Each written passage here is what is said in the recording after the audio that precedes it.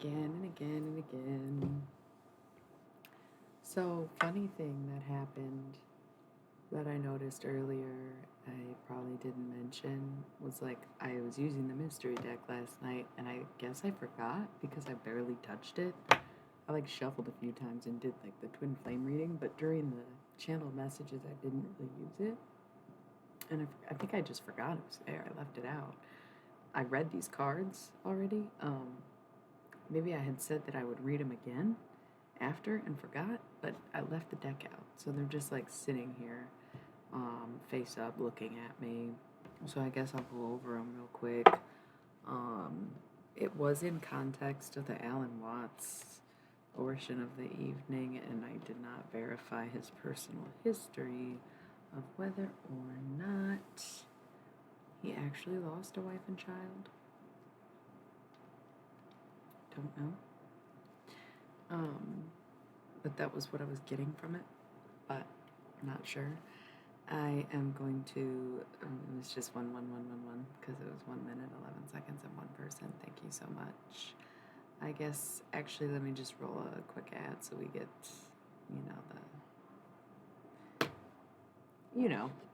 let's just pause.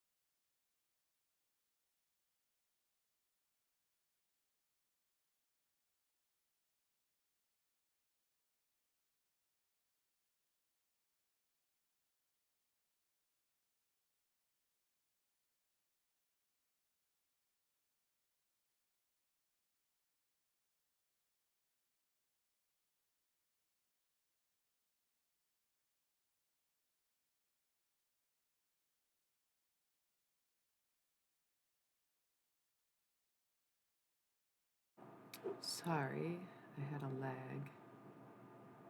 We're about to see if it's going to keep lagging. Usually I just X out and reopen the browser. Perfect. We're back on time.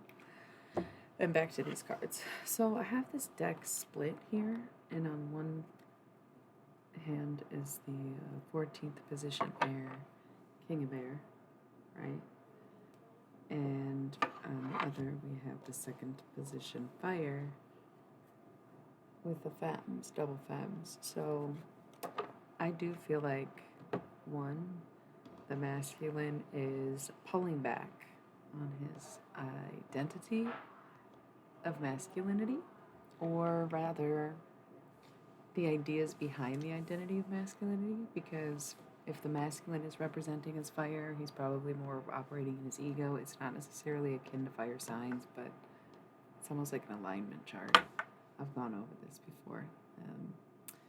But the air energy is like the softer masculine, almost leaning more into like a non-binary or neutral energy. Same with like earth on the femme side and water being extreme femme, right? So if the masculine is presenting as the masculine king and the soft masculine air, okay, he's like working his way towards center.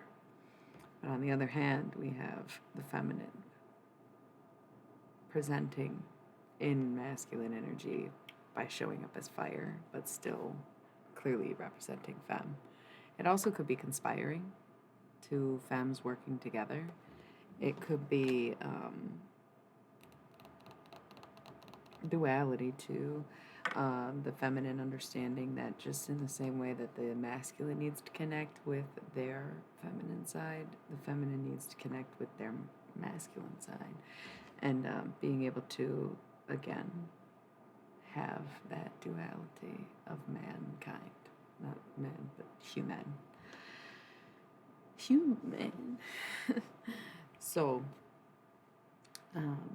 those are like the two. That's where it seems to be at. It's almost as if the masculine is in a place where the feminine is looking towards him, looking at him like, ooh, maybe I can learn from this version of him, lean into that side of myself, right?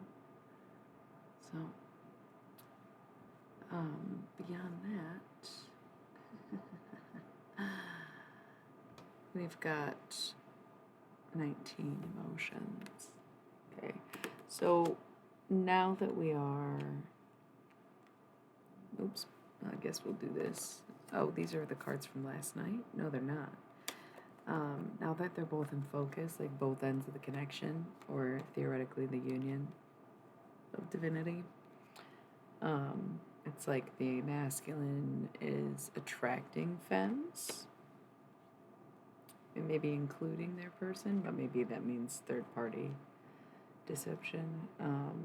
But then the masculine underneath that has journey still has a long way to go. Just because he's getting towards center doesn't mean he's at center.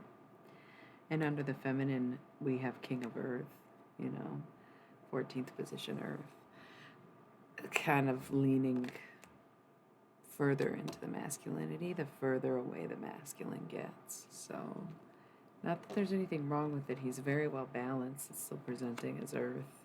So, but finding that, it's almost like the femme completes the challenge faster than the masculine, and that's kind of how the whole game's always been.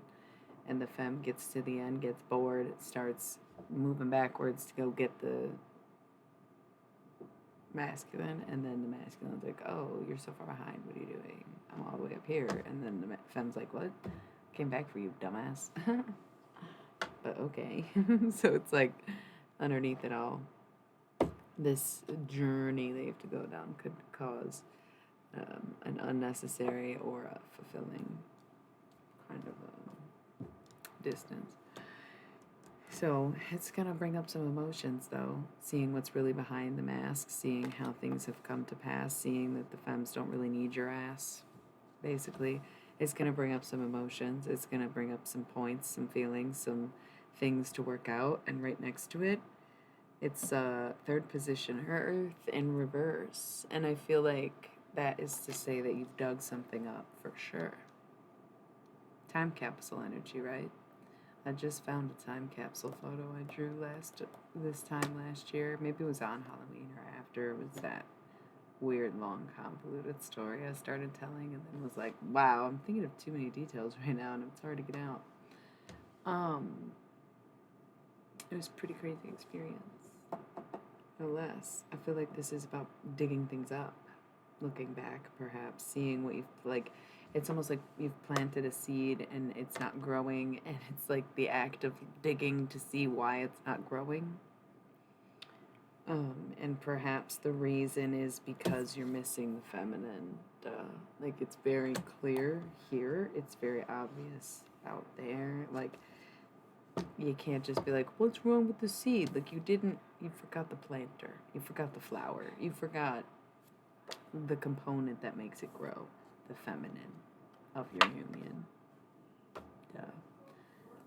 It almost seems rhetorical. 8th position Earth in reverse. Like, she's very secure and forward and inner warrior energy in the upright, but in reverse it's like, yeah, you forgot about her, didn't you?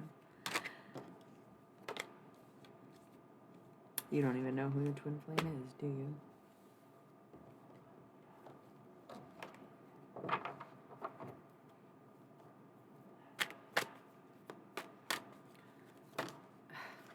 More cards.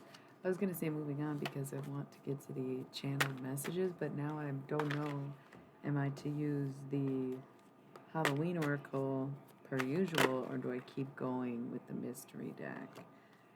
Duality, perhaps both at the same time, or to each end, one preferred to the next. Don't know yet. Okay, yeah. No other cards are coming out, so I'm going to honor what's on the table. And bottom of the deck is the 7, the Sage. That's the Hermit, basically. So Hermit energy definitely being relevant. But the Sage, hello, Los. The Sage, much like the Hermit, is on a solo journey. But while the Hermit's within, the Sage is around, right? He's on a path. He's going somewhere. He's not completely withdrawn. They have shown up again, right? Femmes conspiring with one another or perhaps leaning on each other during these times or whatever. And once again, identifying their own masculinity, their own masculine energy or alignments, placements, even your fire placements, your air placements. If you have some, look into what those are representing and go from there, and then try to think from a masculine's perspective while you read that, because it is a masculine placement, right? I think that's what we really are getting at rather than gender roles, if you were not already caught up. So we've got 2 face down cards. There is like this feeling of shock here. It's almost like the 2 people didn't know about each other. It's like third party, but mix up. But it's almost like who, me? Or pick one even. Like maybe you have to make a choice between 2 people, but only one of them is the real connection, and the other one's kind of like a. I almost said not transient. Yeah, like a transient, like it's a passing thing. Because the heart will do what it takes to get the soul what it wants. Okay? Maybe that's how the sonnet will start. How many syllables was that? Really ready to move on. Do I use the Halloween Oracle or no deck? Maybe I don't even need a tarot deck, and that's the point. But I'm thinking about this day, all week. I have not really prepared anything for the sonnet, but I think that was the point, right? It's going to be very random. Anyways, 2 face down cards here. And 2 cards face up, but sideways. So when I read, if a card is on its side, then I say that it can go either way. And when it's upside down, it's the opposite or without. Okay? So here we have 14th position water, king of water, and 4th position earth, masculine presenting. Right? So these like double masculine, double feminine. The feminine elements being presented in a masculine way with king and like the male body. But they're on the side. So it's almost as if the masculine is not sure if he can really step up and save the world, basically. He's not sure if he can make these decisions, but he also isn't sure that he's totally fulfilled with where he's at either. And he knows that he has to address his fulfillment in order to step up or to take action. But he feels as though his calling is to be the support system, is to be the foundation, is to be the thing, the guy, or the hero, right? Like the hero came up last night. This is more undecided. This is like, okay, he knows he should be the hero. Take he very lightly, by the way. It might be you. It might be them. So many different, you'll know. Wants to step up and be that person. Not sure if he can. Not sure if he's ready to even address it. Okay. Clock's ticking more than I'm tapping. Clock is ticking more than I'm tapping. Okay. Tap, tap, tap, tap, tap. Hey, about to tap out. Okay. Cool for you. Revealing the journey once again. Second time we got it tonight. And bam, King of Air again. Okay, so yeah. Masculine's got a long way to go. Long way to go. God damn, bro. Are you serious? It's been how long? He's been how much time? Goddamn, right? Like, fuck, you need more time? I don't think anybody's got that. I think you got that right.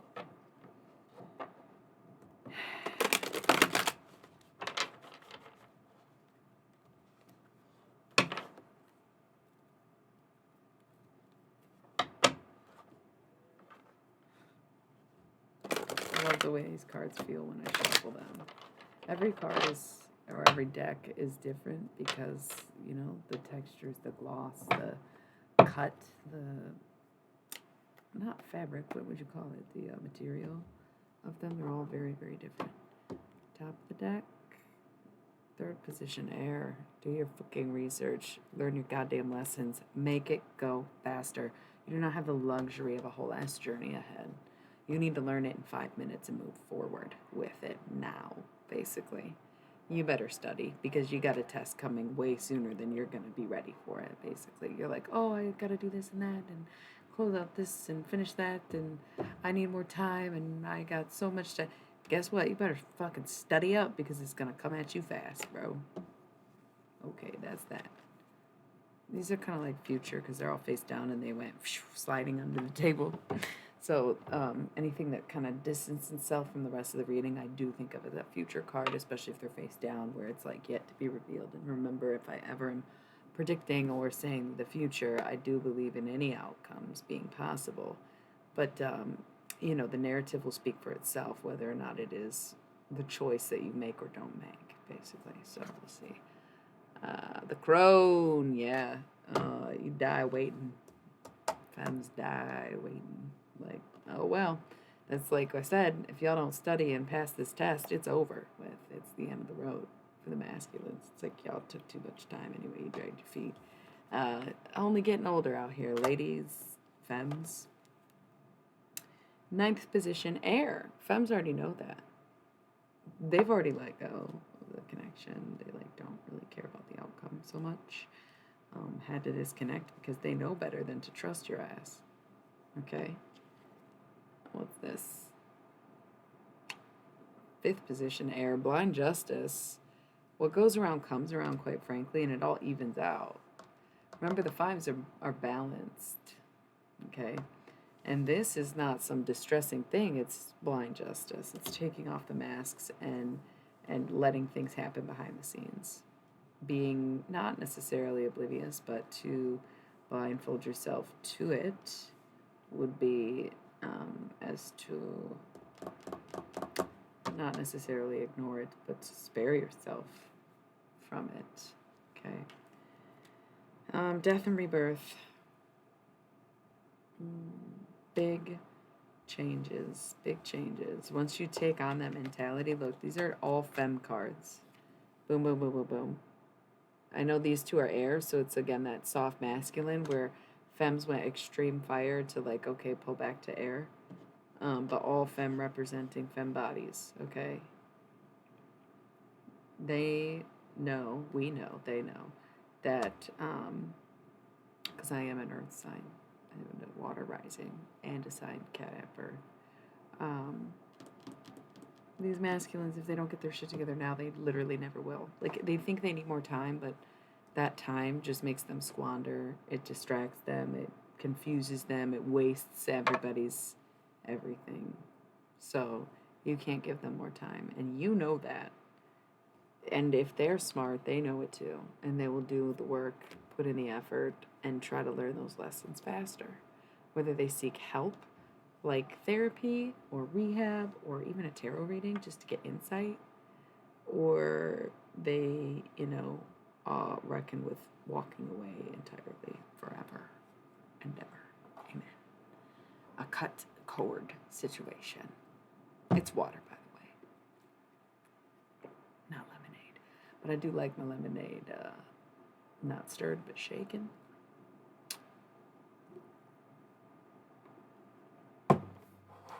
Oh, I'm sorry, that's mistaken.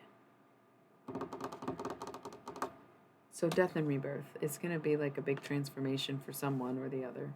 Or both. But there is no dragging of the feet. You know it. It's there. Yes, there's still your own work to do, but ignoring it doesn't make it go away. It makes it harder for you. So, commercial break. 60 seconds.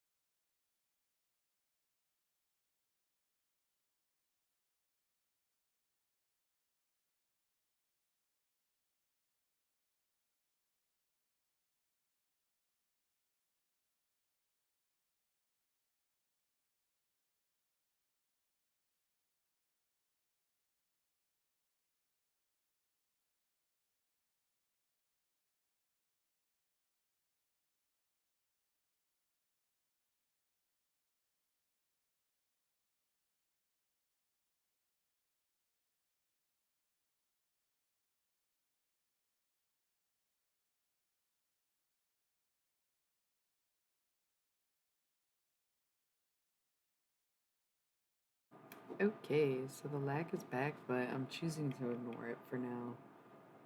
Oh god. Whatever. There's always like a lag, and as far as I'm concerned, it doesn't actually lag for a whole minute for y'all.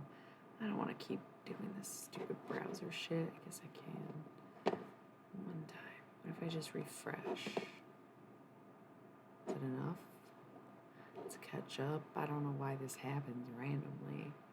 Other than a few weeks ago, some tarot reader warned me that the universe would be fucking with me. Alright, we're caught up.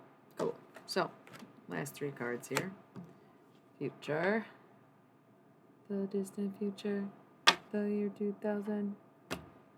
Yeah, so that big alignment is coming, that death and rebirth, where it's like, let go of the fear with getting older or missing this connection, because if they're ready, then it's coming, and if they're not, then it's never happening, and that's it. There's really only those 2 outcomes, basically, at this point in time. Because if for some reason it's too late outside of this window for some people, and that's not going to be the case for everyone. And once again, these readings are like particular to twin flames. But the masculine kind of does step up and get himself into alignment. 6th position, air.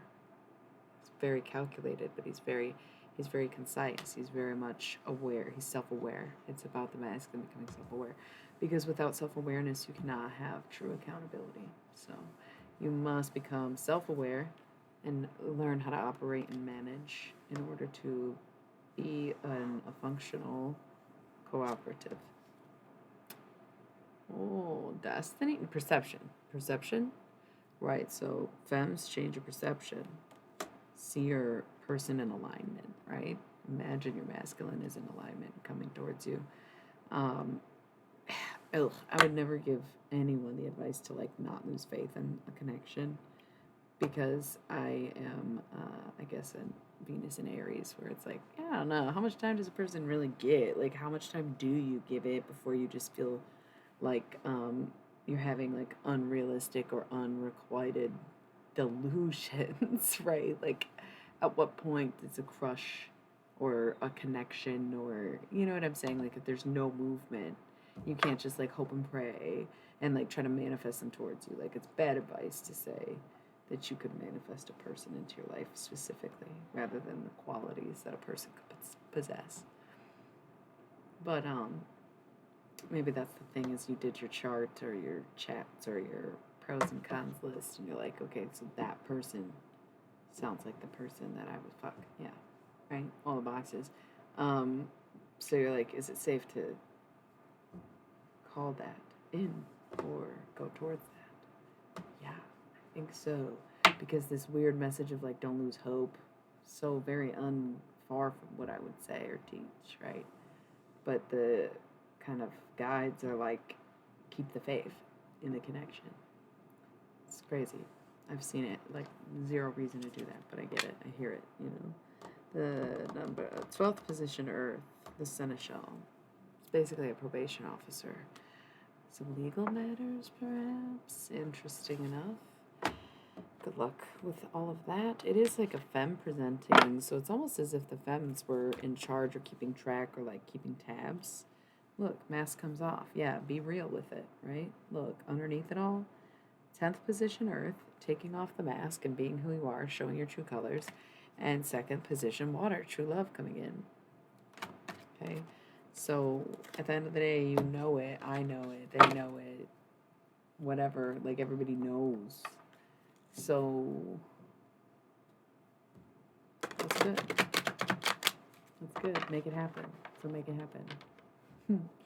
This message is kind of like vague and detailed at the same time, because it would be very hard to apply that to just anything, right? It's supposed to invoke a very specific feeling or a very specific connection for you in the reading for some reason. Maybe it's because it's a very small crowd. I don't know if anybody watches my replays really anymore. Don't know what happened to the crowd. It's a quiet ass night.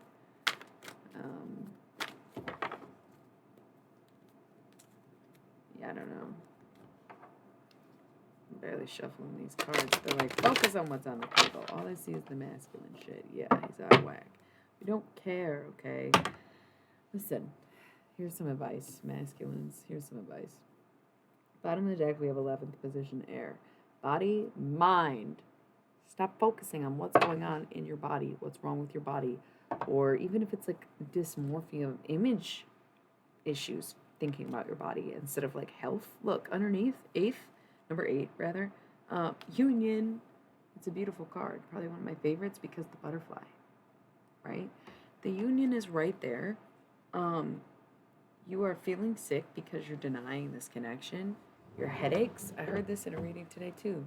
They were like migraines, and I was like, damn, yeah, I thought they were just hormone related for me because it was part of my cycle. Usually does happen during the transition of period to ovulation. I get migraines for a couple days. That's why I wasn't on here, right? So, but a reader today was like, no, the migraines, the headaches, it's a sign that's something that is on your mind. Like, cool, okay. So, once again, body, mind, yes, triggering each other.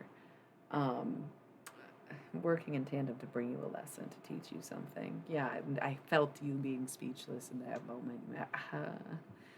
Yeah, your ailments, they almost all dissolve even because probably you're dealing with a healer. Like, especially if there's a water sign or water placement, heavy hands, for healing, that is. Blessed waters. Drink more water. Make sure you're drinking purified water. Or, well, I don't know. For some reason, I said purified water. I didn't say spring water. I said purified. Because you're going through a purge, and therefore you need a purification process, and it's about the process of the water rather than the content or quality of it. It's the ritual of purification that you need to consume. And the best way to do it is with something as pure as water. So drink purified water rather than distilled or spring or whatever, right? Tap. Who knows? It could all be the same, but during this time, during this like detox, drink the purified because it is it's ritualistic, okay? Because you're getting your mind right to get your body right, and you might feel like it's worse than it is. You like maybe are scared you have cancer. It's probably like just cancer energy in general, like water, but you're misinterpreting it. You might be hearing that it's like something happened in cancer season, or like you're gonna you make yourself sick if you just like don't address what's actually on your mind or what's going on in your heart, your soul, the fire, the pull. Like, it's making you sick. Okay. Yeah. So figure out how to heal yourself, or take my advice. Address that shit, move on, or you're going to be detoxing way harder than you need to be, right? Because the union is like behind that. Period. I mean, it's in the cards. I'm not even trying to make anything up or state anything. You know what I'm saying? It's just all right here. It's hard to read it any other way or interpret it. Okay. First position, fire, and 14th position, water, king of water, both in reverse. The spark is simply not there.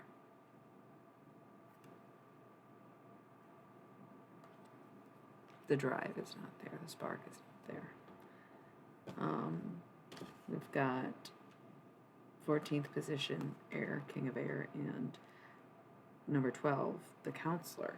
Okay, so leaning into the soft masculine and going and getting that help and seeing someone, right? The spark's not there because it's like, maybe depression. It could be a lack of connection. It could be like I was complaining about writer's block earlier. So if that were me, I would think my writer's block would be my lack of spark, right? So then going and getting help, leaning into the, I don't need to be so self-reliant. I don't need to be the egomaniac, fire energy. I can be air. I can be more adaptable and smooth sailing instead of destructive or overwhelming, okay? And the counselor, I think, almost literally representing, like, once again, getting the help and sitting down with someone and getting that tarot reading and seeing that therapist and going to that place or whatever it is, okay? So instead of trying to, like, magically get your spark back or even, like substances, like instead of trying to like think that's gonna get your spark back, the maiden, time to pick a new path. Because it's honestly immature as fuck if you think like doing a line is gonna help you get back on track or something, you know what I mean? Like far past that. So fourth position water, masculine presenting feminine there, or vice versa. But very egotistical still. Taking a look at the self, but liking what you see when in reality you're supposed to be seeing your flaws is a big ego thing. Screams narcissistic, to be honest. Just like focused on the self to the point of like not looking at anyone else, but also like because you like your reflection, you're not going to change anything, right? You're like, no, I love me. It's like, that's cool, I guess. What about your shadow? Have you put it in, bed or whatever? 10th position water, orchestrating something greater than you. This feels almost like goddess energy, right? It really feels like above us, above human, right? But at the end of the day, we still have a choice. So even if things are divinely orchestrated, if this masculine cannot get his head out of his ass or stop looking at his own reflection and thinking they're fucking perfect, whatever is being orchestrated for everyone's highest good in a connection and otherwise, will not happen, because at the end of the day, there is free will and there is freedom of choice, and you do have to make the decision rather than just hope it happens. Period. So this last card, yep, got it last night. 9th position, fire. Masculine's got the world in his hands. Is he gonna keep it for himself, or is he gonna crush the shit? Or is he gonna fucking try to say he planted it when really he cut it? Okay, I think that's that on that. Those full 30 minutes of this shit. For what? I don't even know. For you. To hear the same thing over and over and over and over and over. What song is that? I don't know. Anyway, I think I am going to put the stack away, where they're just going to keep screaming and yelling and trying to get in touch with your highest version of your 3 13.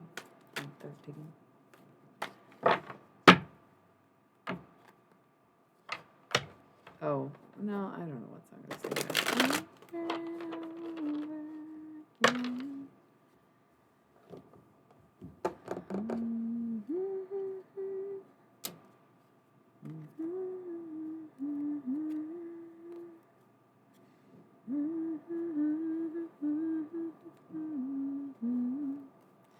Be highly impressed if anybody caught that one. LOL. But it is kind of ironic, isn't it? The bleeding vaginas. That was, yes, also my point. But I lived it. I didn't. And I love that the most. Because, like, the fuck are you talking about? I think it's pretty obvious what I'm talking about. Let's get some incense, bro. Kurt Cobain's a Pisces and William Shakespeare is a Shakespeare, but I think I'm gonna go with the Pisces.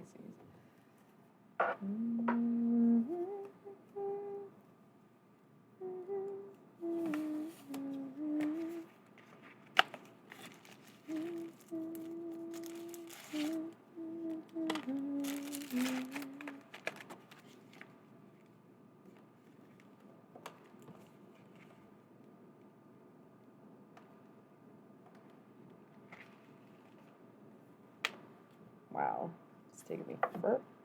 Sorry.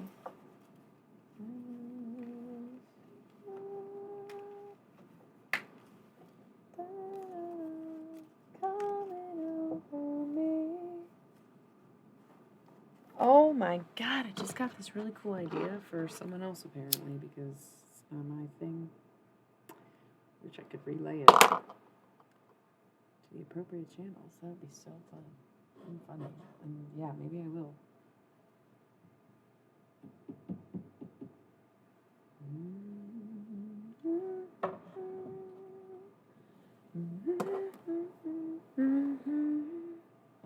All right.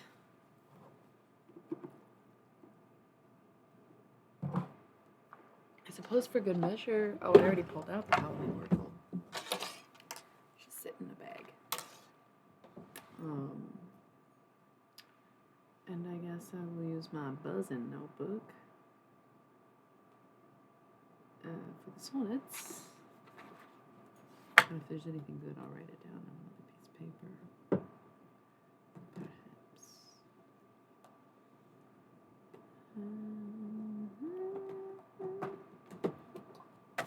Oh, no.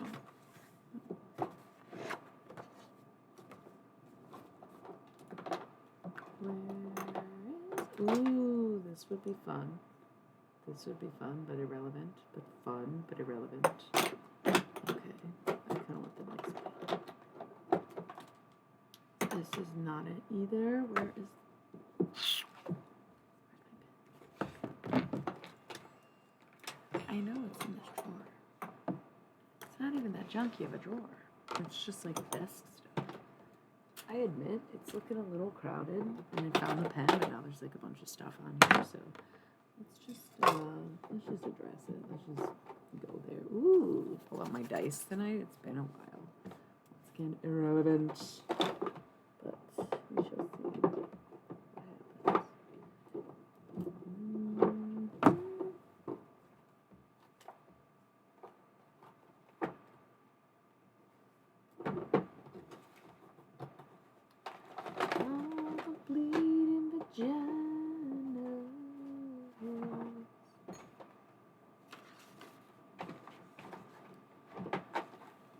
Yeah, I know. I'm like organizing my desk in the middle of a tarot reading. I kind of like, I care, and yet I don't, you know? It's just one of those things. Living life. Those would be nice. Maybe this is the reason I'm doing this. Finding little element. Oh! Forgot about this. Feels so nice, too. Coming over me,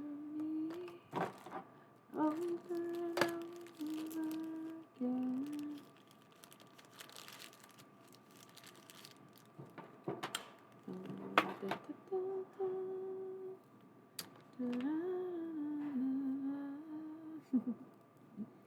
I am a little goofy, that's okay.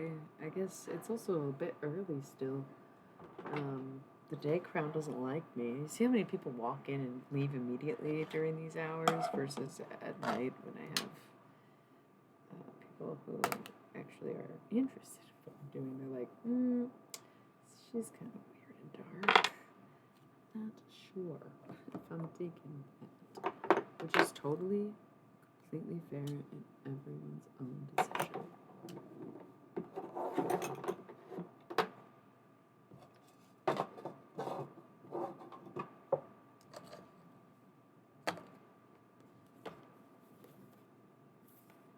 Started this, never finished it. Told my niece she could have it. I'm gonna play an ad while I finish it. Hopefully this is done by the time I come back. We'll go back to doing whatever the fuck it is we were doing.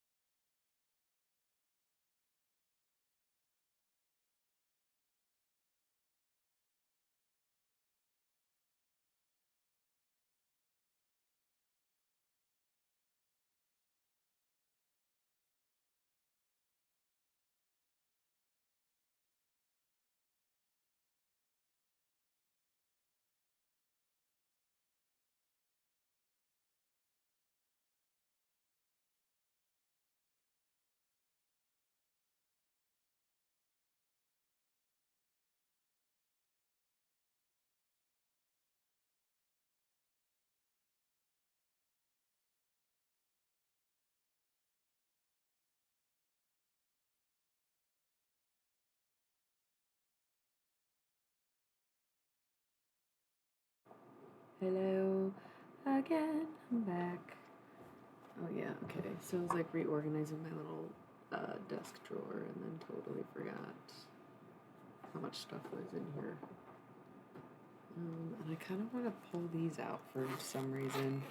I feel like what's super fun about, like, I guess this job and what I do in general is just like with my art, I am a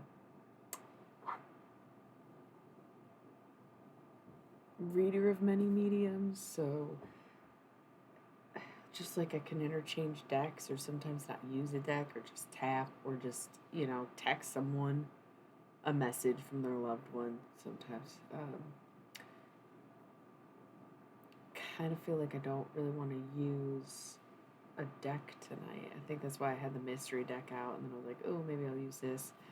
But the Halloween Oracle I didn't pull out of the bag, and it doesn't seem to suit them. Like I don't think this is the one they want, and I don't think they want one.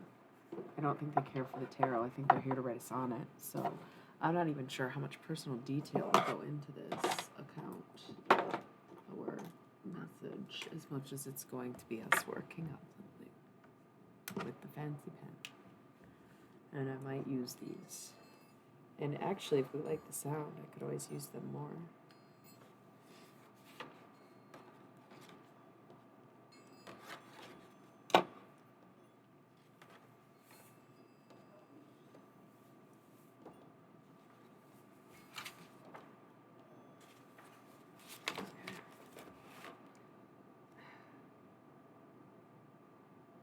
Start on a fresh page for this.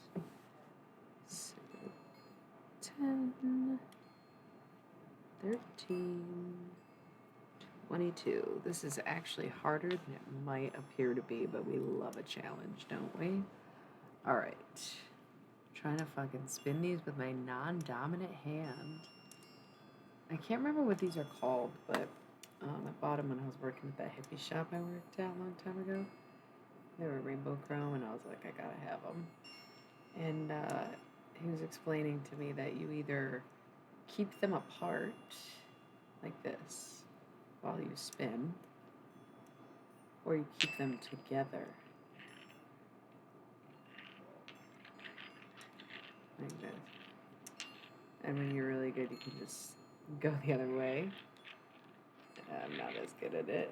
Well, my left hand, so not as good with the left at all. I can't even do this way backwards. I can only do this one a little bit backwards. It's hard. This would be my dominant hand. Let's see if I can do it. No, this one going, hello, enamored one. Oh gosh, is that personal? When did you make this account? I'm just kidding. I'm not taking it personally. That was a joke.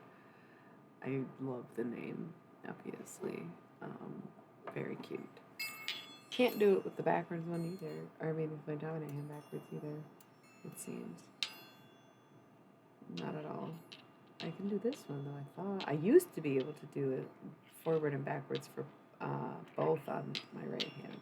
But it's been a while, so obviously I need practice. So this is my method of channeling tonight, basically. Right? Okay, October 13th. No, it's so hard to write and spin at the same time. That's so funny. Especially as I'm writing in cursive.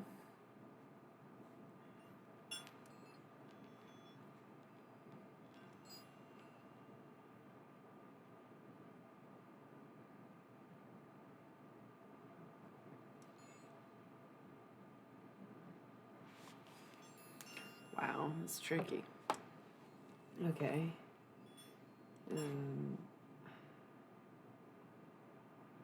William Shakespeare, Cobain, and me.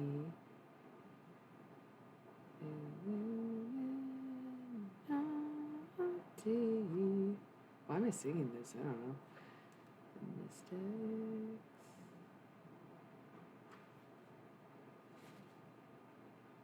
in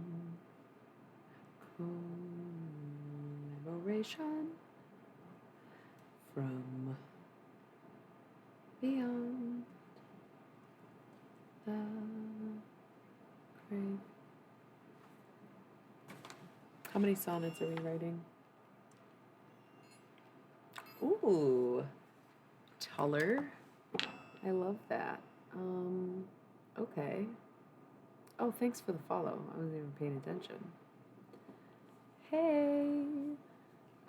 I really like that question. Halloween has so much significance to me because one, as a child, very much enjoyed it. Obvious reasons: trick-or-treating, candy, especially emphasis on the costumes.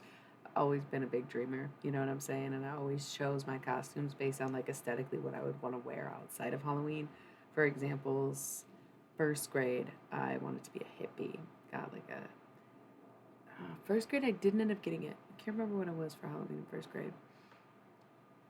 No, I did have the hippie costume. Second grade, I wanted a different hippie costume because it was more like a 90s inspired hippie look rather than like the classic, you know. And then third grade, me and these girls in my class were Josie and the Pussycats. I was the blue one. I had the sunglasses, the pants, and you know what I'm saying? Fourth grade, I don't remember what I was because I think it was something kind of subtle. Fifth grade, I don't think I remember either. I may have gone through a slight phase where I didn't dress up. It's not standing out. Sixth grade, Benji Madden. You see what I'm saying? Like, hit puberty somewhere in there. Seventh grade, don't remember. Eighth grade, I was a witch, I think. So, it was just aesthetic. It was like, what can I pull off in my daily life that I can get as a Halloween costume, right? So that's what it has always meant to me, was a day of fashion, really, more than horror, okay? And then, you know, as I'm older, the candy's cool. I ain't gonna lie. Candy's cool. Still love costumes, still love dressing up. I love being a little inventive and wearing, like, my clothes, for the most part, as my costumes.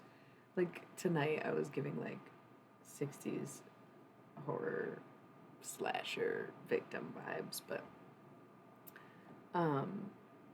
like flip this off. It was just like, hey, yeah, let's go to the beach in the middle of the night. Like, let's not. I'm gonna get stabbed in the leg. With my Kurt Cobain, you know, whatever, you know. So Halloween nowadays has this extra connotation of the veil being thin.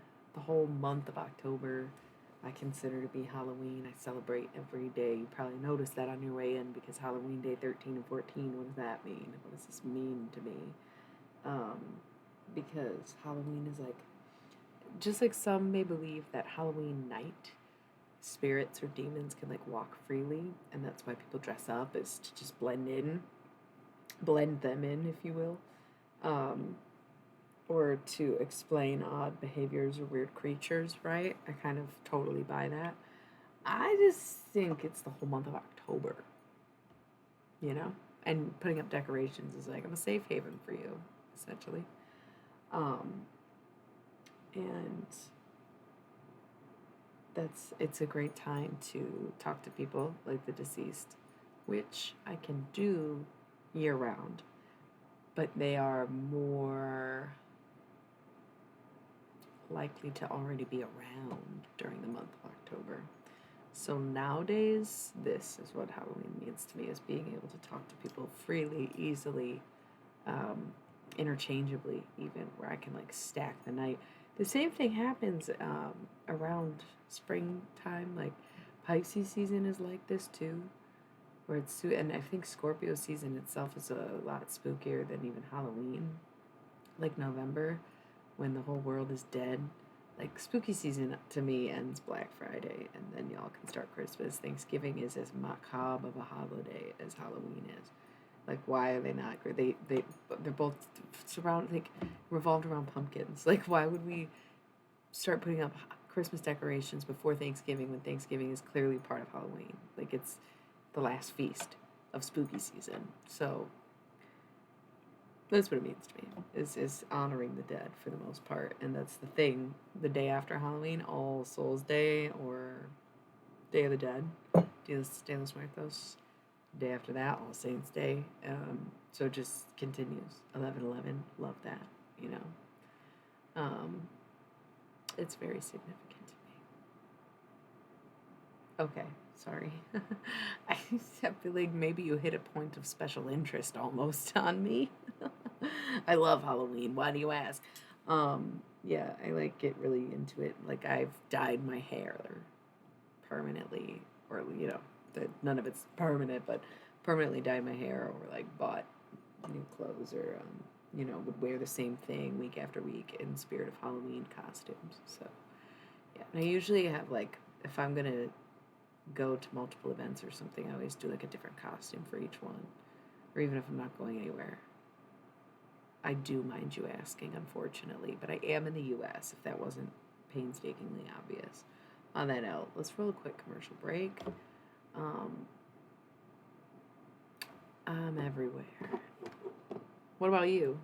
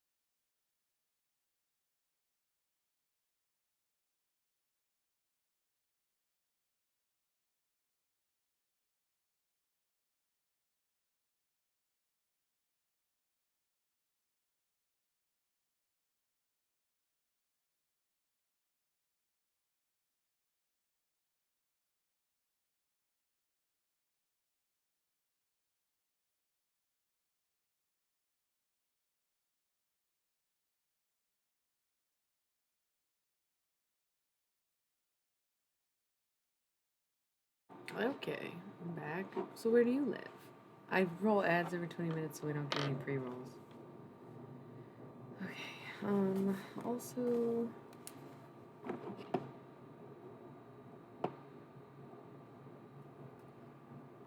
gonna write down the rules of a sonnet. It's like 10 lines, no, 14 lines, 10 syllables a lot of the time.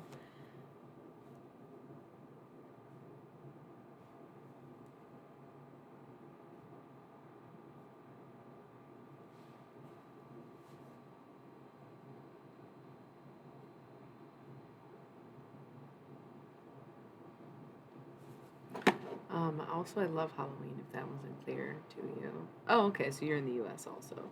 That's cool. I have, you know, do you? And are you calling me Big I, by the way? Is that for me? Oh, hey, Wilston. You said it twice, and I didn't really think anything of it. First one. You're in Oklahoma, huh?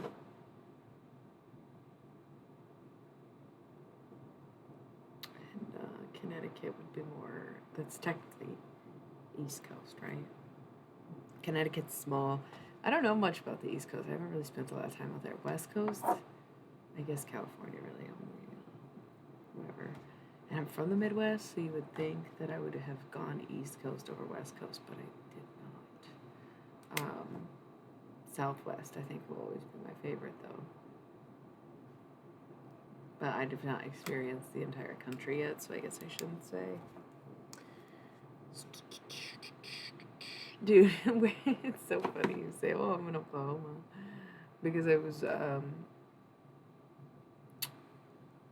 Oh my God, that's God, that sounds so fucking good. I have not taken a bath in years. Years. Like, I went from working at Lush and taking baths almost every night with like bougie ass shit just like that.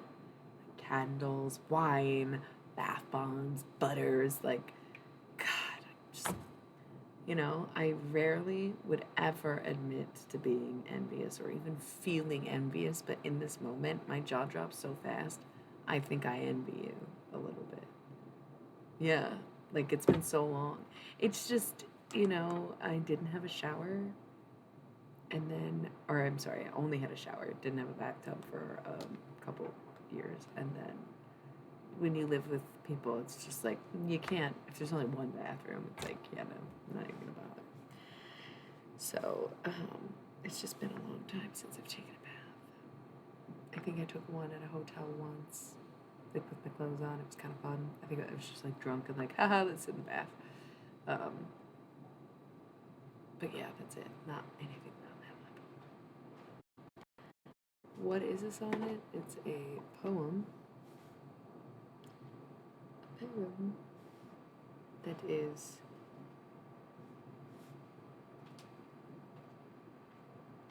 14 lines.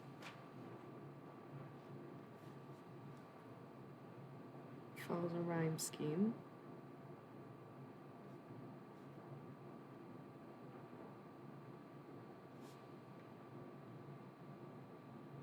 Are you calling me Big Eye? What is with that? Who are you? I was just talking to a friend of mine in Oklahoma, and I had this memory about actually something else that was a couple days ago. I was talking to him, but something came up about Oklahoma today. Actually, are you in Oklahoma City? Because every time I've been to Oklahoma City, everybody I talk to that's from Oklahoma just thinks that I'm from there, and they're like, "Welcome back, welcome home." Yeah, thank you. Like, what is that? um, they always just think I'm from there, but then anyone I have ever traveled with, they're like, get the opposite experience where they're like, oh, they could not wait for me to leave. They were so not friendly. But they were like asking, oh, where did you go on vacation? I was like, this is like, I'm on it now. I'm visiting. I'm from out of town. Like, they thought that I was going somewhere to travel. It was just really weird. I've never lived there. And they're always so nice. But then today I also brought up there's like this, okay, like I said, I'm from the Midwest, and I guess for the sake of the story, I would have to say that I grew up in Michigan, okay? Like, listen, I have friends all over the country, and I've lived in other places, and there is this thing with food, right? Like, I think there's this, like, kind of white American trope about bland or they are, but they literally think I'm one of them. Like, I am not an Okie, but I kind of appreciate it because I do really like Oklahoma City. Can't speak on the whole state, but I like Oklahoma City. Um, fucking uh, food in this country is really, really bizarre. Oh, cool. That's more Southwest. I love Southwest. I've been to Arizona too. But that's the thing, food in some places in this country is like so Americanized, so bland and flavorless. Like, truly, like, I have friends that I grew up with, or even relatives that, like, the collective experience is like once you leave Michigan, it's very hard to find, like, the same plethora of food that is actually good. You know what I'm saying? Like I just hear a lot of complaints, and it's not everywhere. Obviously, like the bigger the city, the more options you have. But it's also like, at what point is it like quantity and quality being a factor? Like, it's just crazy because I wouldn't say I never took it for granted, but it's definitely like when you have those cravings that you can only get at home, it just sucks. When you don't even have a reliable alternative in some places, it's just wild. So I come from like the state of comfort food, I guess, because goddamn. I laugh sometimes about me and my friends struggling to find like a good dish of certain, whatever it is that we're craving. It's wild. I think a lot of it is like just corporate restaurants strung throughout America, and that's what people know, and that's what they base their palate on. Okay, who the? No, I don't know. I don't know. Why are you calling me Big Eye? Okay, do I have an eye on my forehead? Call me Big Forehead, Little Eye. Just kidding. Okay, that's fucking dope as fuck. They went to the first KFC ever, right? Like that's sweet. Um, I love that. I have a different idea of what comforts me in terms of food, and once again, I'm leaning more towards flavor than actual content, right? Um, I feel like Mediterranean and like Arabic food is really big here in um, or like in Michigan, not where I'm at necessarily, but like where I'm from, like where I was born. For some reason, like Chinese food is huge. Like there was a time where I was kind of not researching this topic in particular, but I was like, huh, this is a pretty small city, and there's a lot of Chinese restaurants, and I like counted that there was like, thank you for the follow, by the way, Secret Mountain. There was more Chinese restaurants than there were square miles. A lot of them went out of business during COVID and I came back. It was kind of a sad state of things to see, but like a few years ago, there was a time where there was more Chinese restaurants than square miles, and they were all fucking bangers. They were all good. Like there was not a bad one. Um, and it's just wild to think about because then you go other places and it's like the only Chinese food you can get is fucking like PF Chang's or something, where it's just like, damn, that's crazy. That's crazy. And that's just never been lost on me. The best part about going home is like the food, you know? Man. Like my favorite Thai restaurants, there's one in Los Angeles that I can't remember the name of. I was like addicted to that place, and then one in my hometown, and that's it. Like, I mean, that's not it. I'll eat any Thai food with those two. Um, you'd be hard pressed to find anything else, right? Like, it's just so weird. A lot of it's fusion food. I'm sorry, I don't know why we got on the topic of food, other than when you bring up location and culture and geographical differences, that's the first thing that I think of. Okay.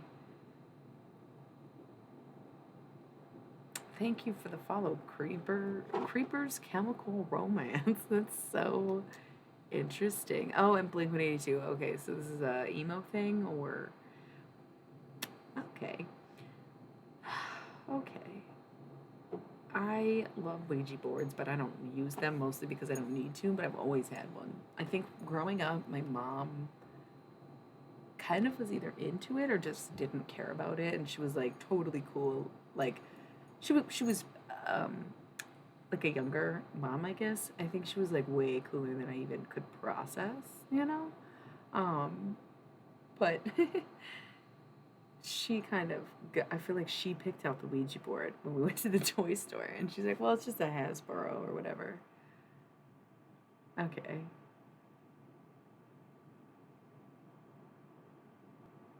Anyway,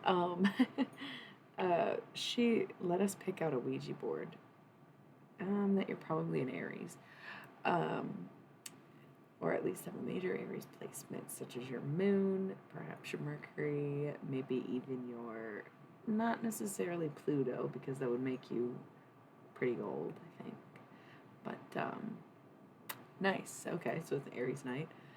There's always like, I feel like all the people who have watched my stream, it's only been Aries, Pisces, Scorpio, Leos. I cannot think of anyone else. There would be like a random Virgo here and there, and a random Libra here and there. There was one night where there was like multiple Aquariuses. Have not seen an Aquarius since.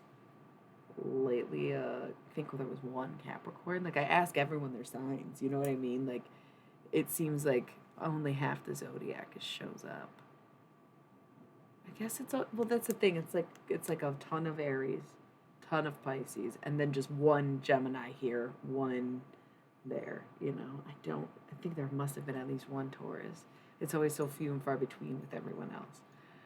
I don't know what the houses are. I'm not an astrologer.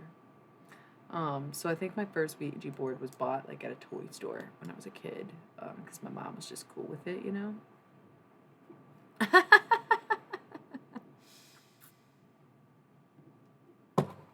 I love that. I think your joke may have been better than mine. Um, and then as I was older, like I have a Ouija board, but it's like packed away in storage right now, and I don't use them. I like to have one, and so yes, I do think they're pretty legit. I think I mean, I've always hung. Hey, Dink.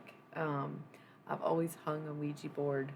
My Ouija board, like I said, it's like a Hasbro or whatever. Those are the gummy bears, right? It's the game company, but it's glow in the dark. So I would just put it up on my door or keep it on my altar. Like I like having a Ouija board out. Okay, like I don't use them because I don't need to. Like whatever. Same with the oracle. Like I like to just keep it on my altar because I think of them as like portal devices. So even if I can walk freely through a portal, it doesn't mean that I don't want to welcome anyone else to travel through necessarily. But you got to know what you're doing. I wouldn't necessarily recommend that. I'm a necromancer and I don't need those tools, like I just said, so I can kind of handle the traffic. Okay, I also have a lot of mirrors. Be careful, you know. I'm walking in people's houses and they're like telling me about their life, and then I see them got mirrors facing each other in their living rooms, and I'm like, well, there's your biggest fucking problem right there. You created a fucking wind tunnel in your kitchen or whatever, you know. Um, Stuff like that. So the Ouija board to me isn't much different. You know. I hate filler words. Sometimes on the stream I'm pretty good at just slowing down instead of saying but tonight I feel like I'm using crutch words. That's like the third phrase that I kept repeating. Oh, I love that though. I love mirrors. Like I said, I mean, I love it. Just don't hang a mirror across from it. That's like my only real advice with mirrors, you know. And talk to yourself in it. Say nice things to yourself. Admire your own face. That's my advice on mirrors. Okay? Okay. Cool. I mean, it's cute. Right? I actually wrote a short story dedicated to my mirror. It was pretty adorable. I wonder if I found it, if I would read it right now, but I don't really know what it says, so I don't know if it would be appropriate. It's in one of my drives, but which one? We may never know.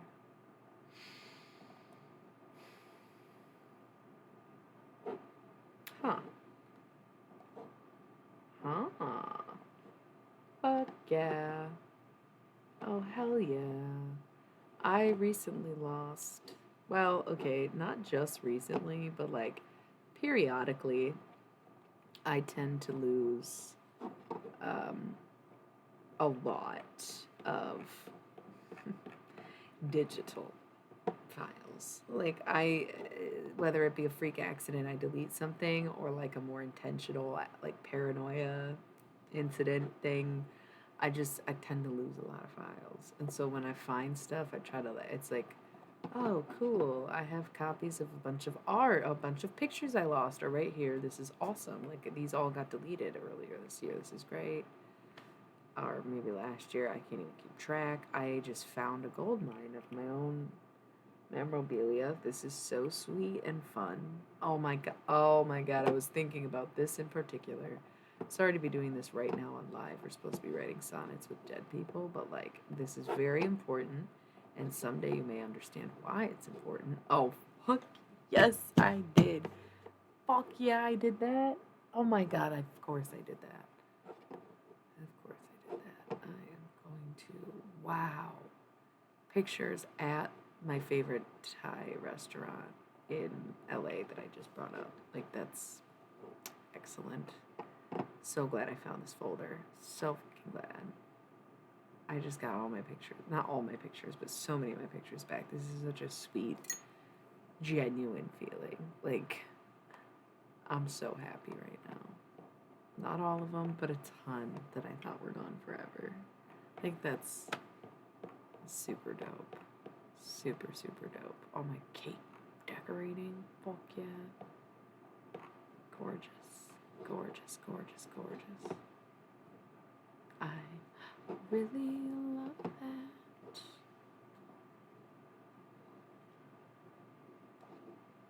Yes. Oh, cool. Fuck yeah.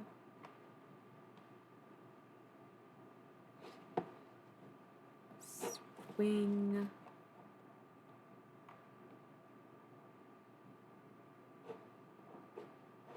That's dope. So stoked.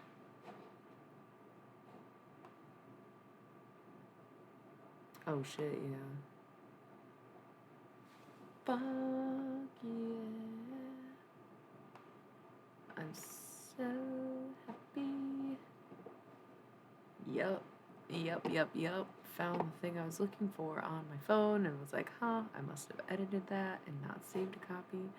Lo and behold, I mother effing did. I mother effing did. Dun dun dun. So stoked about that. Y'all have no idea what I'm talking about. Fair. Therefore you cannot know what I'm talking about. Fair. Am I gonna explain? Probably, absolutely am not going to explain. But be happy for me. That's all I can say. On that note, let's take our little ad break and get back to these damn. I know, it's weird, right? But also, I think because we got sidetracked in conversation, they lost interest because I stopped paying individual attention to them. I think is what really happens. Okay, let me roll an ad. Oh, did I just roll an ad? What is happening? It says I can't roll an ad. Did I just roll an ad? It's so random. It's supposed to be every 20 minutes. Am I off schedule right now? That's so weird. Okay. Or unless I just did it. Am I going insane? Yeah, I got a little distracted. I was looking for my silly little mirror poem and like got very, very distracted. And it's not in this file, but I'm really glad that I opened this file.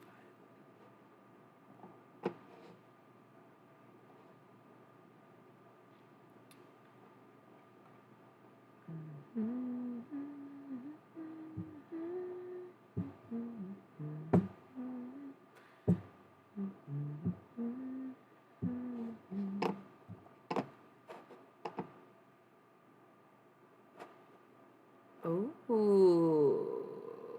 this is also a good find. I see something about Alan Watson there. Very cool. I love this little like self-discovery moment I'm having on live.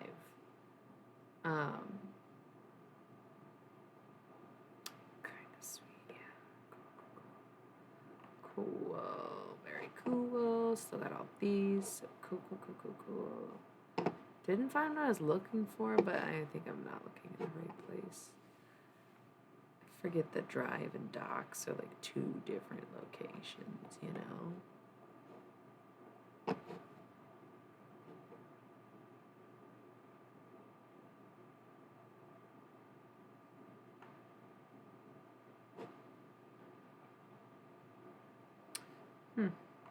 Guess it's gone forever because I'm not finding it. Oh well, found something else. Dun da da. Okay. Am I off schedule with the fucking ads? Why did that happen? Should I just run one to get back on my 20-minute thing? Or should I skip it and risk it playing one in 21 minutes when I'm not expecting it? Or less than 20 minutes? Because I don't know when I rolled the last one. God damn it, what happened? I don't know. Yeah, it's been a slow night anyways. I'm not gonna lie. That was literally like peak interaction and I don't even know why they all left. I guess I said I'm not an astrologer and they were like, oh, okay, I'm a tarot reader. Fuck it, I don't know. I think I'm gonna roll, I don't know. I'm gonna try to risk it. I don't know. What happens when they pre-roll an ad? It does, I don't think it tells me, so I don't know when you watch it. That's why I try not to get my timing out of sync. Because, like, I don't even know what happens. I should adjust the pre-rolls so that it doesn't happen. But, yeah, I know. Me talking about it is almost, like, unproductive. What a weird stream tonight. It was a pretty good twin flame reading in the beginning, but I'm just, like, it's not that I'm avoiding this writing experience. I just haven't, like, buckled down to do it yet. I was listening to Nirvana before I started my stream, so it's one of those things. Oh, my incense went out already. Holy shit. It's kind of funny.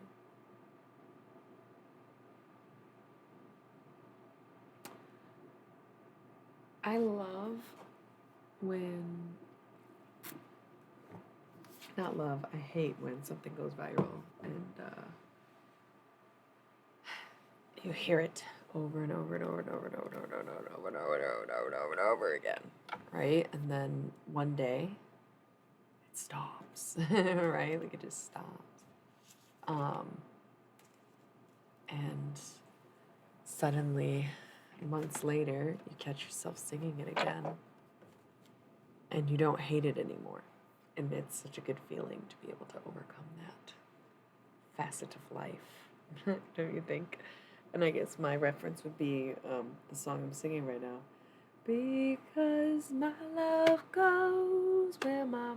No, grows, right? My love grows where my rosemary goes, and nobody knows it but me. That was really fucking annoying a few months ago. Maybe even like a year ago, right? Whenever it was trending. It was horrible. Now it's a great song again. Kind of cool.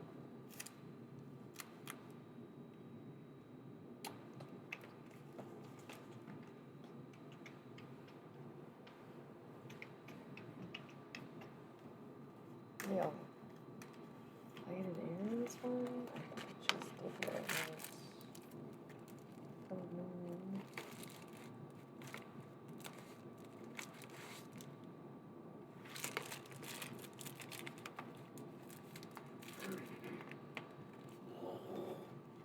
Nice.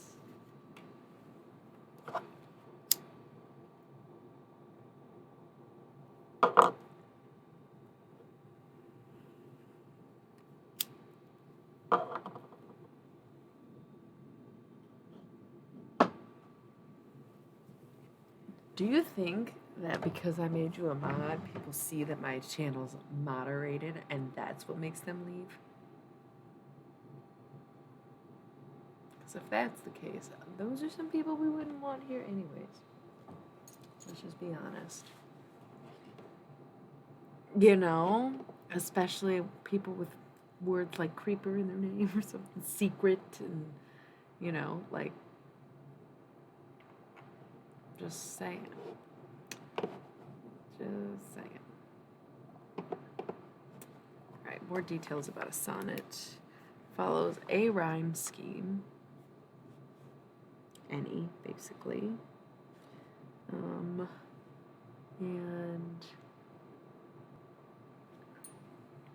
slightly structured or themed.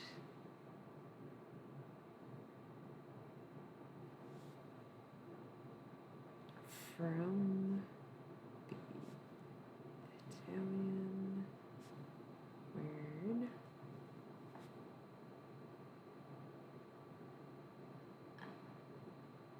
sonetto. Sonetto, really? Sonetto. Meaning little sound or so. That's adorable. A sonnet. What is iambic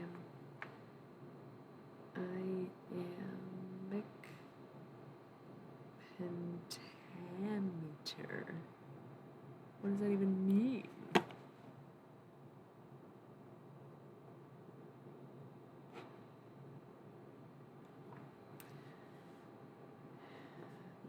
Particular particular to human experience or romance and love. Okay. Get all the rules before we get started, you know. 3 rules of a sonnet. A specific pattern and a metrical pattern. Wow. Okay.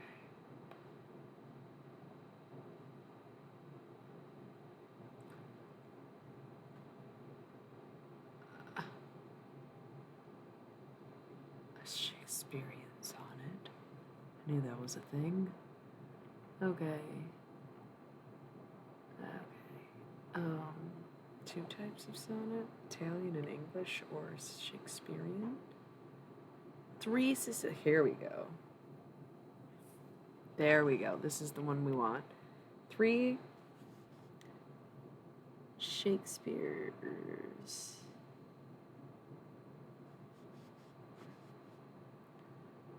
3 Sicilian quatrains.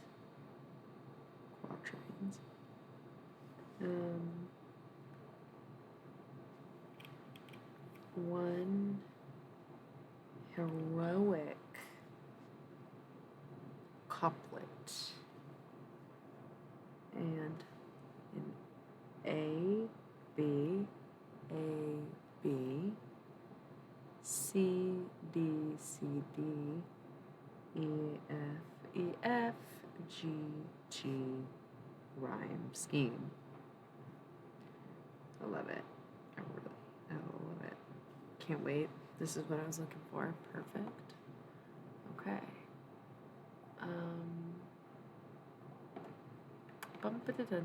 It's supposed to be like that, right? Sort of, but longer. Okay.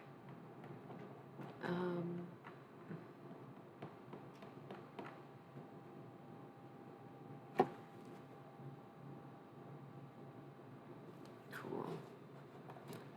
Fun. Love it.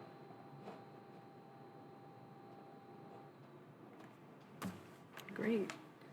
Got the rules for the sonnet.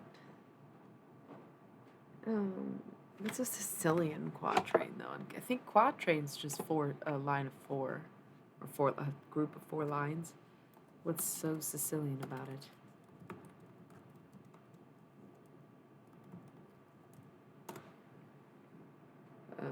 Structure, metrical.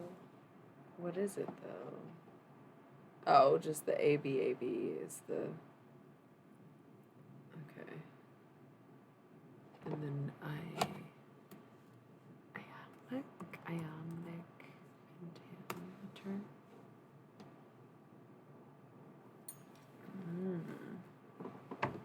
It's starting to heat up a little down here.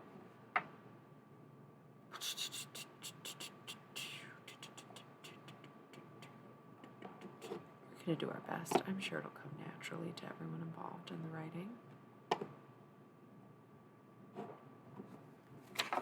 Pretty cool stuff. So it would be like something about a dog, and it was a cat, but then there was a frog, and instead there was a bat. But then sometime in the day, all of a sudden it was night. But there was another way, if you really try with all your might, okay?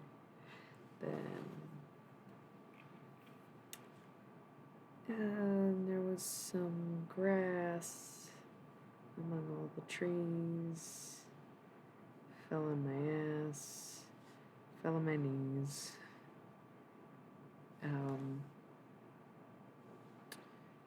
Something about sky.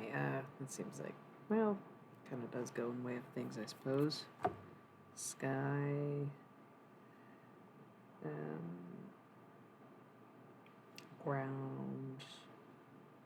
I want to fly sky, fly. I wish I could fly, but I can only walk around. Okay. And then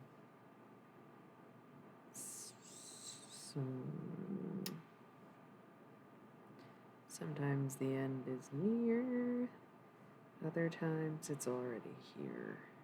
Okay. Boom, that's our example. Okay. Love it.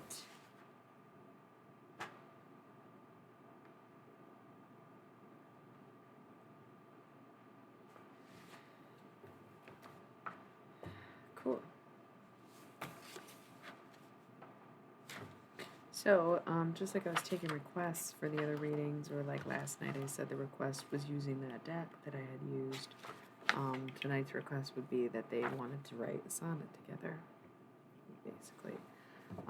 When I was looking at my list and seeing what people like maybe grouped together, and Curtis Mayfield and Mac Miller were the first ones. Well, it was really Mac Miller requested to talk to Curtis Mayfield, but conversation went okay. But they were listed next to each other, so I looked and I was like, oh, maybe I could group the people next to each other together. And I noticed first thing William Shakespeare, Kurt Cobain, and I was like, okay, yeah, it'd be cool if we could write a sonnet. And it was like, oh, cool. So that's what we're doing. I'm gonna cross some people off the list.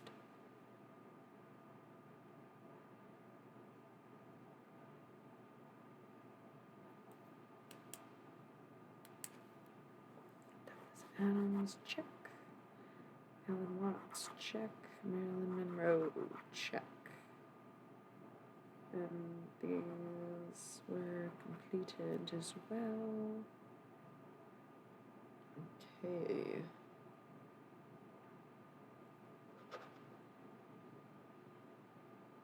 I gotta rewrite this list, man.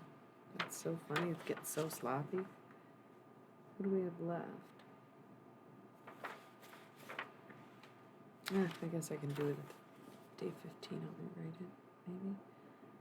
I don't know. It's getting so messy. Who do we have left? Who's not planned? I think that's what I need to write down. So they're going. I think we should try to fit Freddie Mercury in on Sunday. I was kind of thinking Nico, Lou, and Jim, and Freddie deserved his own night. Kind of hard to decide. And we got extras too, which is funny.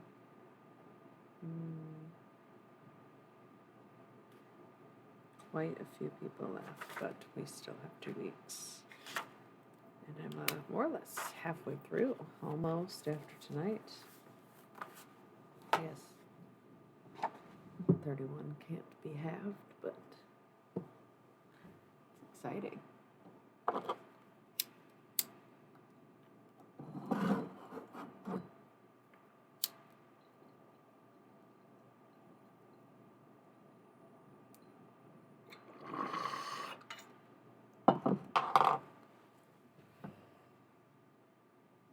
Okay.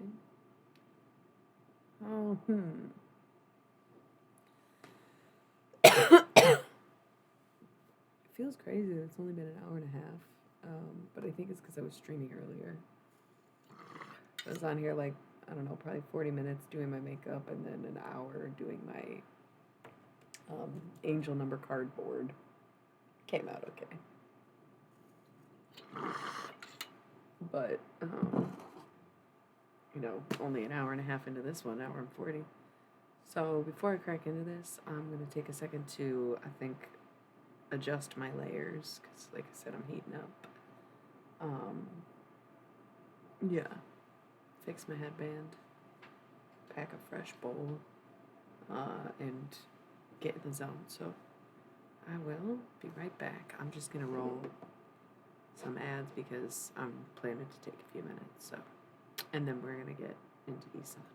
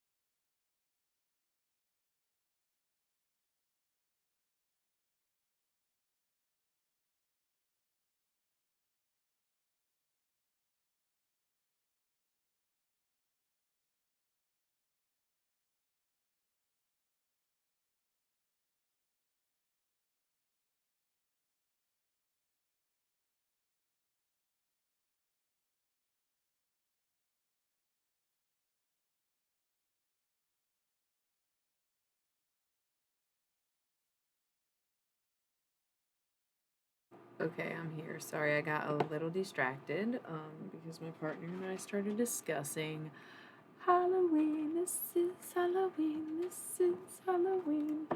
And we have yet to decide if we're doing anything or if we do, what will be. So that was, I did adjust. I tightened my headband, took off my vest.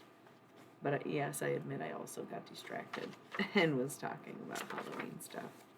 Any guesses on what I might be this year? Can anybody guess? Does anybody know me? Does anybody remember? Does anybody know?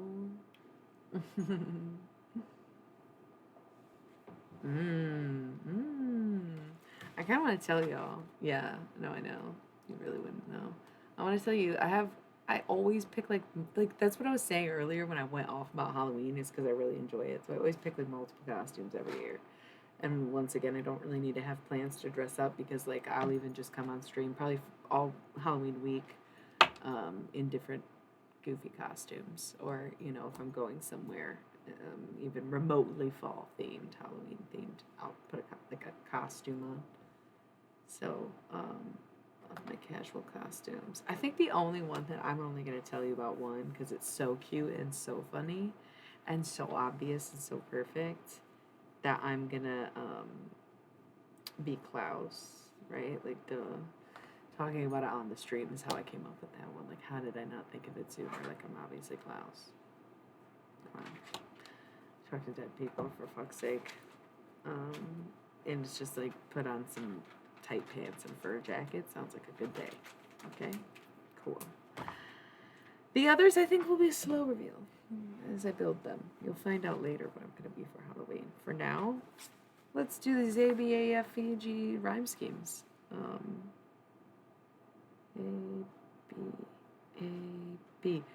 Tonight is a lesson in poetry from the one and only William Mother effing Shakespeare and his little handy dandy sidekick, Kurt Cobain, the Pisces in the air.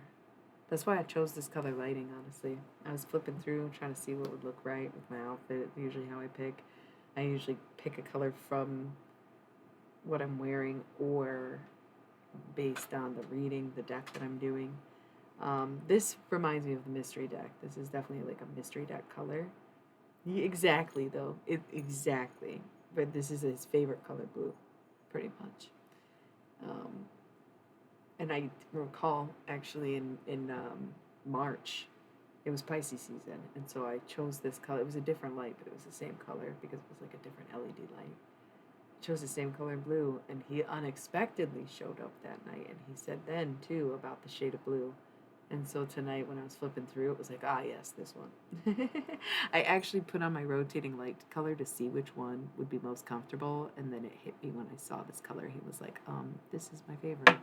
Yeah, I do like aquamarine, sea green, kind of like, I like, more than I like blue, I like the combination of blue and green in all shades and range. Like teal, turquoise, kind of like you said, yeah. Sea greens instead of Kelly greens, right? Yeah, it's a good shade of blue. Or something as like cerulean blue, I think will always be a classic blue. Kind of a cool color. And cyan, like glassware, or maybe that's cerulean. Is it cyan or no? Cyan's pink. So is it cerulean? The blue glass is fucking sick. But I don't like hardcore blue, royal blue, or navy blue. Like, get out of here. Cyan is okay. You know what I'm talking about? That blue glass, like they just make art bases, not Tupperware, dishware. Maybe you don't know what I'm talking about, but yeah, cyan is that bright blue, right? I like bright blues.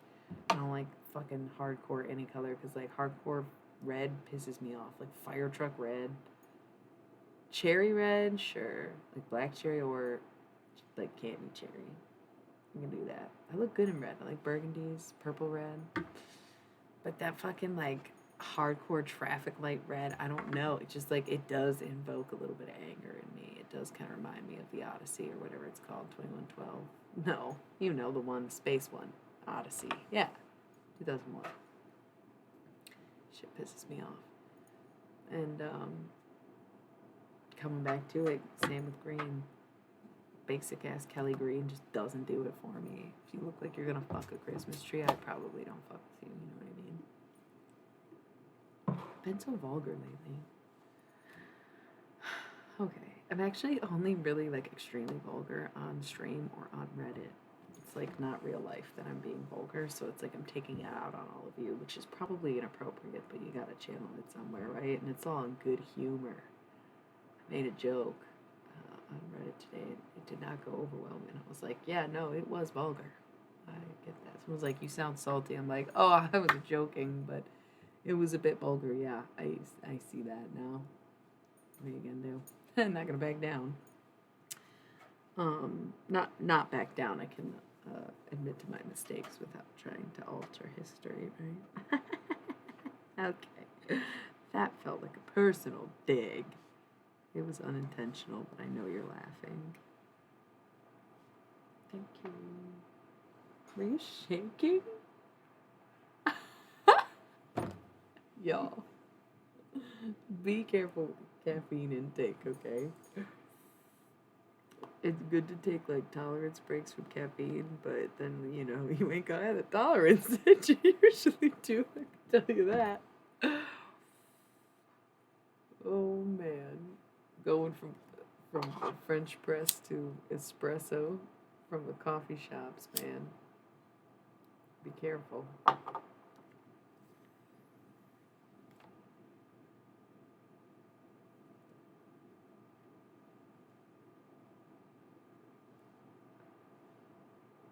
I love that it's GG at the end because it's like good game.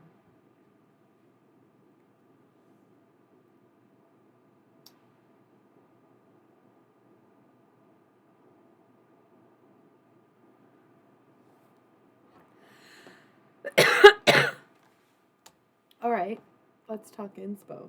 What are these sonnets going to be about?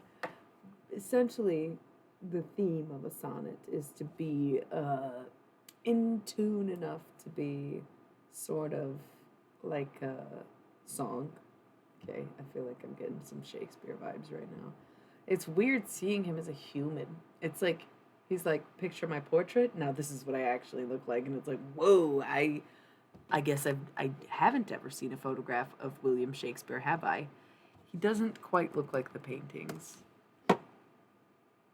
Yeah, that's like not the guy that I'm seeing right now, I'll tell you that much. All artist interpretations. His nose was a bit more hooked, and he was, how to say, kind of almost more aged. You know, most painters didn't have the time. You can see wrinkles in his forehead in some paintings, but not all of them because, you know, a lot of the artists didn't have time for that kind of detail. But he definitely looked a lot older than that. And God, that forehead, is that real? Did he really? I think people were driving his ego into the equation. I'm not sure that his forehead was really that big, or that he didn't always wear his hair back like that. He did that for portraits. So, damn, this dude looks like somebody acting. Oh no, this is a painting. This one definitely looks like him. Or the most like him. I don't know what this is. I'm gonna put a link.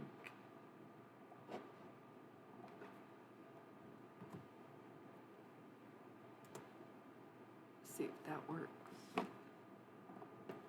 Yeah, that's like the most accurate one that I can, like, based on what I'm seeing in my mind, that's the most accurate depiction of Shakespeare that I'm seeing online right now in all these paintings and portraits. I don't know if that's an actor or if it's a painting.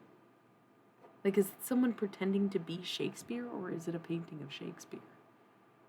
Oh, I think it might be a wax museum. Oh my God, I think it's a wax figure. that actually makes him look more like himself. You know how it's so funny? They're like comic wax figures are like comically bad. We see modern celebrities that are still alive and we see wax figures of them and they look almost monstrous. It's crazy that I'm like, oh, I'm seeing Shakespeare for the first time. This one looks the most like him, and it's his fucking wax figure, which happened for no one ever in history. But no one nailed his look quite like that, like in paintings, because again, you can't give the human dimension in a painting. So it's almost like if these figures or celebrities were to have lived in an era in which only their portraits were taken, their wax figures, or I'm sorry, painted, not taken. If they weren't using pictures as references or humans as references, I'd rather try to reconstruct from a painting. I'm sure their wax figures would be more accurate because that's what I'm seeing right now. I've never been to a wax museum before. So like I've never seen that. I was picturing a very human man, but he looked more like that than the actual paintings of him. That was wild. The fact that I came across that, I just instantly was like, oh, that's it. And I thought it might be an actor. And it was I think it's a wax figure. Because then I started to see multiple pictures from different angles in the same setting of the same. That was wild.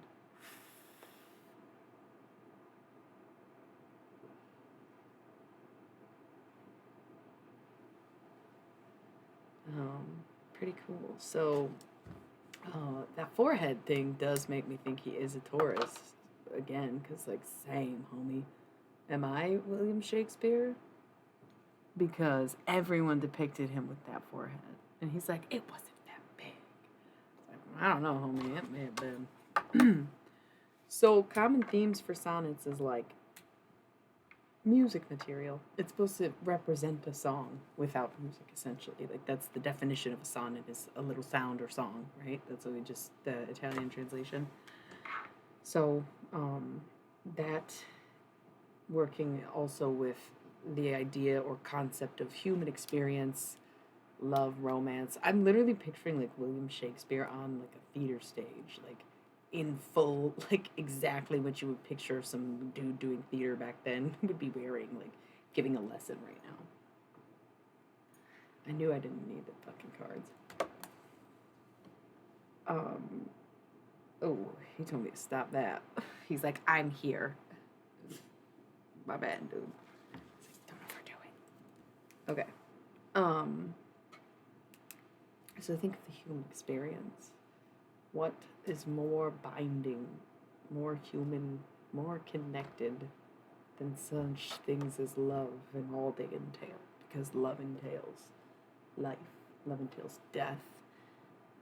Love entails joy and pain and sorrow and sometimes unattainable things or repressed feelings, unrequitedness, right? So the spectrum of human emotion.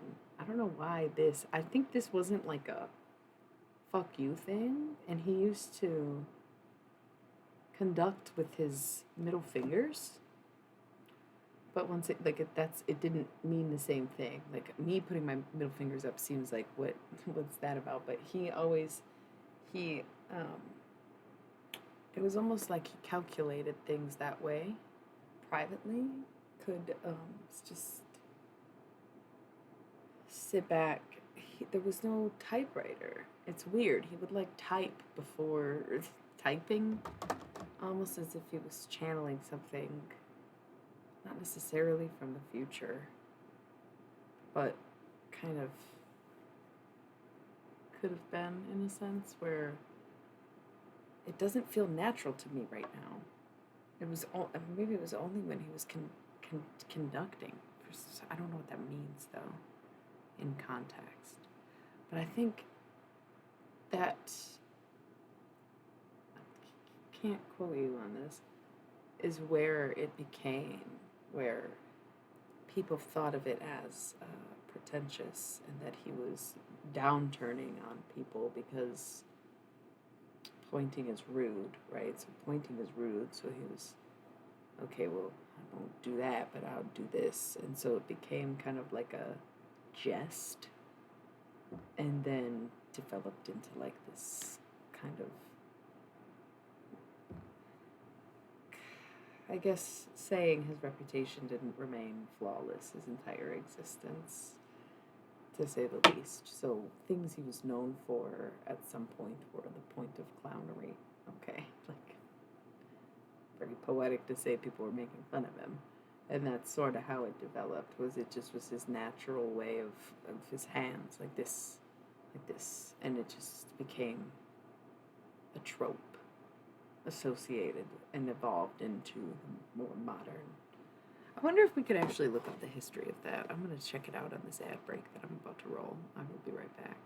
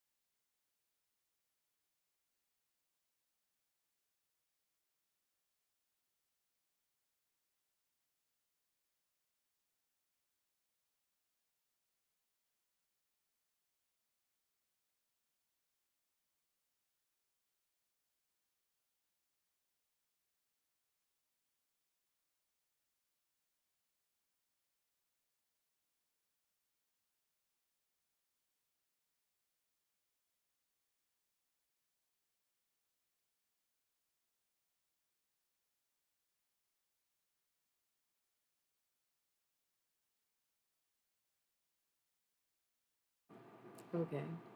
Briefly looked it up, and it's basically like everything's untraceable, and a lot of people were doing it. Nothing conclusive in my 60-second search. So, don't know if it's true, but it seems like some of the earlier origins with that was that it was representative of phallic energy, right? So he may have been incurring sexual energy by doing it. But it was like this. And so, yeah, it did mean something, I guess, commonly sexual, but that's not how he meant it. That's how it became more, I think, off-putting or hardcore along the way. But everybody's been doing this since the dawn of time. It's like basically dicks up. I like it's my dick. Just learned that. Okay. So themes of love, romance, and everything that comes with it, essentially, umbrellas of life. It would be fun if I picked my rhyming words like I did last time and then wrote something. Or maybe the challenge is to do it together.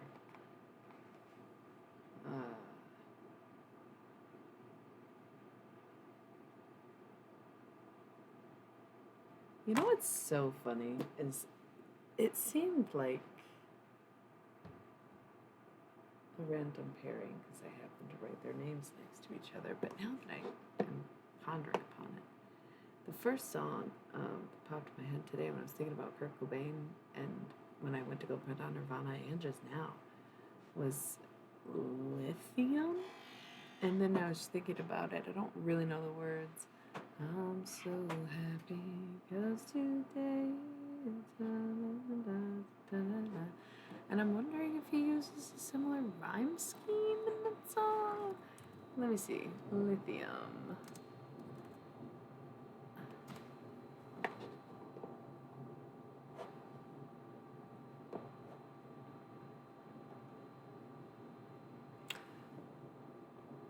Cool. This is literally maybe not necessarily in sonnet, but I'm glad that I looked up the lyrics to the songs. I never knew them, and they feel very appropriate for someone like Kurt Cobain to be communicating with someone like me. I'm so happy 'cause today I found my friends. They're in my head. I'm so ugly, that's okay, 'cause so are you. Broke our mirrors. Sunday morning is every day for all I care, and I'm not scared. Light my candles in a daze, 'cause I found God, yeah, yeah, right? Yeah, yeah, yeah, yeah. I'm so lonely, that's okay. Shave my head and I'm not sad. And just maybe I'm to blame for all I've heard, but I'm not sure. I'm so excited, I can't wait to meet you there. And I don't care, I'm so horny, and that's okay. My will is good, yeah, yeah. So it's funny because it's not it's not technically a Shakespearean sonnet, but it's not that. The sonnet does rhyme. It's a AABB rhyme, and then couplet, heroic couplet, and is broken into two quatrains. I like it, I'm not gonna. I didn't know that's what he said. I miss you. I miss you, I'm not gonna crack. I love you, I'm not gonna crack. Yeah. I'm so happy 'cause today, Sunday morning is every day for all I care. I'm not scared. I love that. I never knew the lyrics. I didn't know what the fuck. I always said I'm not gonna cry. I thought it was kind of funny and very cliche of Pisces. How cute. So the inspiration then is lithium.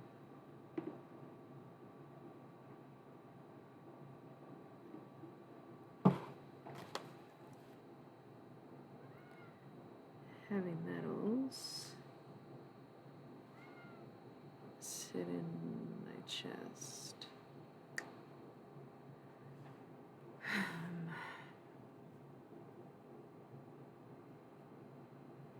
Do we do AA and then the BB even though they alternate? How did I do it last time? So easily, but simple words. God, that's a heavy hitter to start with. Heavy metals sit in my chest. Breathing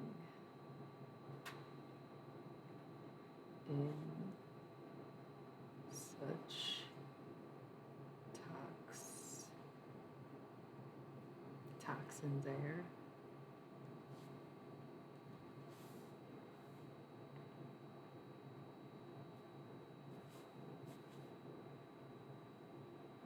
Cough up some and save the rest. Ooh, this feels very curt.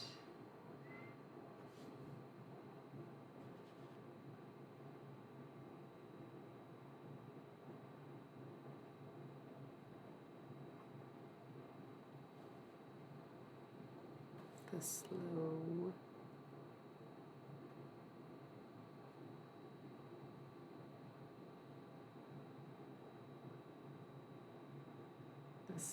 roll.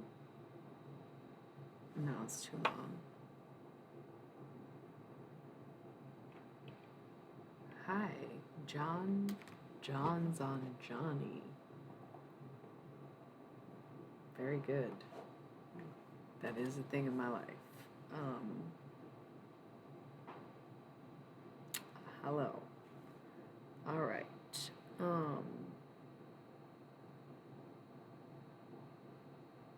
I don't like this line. Sorry, Kurt. Got us into a corner.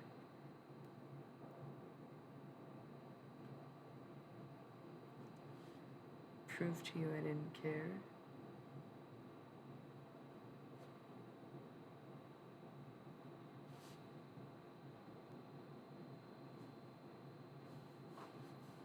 Prove to you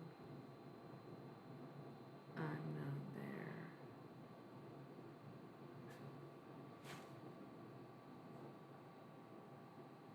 Oh, hey. You are not the first. We have a David Smith. Well, maybe I shouldn't be putting it on blast, but then if you say it in the chat, anyways, but they don't pay that much attention. But yes, I feel you. I made that joke because, ooh, black cat. Gosh, this is funny because I was just about to say about the John thing. It didn't. It kind of threw me just because I'm notorious for having an actual men named John in my life. So it's very funny. And one of them always spells black like that. And every good pumpkin has a better cat. So, yeah. Couple, this and that. You get it. You get it, sister. Okay, so I'm writing a sonnet with Kurt Cobain, per the teachings of William Shakespeare. That's what you just walked into. I know the tarot category is a stretch sometimes. Hello. Love the name, by the way, if you didn't catch that conversation. That was about you. So thank you for being here. It's Halloween, so I'm doing channeled oracle readings all month long. And some little things here and there, other things kind of keep. Tomorrow I might stream, but I'm not going to do any channeled messages because I got a big weekend planned. So we'll be back. Not be back, but tomorrow I'll probably make an exception and do some regular tarot readings. And then Saturday and Sunday I have a weekend planned with the dead. Not the Grateful Dead, because most of them are still alive. Not most, but they still have a few hanging on, right? I have a comedy lineup Saturday and a rock and roll lineup Sunday. So tomorrow we'll do some tarot readings, and then, tonight we're writing sonnets with Kurt Cobain and William Shakespeare, because they both wanted to pair for some reason. Cool enough. Kind of more compatible than you might expect, because poets, and to be a vehicle to such a odd connection, but a cliche no less, because Taurus and Pisces, right? The best. So they say, wouldn't know. And I think the material is a challenge for both to interpret, in the sense where one's more method. I think the problem is not my stutter right now, but the fact that I don't know how to say the word I'm trying to say. Is it methodical? Methodical? I think it's just methodical. It's not methodical. I like that word though. And Shakespeare made up words, so fuck it. He's a little more methodical. Whereas Cobain's more spatial and darker in general. It's like tragedy versus irony, kind of.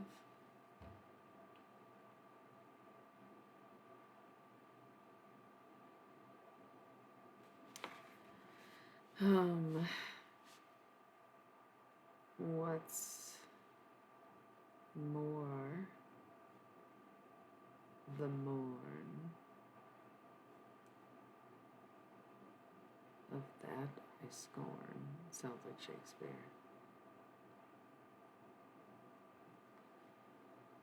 Too dreary for this day.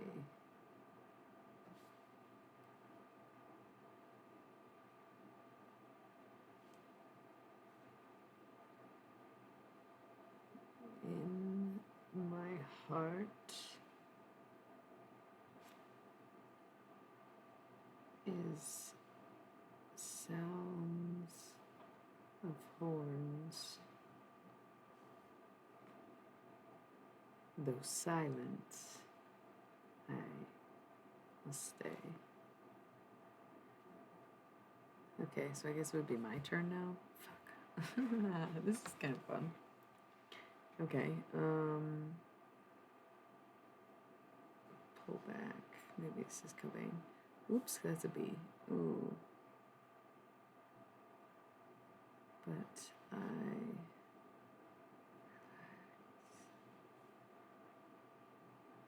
relax as I sit back, enjoy a moment or two of two. Enjoy a moment of two.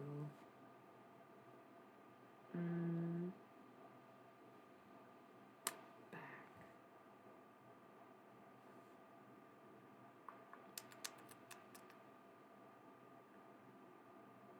It's always sometimes the easiest words that you just do not think of the rhyme for.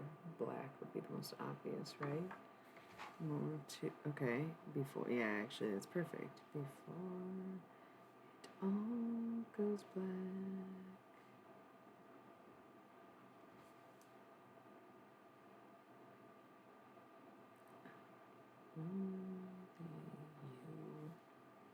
No, makes no sense. Yeah, Shakespeare would get like the first try. Me and Cobain both had a fucking scribble. That's so funny.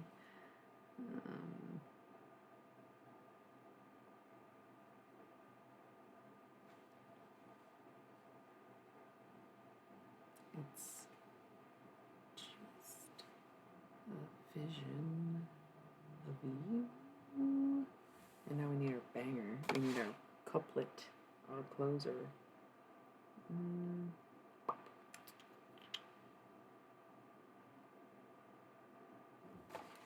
Be gone, my heart. We're going to use chest. I don't want to use chest again. Be gone, my heart, from its cave.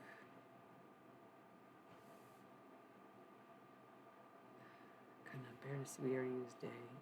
Cave. For I am one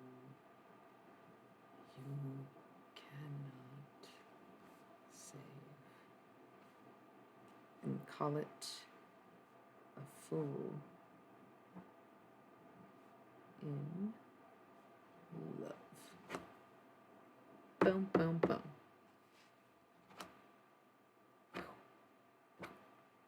Love it. Love it. Nobody else did, but that's okay. Now I'm gonna read it.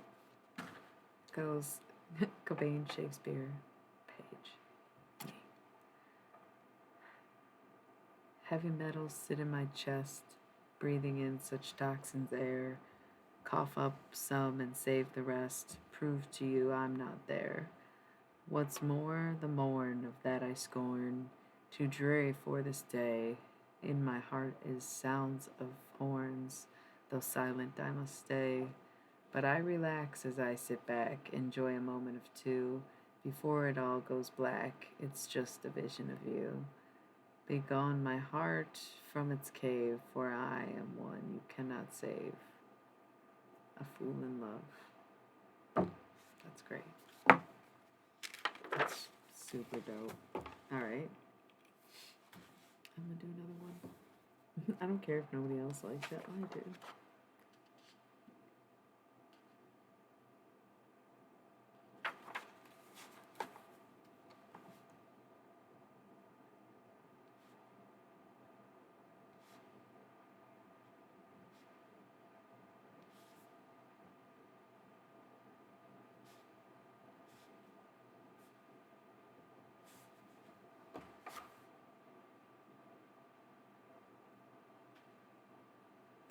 Roll this ad break real quick too.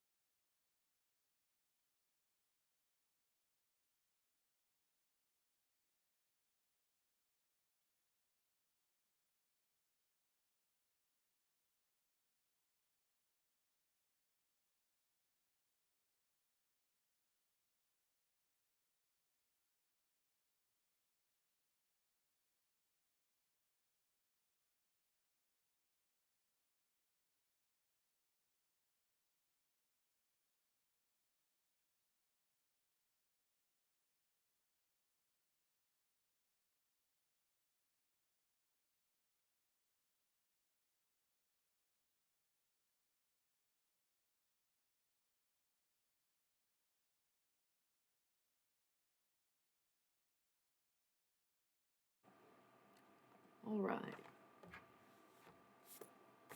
If you're just tuning in, I'm not really doing tarot at this moment. Perhaps people are just in and out because they're like, damn, there ain't shit else to do on a fucking Wednesday, Thursday, whenever day. 13, 14, whatever. Right, so you're back for more poetry. Okay.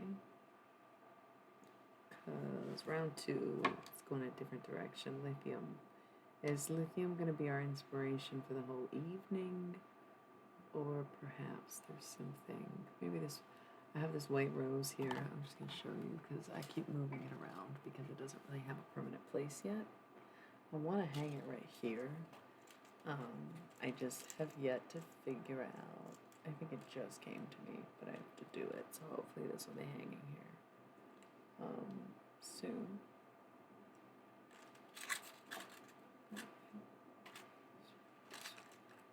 Cute. Anyway, this is going to be the inspo for the next sonnet. Call it the White Rose, perhaps. Or this page shall be inspiration of it.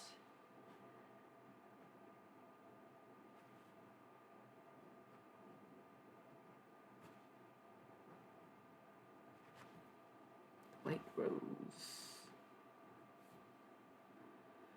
Okay.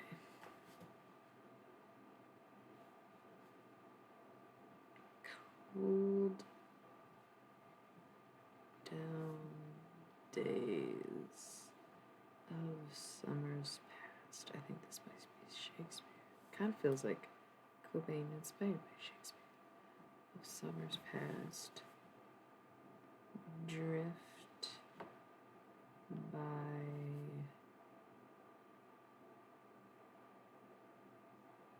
like the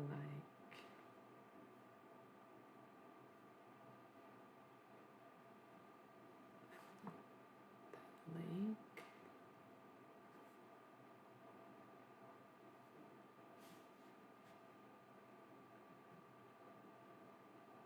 The wind in that the ripple cast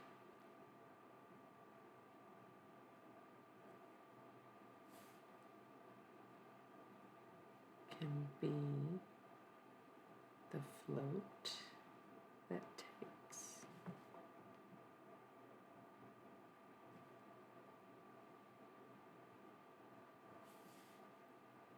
I myself enjoy this time.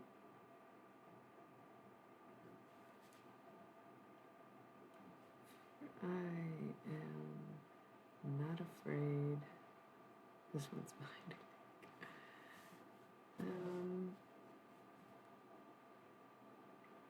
Let's see.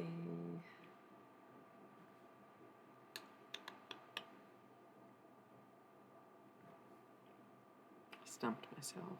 Stupid.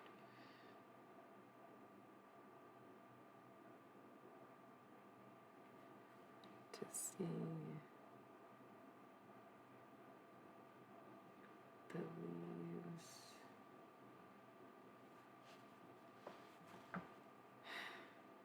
Shit.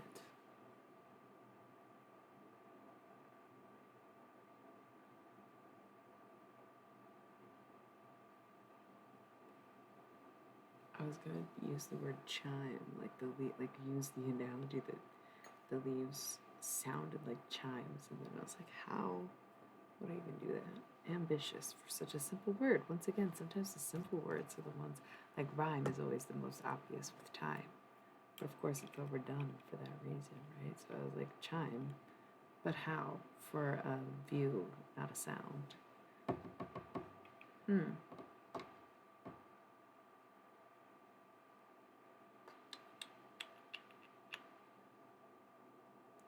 Seems like we're not doing false rhymes. We're doing pretty hardcore rhymes. The S's are our exceptions.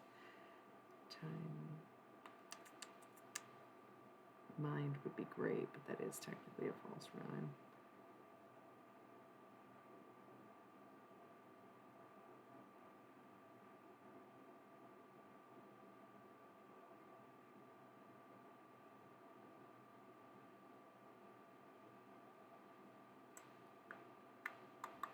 Damn, my stanza sucks. Not gonna lie, I got stumped. The subject was supposed to be the white rose, and then the first stanza is about water. So I was like, how do I bring it back to the weather and get back on land so we can evolve into the rose conversation? But like, I lost it because it was kind of left. Well, it was left up to me, and then it was like, what? I didn't think that's what we were talking about. To see the leaves like tide. Fuck.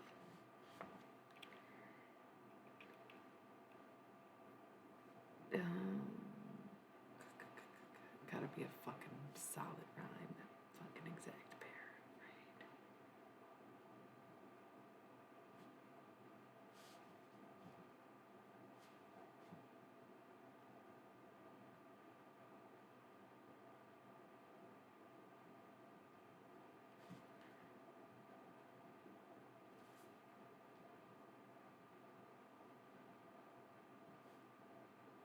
This line is too long. Go for it.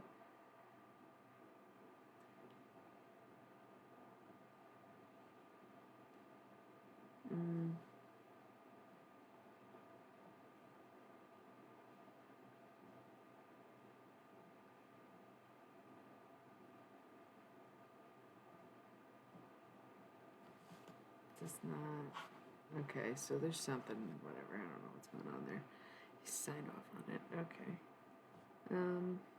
Back to the rose yet?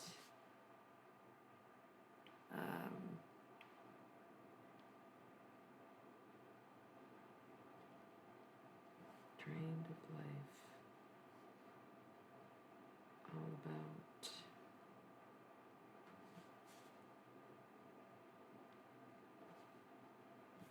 but one does stand to pose.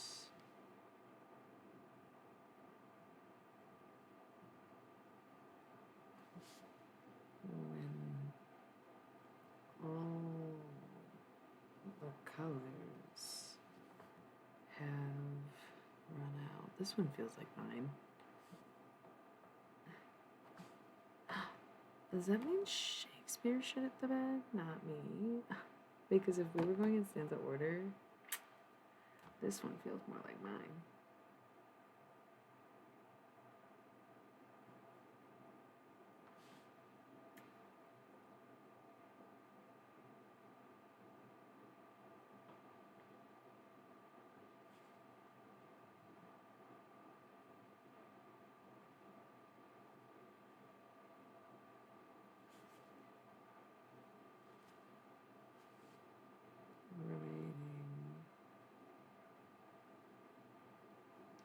Now, the white rose. So that is a reference to a Kate Bush song. So I wonder if we can incorporate that into this two last bangers.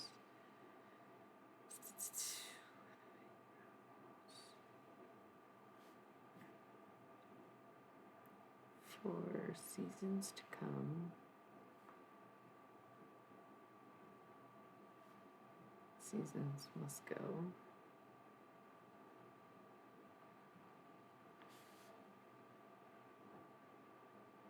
And just as you harvest,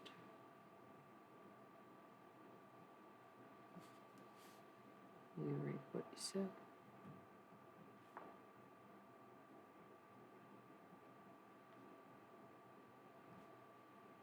Cool. And pretty strong. I'm not sure about this. Other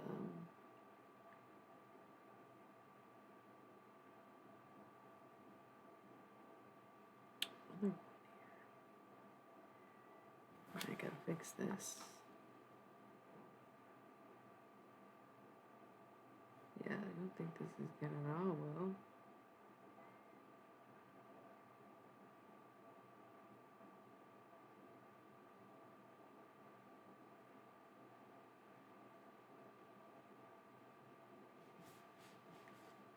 Okay.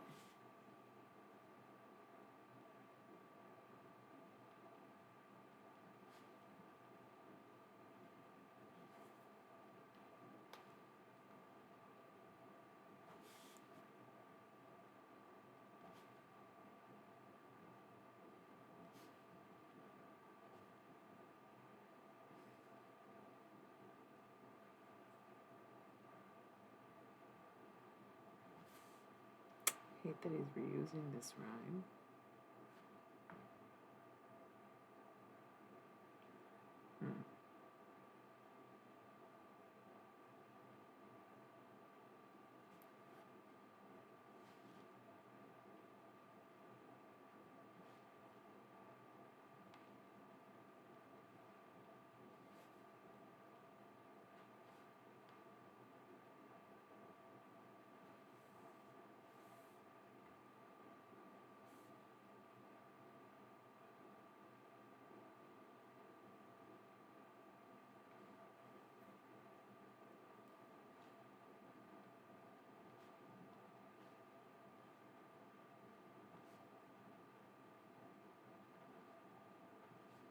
This seems like a really corny cliche, like, well, why is this garbage? I don't like it, but we'll read it anyway. We'll read it anyway.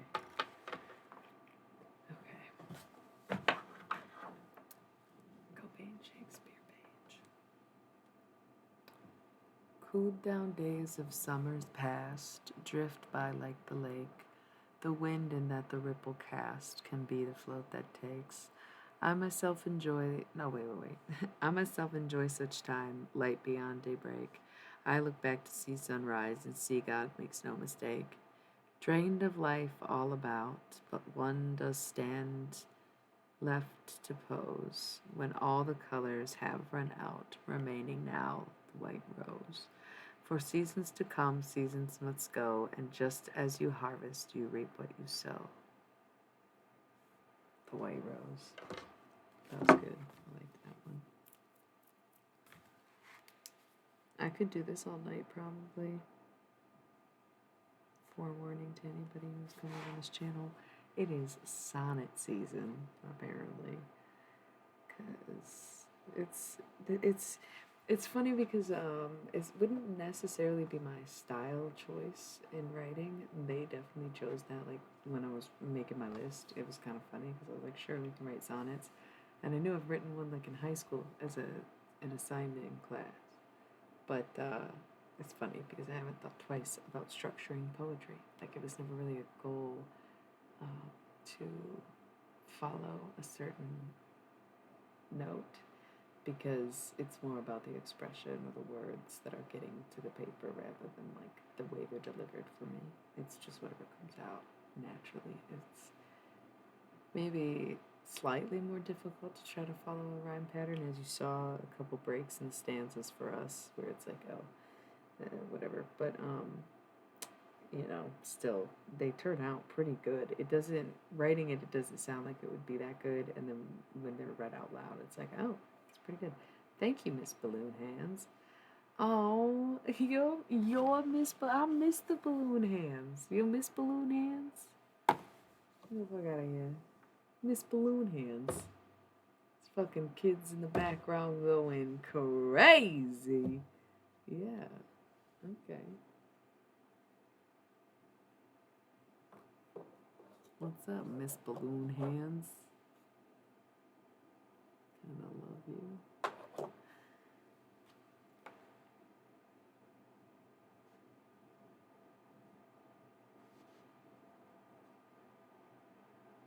Forgot to say goodbye. Okay. Alright. I'm writing sonnets if you didn't catch that. What's this topic gonna be? First one is called A Fool in Love, inspired by lithium.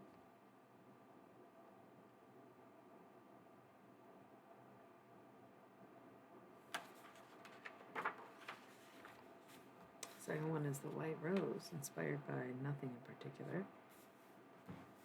This one, inspired by lemonade. This is actually water. But like I'm high-key obsessed with this cup for obvious reasons.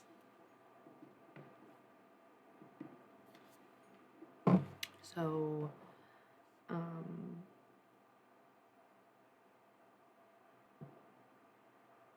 kind of think lemonade, but inspired by Shannon Hoon's Blind Melons song.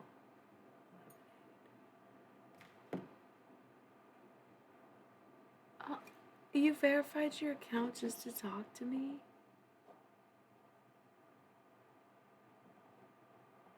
I appreciate that. I think maybe what you missed was me saying Miss Balloon Hands.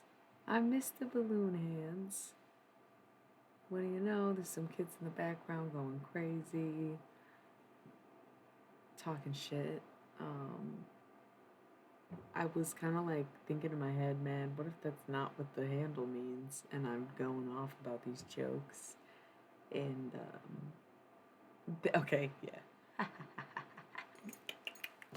Okay, cool. So the first time I said it, you didn't say anything. I didn't know you, like you just said, oh, it's verifying my account. I'm sitting there like, man, maybe this is not what she meant. She, because miss, correct me if I'm wrong. But yeah, that's fucking hilarious. I fucking love that damn lizard. You know, fucking not my chin, not my problem is definitely a philosophy I can live by. And if you don't like a lighthouse, you suck. You suck. I almost said you fucking suck, but I don't even think he says that. You don't like a lighthouse, you suck. Okay? Seahorses, forever. Mm-hmm. Mm-hmm. Mm-hmm. Seahorses. Jinx? Dude, the video is delayed. I feel like that you typed that when I said that because it shouldn't have come up that quickly if it was a response to what I said. I have full faith that we said that at the same time. That's fucking crazy. Crazy. Okay, okay, chill out. It's a damn lizard. Cool. So cool, actually. Cool. Do you know what that video is, or do you not want to know? It's funny. I mean, the origins is equally funny as it is anything it could have been. You know, I liked the mythos that I always knew it as, though. Although could still partially be true. It's not necessarily a guy on acid. It could be. So that's what's so funny is I always understood that Dan Deacon and Liam Lynch collaborated on that video. I'm pretty sure it's like the voice of Liam Lynch and the animation by Dan Deacon. Could be vice versa, but I'm pretty sure. Because Liam Lynch is the dude who made the song that's like United States of whatever. It was going down to the beach and I was like Kiki and she was like nah and I was like whatever. You don't know that song? Yeah, whatever. So this is my United States of whatever. No? Okay. So pretty much that was it for him. And he's the one doing the voice of the lizard. That's okay. It's just that one song. I don't know anything else by him except this video. So he does the voice of the lizard. You should listen to the song. It's even funnier if you know the lizard because it's like, oh yeah, that's definitely the same guy. And then Dan Deacon is another artist, like musician. Because I mean, that video's been circulating the internet since like at least 2011. So this shit is fucking old as fuck. I'm glad it's still relevant. Yeah. It was like an MTV, like TRL hit song at one point, and it was just like punk as fuck because it was also like a farce kind of, and the video was ridiculous, and he just had these sunglasses on, and he was playing guitar at people. It was so funny. Like, you'll love it. Yeah, and it's the lizard. Um, I had to take a fucking ad break in the middle of this very special to my heart rant, but I will finish when I come back if I don't forget. I have to roll them because the pre-roll goes off in 21 minutes, whatever. It's Twitch. I'll be right back.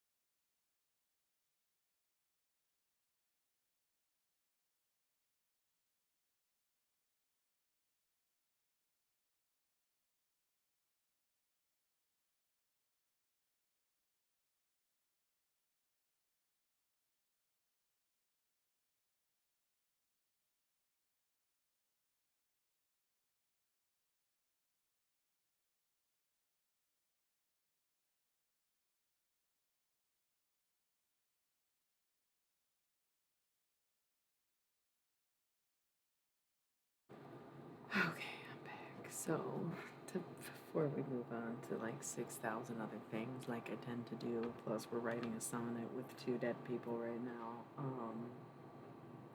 Cool stuff always in the works over here at Mad Hatcher's headquarters.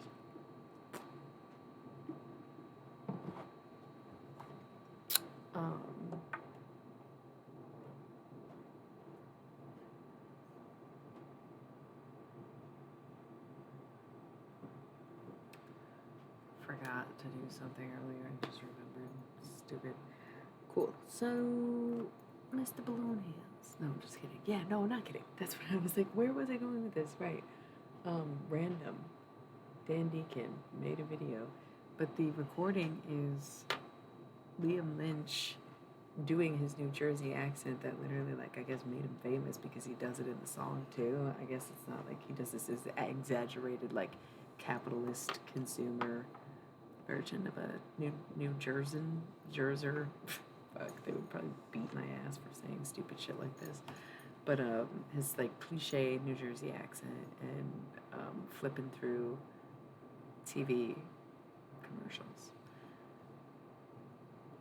That is honestly, it's almost like equally funny, and it's like debatable if he was on acid or not because they make really trippy music, so, and trippy visuals. So it's like, yeah, sure, psychedelics definitely could have been involved. I always knew that the two of them made the video because back in the day, the people who showed it to me were fans of Dan Deacon. You know what I mean? Where they were like, look at the shit that they made.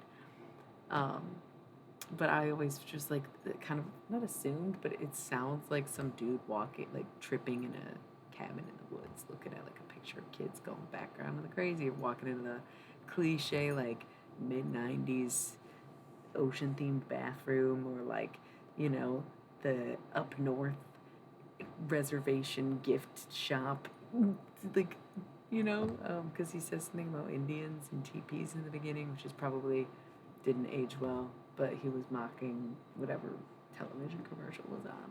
So it's very ridiculous, but that is, wow, cool. I'm really glad I'm so full of like all this really great and yet useless information. But yeah, I feel like it's probably, that's it. I think I told you everything you need to know. I did the deep dive a few years ago when the video resurfaced in my brain capacity, or actually somebody was like, yo, remember this shit? And I was like, holy shit, it's been a while, but yeah, and that was like 5 years ago already. Okay, cool. I'm full of Snapple caps. Oh, God, that is a thing of the past.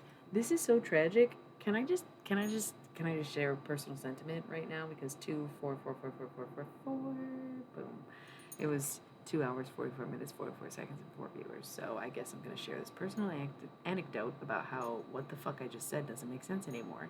So when I was in high school, I had this job and I stole from this man like probably thousands of dollars of goods in the year and a half that I worked there. Sorry, dude. To my ex-boss. My bad, you definitely weren't paying us enough though, so I hope it evened out in the end, right?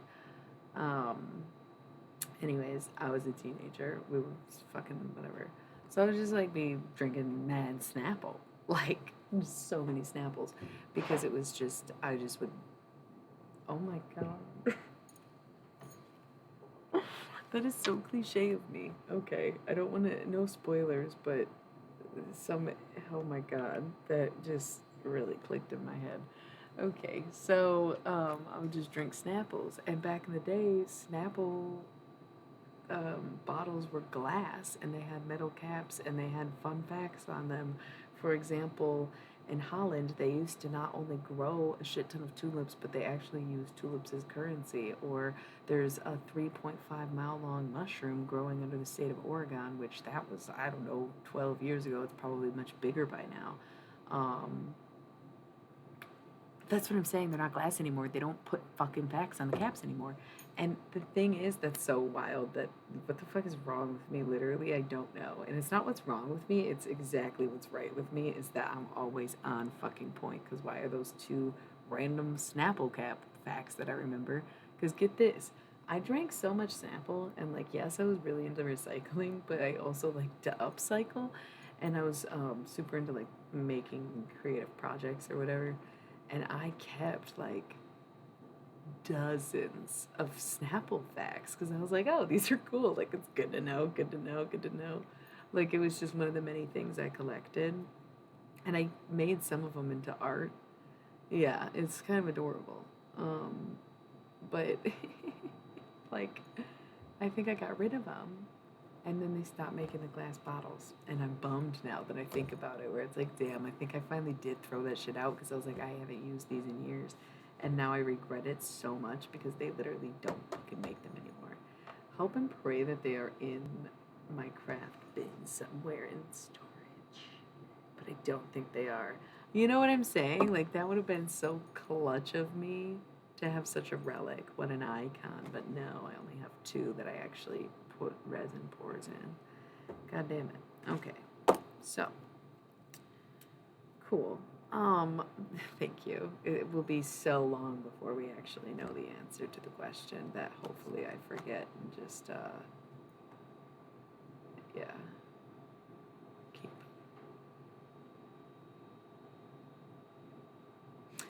So,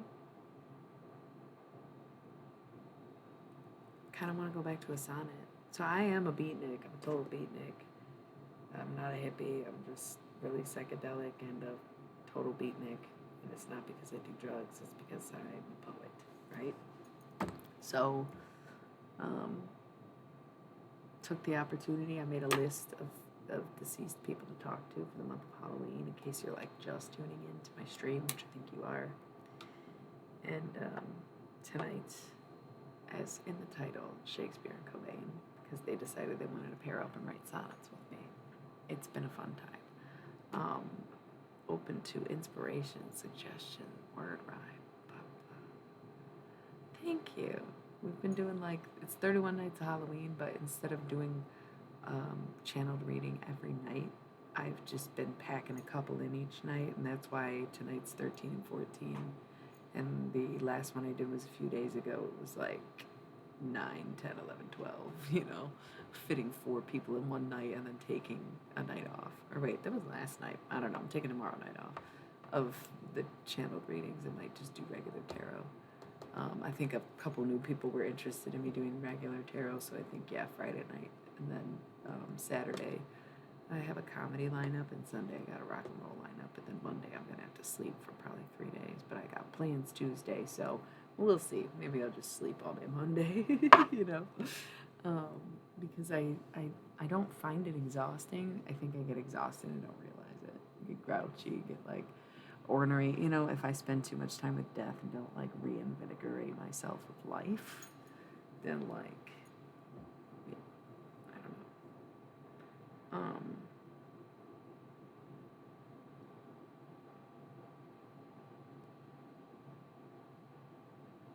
Yeah, it's cool. I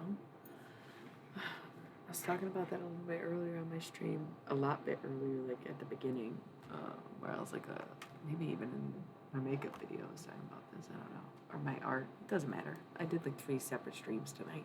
So at some point I was talking about how even other readers or witches or healers won't do what I do, even though they can.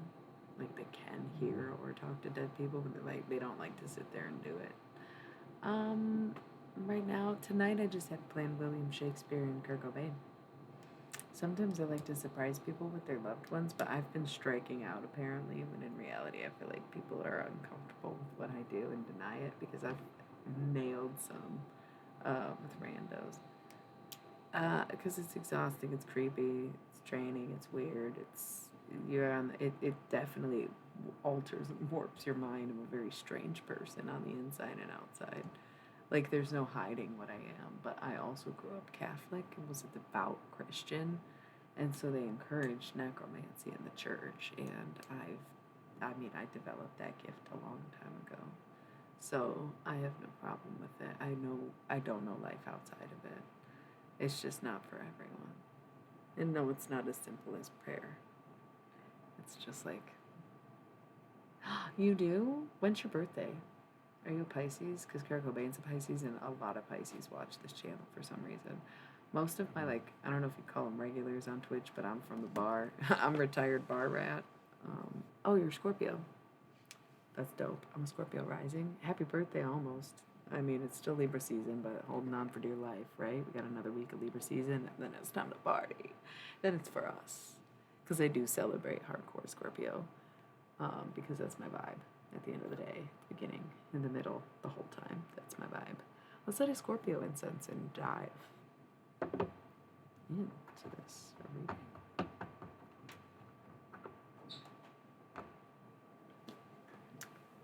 Okay.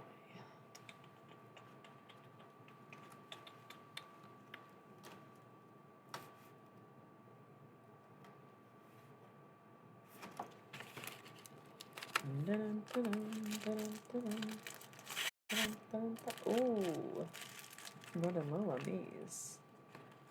Lucky.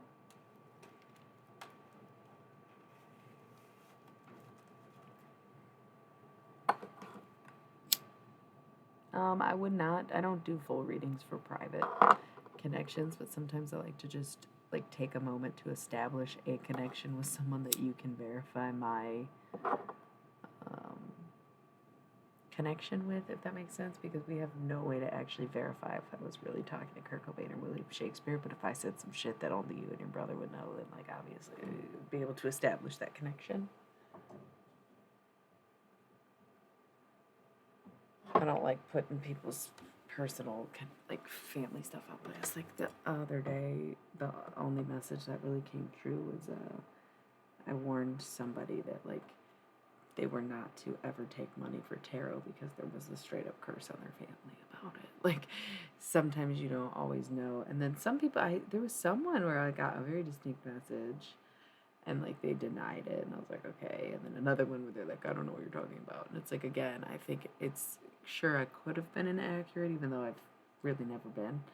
But I think it does make people uncomfortable, nervous, and sometimes we don't remember people in our lives. Like if someone in your family knew you when you were a baby, but they passed away before you have memories, then like, you know, someone may know who you are, and you don't know who they are. But yeah. I try to keep my phone pretty clean because it's just a way of life, I guess. I also fold my laundry straight out of the dryer. Yeah, I'm the most mature Peter Pan motherfucker you will ever meet. Yeah. I can never verify a lot of the stuff that comes up in my readings. The Picasso reading I did the other night stands out of a crowd. I do these readings all the time. I talk to my own people, like my own friends or family, right? I actually always forget to talk to my family and ancestors. It's very odd. I try not to use the phone, but you know, my friends come hang out with me sometimes and I like welcome that. But it's kind of like I realized it was weird to say my friends come hang out with me. I did mean the deceased ones. It was probably very random for the people who walked in, not really understanding the context of necromancy that was at hand. But, you know, I was reading the lyrics of Lithium during the stream. You said you like Kurt Cobain, so I'm assuming you like Nirvana, and who doesn't know Lithium, right? I didn't even know the name of that song until today. But every time I thought about Kurt Cobain, knowing I was doing this reading, that was the song I kept singing. And I don't even know the words. I'm so happy 'cause today I found my friends, they're in my head. I never knew what I was saying. I looked up the lyrics for the stream. And that's what inspired our first sonnet, was Lithium. And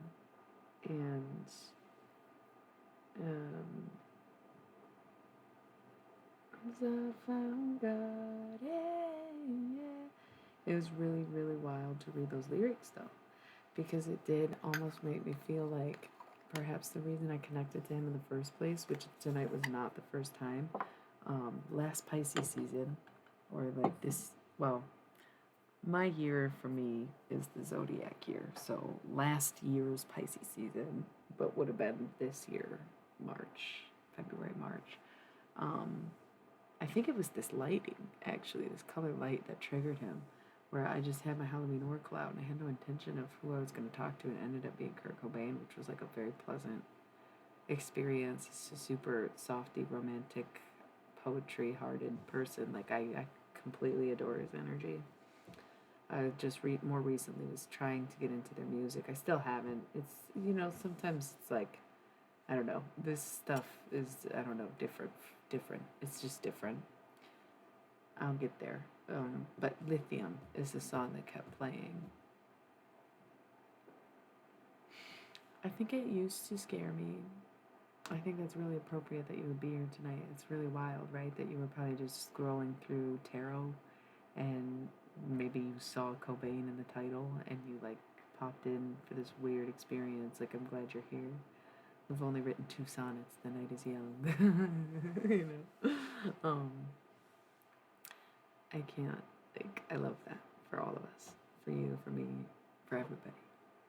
Cheers. This is water, not lemonade. So, it used to scare me, and I think it depends on where I'm at. Thank you. I'm enjoying your company. Sometimes it's not even sometimes, I do feel like when I'm doing regular readings, not that any of my readings are regular, because I don't really follow any kind of patterns or what are they called, spreads. They're all very unique. Each draw and each deck represent things. So I feel like when I'm doing more traditional tarot, my channel is a bit more active than nights where I'm doing the channeled messages. But there's always like someone who's a fan of someone this month, because I've only been doing the channeled messages for these past couple weeks, and I've noticed it has slowed down and quieted down around here, and I get why, because it's just simply not for everyone. Some people like to think of life as life and death as death, and that's it. And a lot of people want to think of death as the end of life, not an afterlife, and I also get that. Some people don't want to think about dying at all. Like, you know? So let me run my intermittent ad break so we don't get auto run. And then I guess we can go back. Oh, dude, that happened to me once with a living person. Oof. We can talk about that, I guess, because I also do twin flame readings. That seem to be pretty popular on here, but I never announce when I'm doing them. So when I do, it seems like those are big nights. Anyways, let me roll this ad and we can keep talking about that.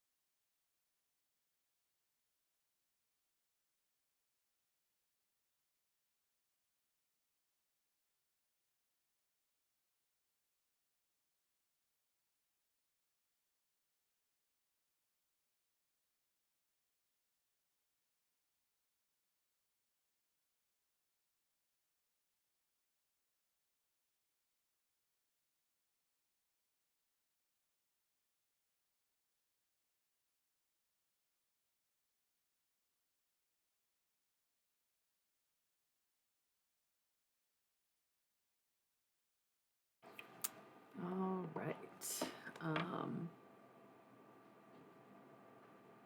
Yeah, entire apartment complex is pretty wild and pretty hilarious. I think that Energy moves exactly like electricity, and there's actually like an electrical blanket that encompasses the earth that does connect us from one another, living or deceased. And the thing is, once you die, you can send your charge anywhere amongst that electric network that encodes all of us. But inherently, we're all connected to it even in life. But our circuits only reach so far on the grid that you either have to be physically close to someone or placed next to them in the greater design of things. I am very surprised I just shared that information, to be honest. I'm kind of in awe.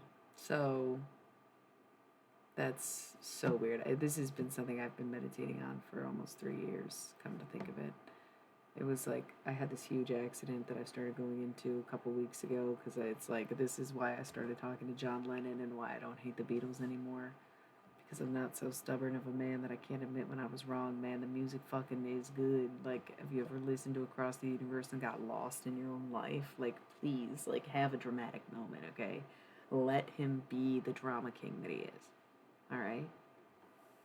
God.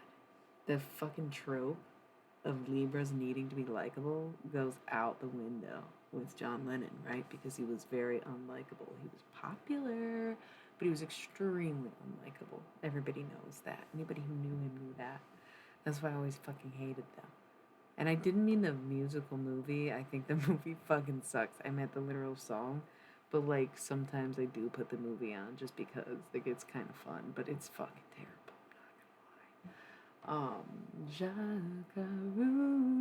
Day. So yeah, I just always hated him and them, but one day I may have been tripping on PCP unknowingly, like a laced sort of marijuana situation. Still, I'm never gonna know if that is the situation or not, but something like that could have been, or just a very liquid spiritual experience somehow, of my own accord or vision. Seems unlikely almost, right? But yeah, John Lennon's giant purple head came down from the heavens and just revealed himself to me and told me secrets that weren't secrets, but things I definitely didn't know, and kind of just went from there. Cool. It's really cool. And like I said, I've always had the gift of necromancy. I just hardly realized what it was. I went to so many funerals. I think that my grandma actually, low key, definitely knew I was the necromancer, and I think she was too. Because it's a Catholic thing at the end of the day. Don't know if you were here for that part of the discussion. I didn't go into it in depth this evening, but I do sometimes.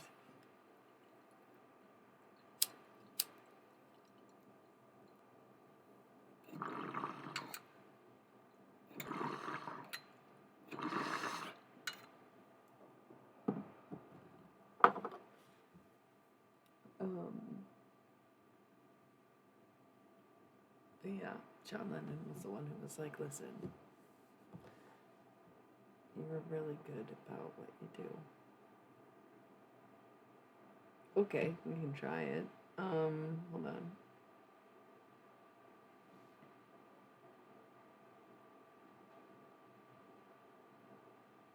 Okay, I'm hearing something. I'm hearing something. I immediately was like, okay, the brother. I'm hearing something similar along the lines of this is strange, and to me it sounds like some weird rhymey babble, but you might be able to decipher it.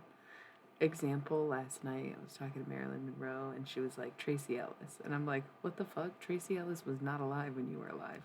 And I was trying to Google if there was a Tracy Ellis that isn't Tracy Ellis Ross. And Google was like, do you mean trachealis? And I was like, oh, that's what she's saying. And she was like, yeah, trachealis, not Tracy Ellis. So, like, forgive if the message isn't totally clear, but it's like this. I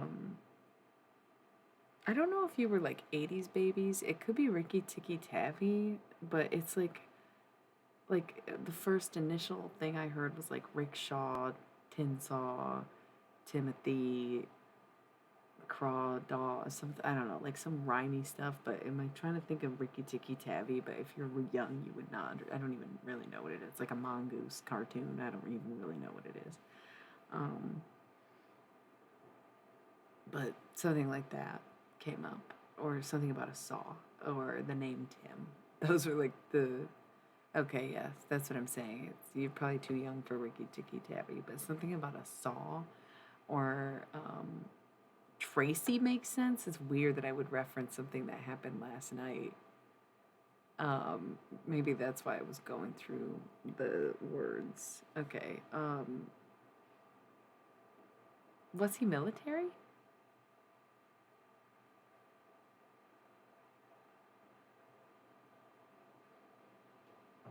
Or was anybody?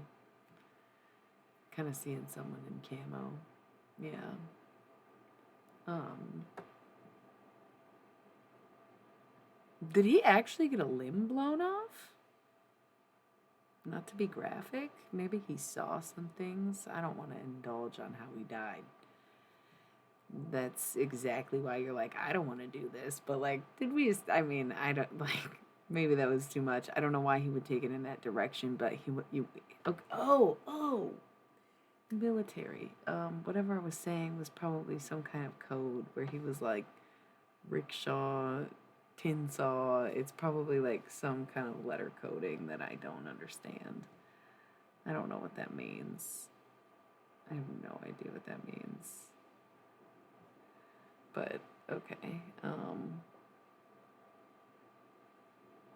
Oh, that's honorable, right? Like that's cool. I don't want to say cool because it sounds like something horrible happened, but like whatever. I like hate war, but I've never been one to just like hate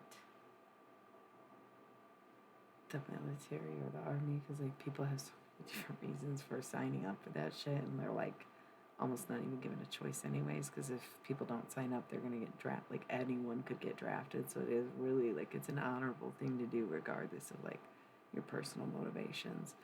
I'm not gonna pretend like there's no psychos who sign up just to go shoot guns and kill people, but like a lot of people do have like the best intentions, and so like I guess something like a Purple Heart would be the best outcome.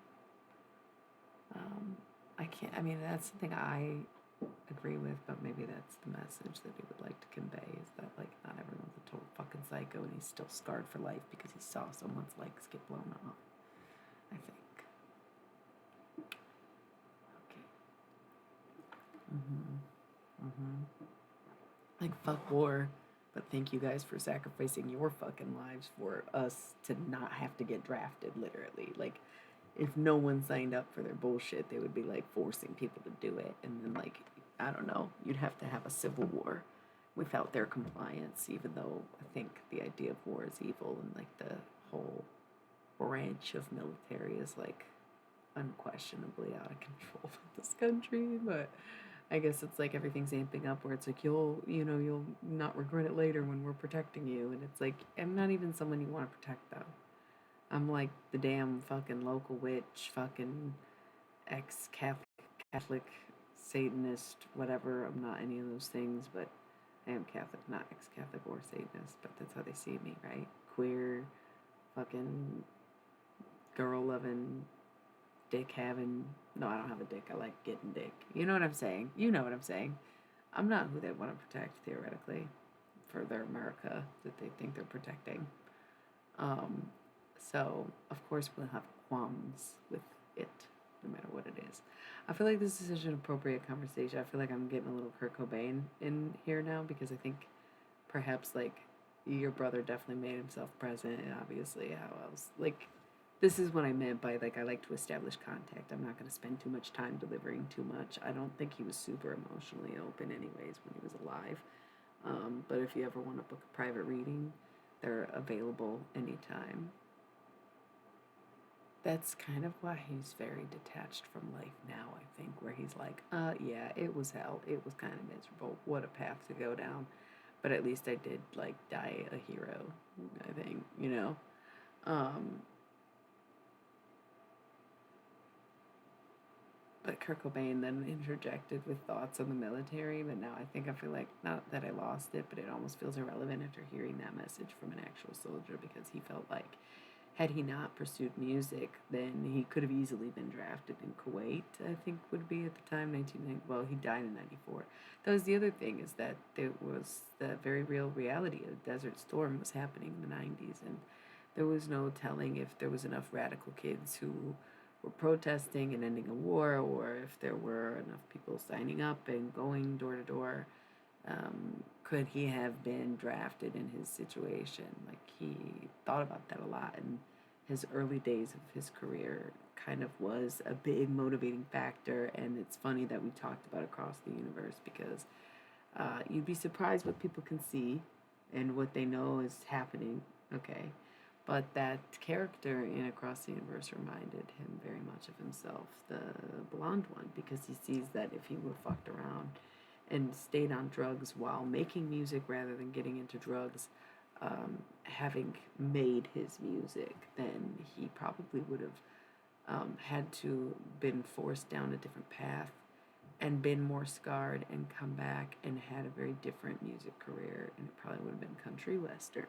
It would have been wearing a cowboy hat, and it could have been lived to 40, but then in the end he would have been an alcoholic instead of a dope fiend. But and his whole thing was peace. He just kind of did low-key panic about the war.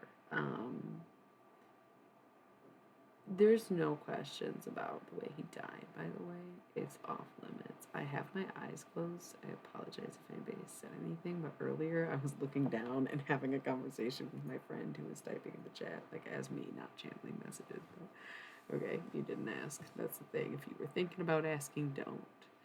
It's like non-disclosed, because it's not his business to serve anybody karma, okay?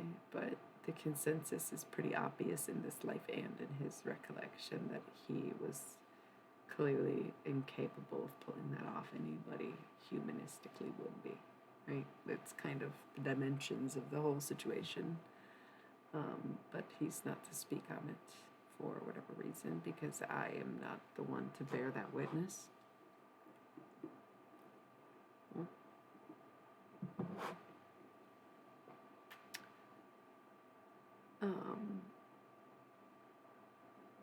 He was a little worried about getting drafted, but kind of went a different direction. Once again, he's like, now that he's gone and he lived his life and he lives on in his music and his image. Oh God, he really is so sweet. I've known Pisces men that have that like aura about them, where it's like you might not even be an appealing or attractive person, but you just radiate this like weird, watery, overly emotional, intense, almost like empathic energy that is completely insatiable. Like, you cannot get enough of it. You can't get like closer to it, but then it might just be awful. And the thing is, as much as people want to remember Kurt Cobain as his sweet, loving self, he was still a dope fiend at points in his life. He was an absent father, whether or not he was there for most of it, and couldn't have done any better if he tried, because he just was really, at the end of the day, a piece of shit, is how he would put it. But, getting better at this and just waiting for his daughter and his baby mother to join him before he leaves, and sort that out, because kind of left some things up in the air. Cool, yeah. That's funny. Didn't I tell you earlier, Pisces for this channel, and then it's like, oh, you're an Aries dating a Pisces. That also checks out. Of course. I don't know. My Mars is in Pisces, but that's my only Pisces. I was born during the transition of the Aquarian moon into a Piscean moon back in 92, I admit. The doctor isn't going to tell me when I got here. I got here as soon as my eyes popped out. That's so disgusting to think about birth, but it's cool. Yeah, so he could still be a piece of shit just like everybody else. Everybody makes mistakes, and, being in the spotlight, he just needed to be subdued, because he maybe did have a little bit of what you would maybe call stage fright, where he never just liked talking to anybody, really. So being up there kind of performing, like, eventually the bigger the crowd, the bigger the need to be calmed down, and that's kind of how it became so out of control so quick. And having someone like, Courtney or anybody who was fucking with me at the time. Whew, I don't like that feeling. I'm afraid of needles, so I've never, I can't. Nothing against drugs, but like, I'm phobic of, they just, um, so anybody who was doing it with him would just egg him on, encourage him, he had the money, blah, blah, blah, but at the end of the day, he just like, kept feeling all these, that empathic rage almost. That's what happens with Pisces. Is like I was on astrology Reddit, and somebody said like, why is Pisces like that? And I explained my theory is that they like have this aura, right?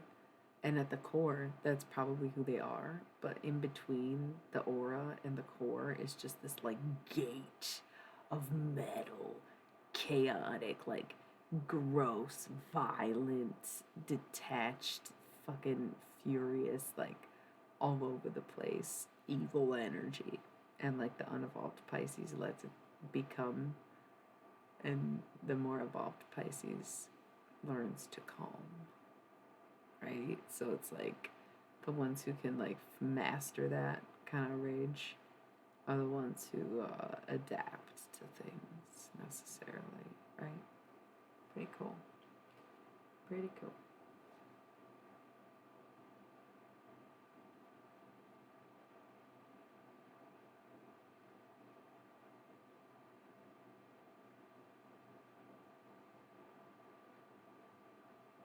Lithium all day. Yeah, yeah. Yeah, yeah, yeah, yeah. Want to write a sonnet? Shakespeare gets a little jealous. Actually, we probably got to do our little 20-minute ad thing. And I should probably refill my water soon. Maybe not yet.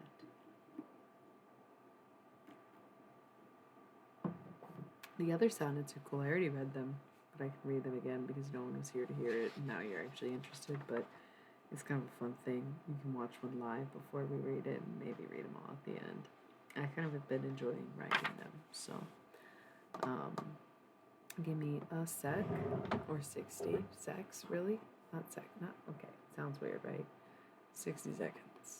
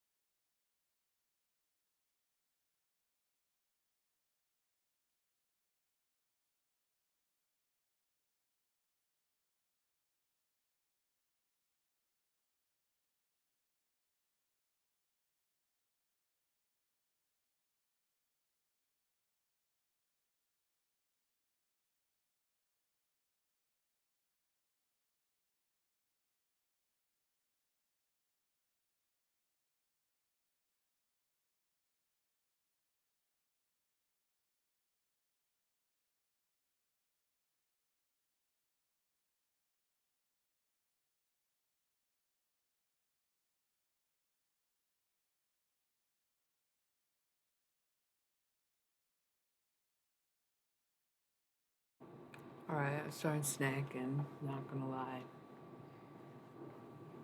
This shit can definitely make me hungry. Nobody watches me eat for free. But I'm back. Okay.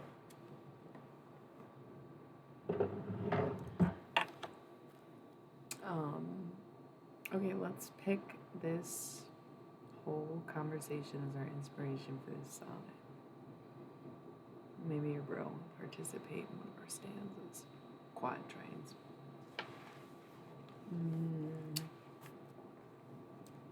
Is the name Lillian relevant? You said Tracy was relevant. Is Lillian somebody?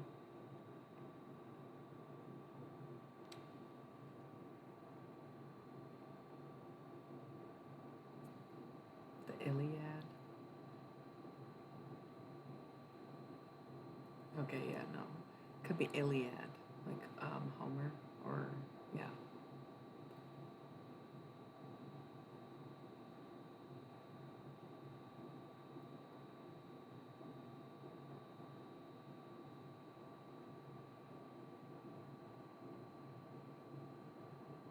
I'm going with haunted as a base word or title. Haunted. Haunted sorrow. So corny. It's kind of what they want, though. Fuck it. Haunted sorrow.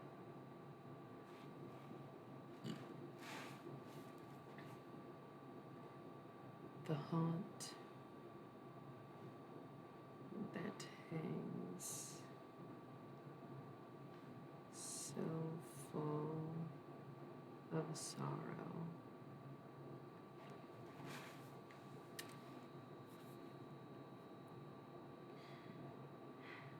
Dragging on with weight to crush.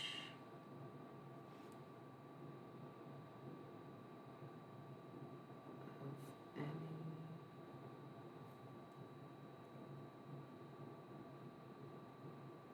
freedom tomorrow.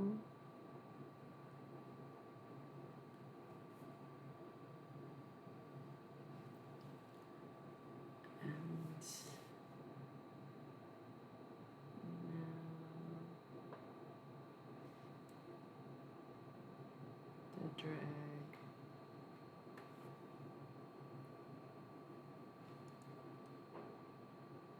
expects only a rush. Ooh, okay, okay. Cold from eyes that stare at me. How could I ever?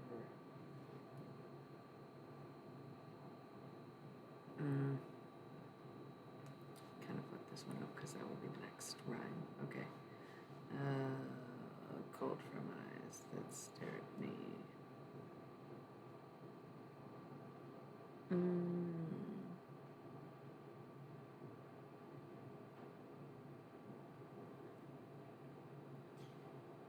With more hope than was lost. Yes. Than was lost. Good, good, good, good, good. Is there ingrained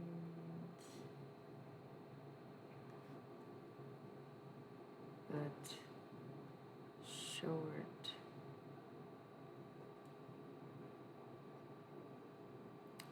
ingrained but nothing short in my memory.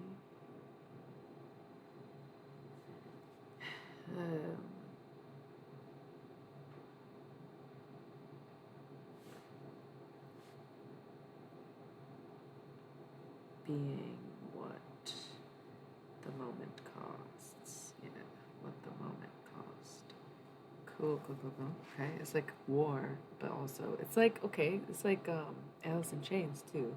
It was a vibe. I mean, I think Kurt's feelings on the subject were probably very almost popular or common opinions of kids in the 90s. I think that people, back to Kurt, I think that people remember the 60s as a time of protest, that they don't even realize that they were protesting in the 90s, because the thing about media coverage and footage and things like MTV or VH1 or whatever we were doing, it was a distraction, and they weren't covering it like they did in the 60s, even though there was less coverage, there was less public knowledge, but there was nothing else going on. There was nothing to distract people from the people in the streets. And so, even though in the 90s people were not only in the streets, they were up on stage, they were in the industry, they were making the music, they were making waves, they were talking to each other, they were hosting raves, as much as that sounds like some kind of incomplete, half baked idea. The fact that they were organizing community events completely underground was really important for the music and the movement that they had going on, but nobody gave them credit where credit was due, and that drug infestation ruined a lot of things, ruined a lot of people. So kind of just fizzled out before it could even become anything that was as useful as the counterculture movement of the 60s. Okay.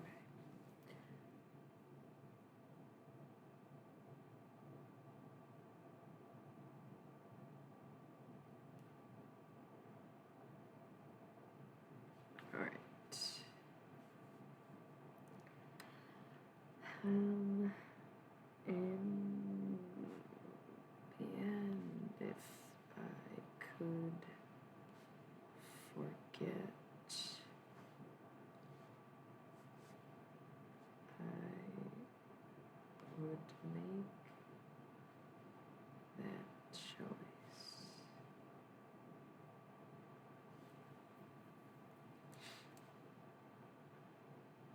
For I have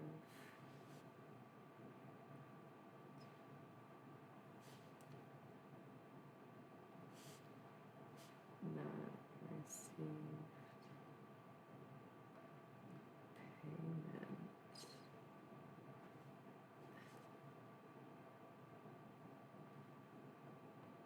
to silence all the noise. Growing is my weary head.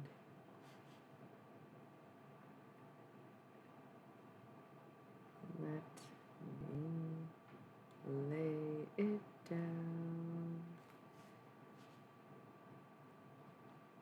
Think of me with a smile,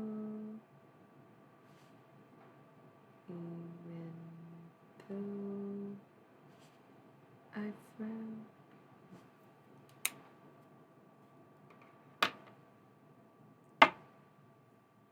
Yeah, I've never thought nobody requested it. Most of the list for Halloween was requests. I think I kind of put Kurt Cobain on there. I don't know. Some people came to me.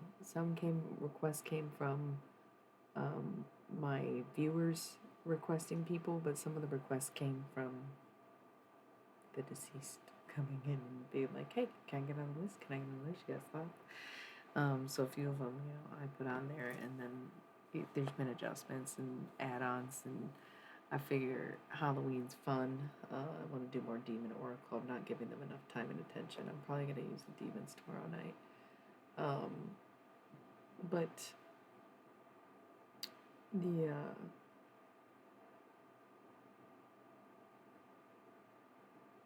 kind of don't remember.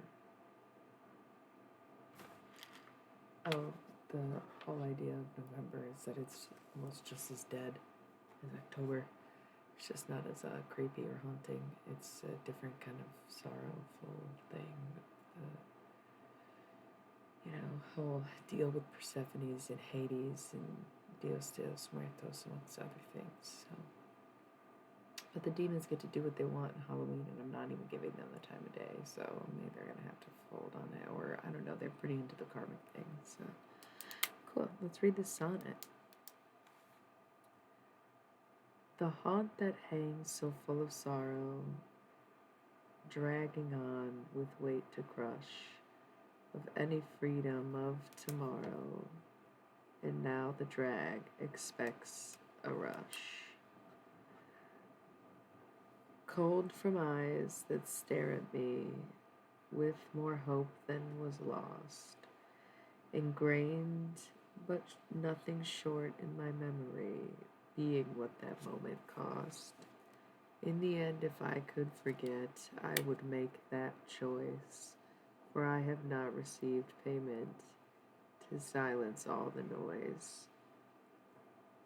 Growing is my weary head, let me lay it down. Think of me with a smile, even though I frown. R.I.P. dudes.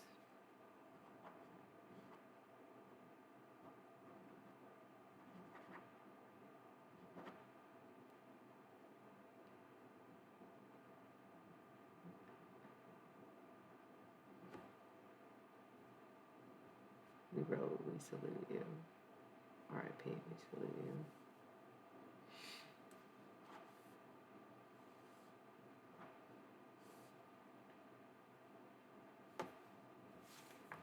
Alright, let's lift the mood. Let's write another one that's a little bit happier and more love-based than sorrowful death-based. Things you miss about life, basically.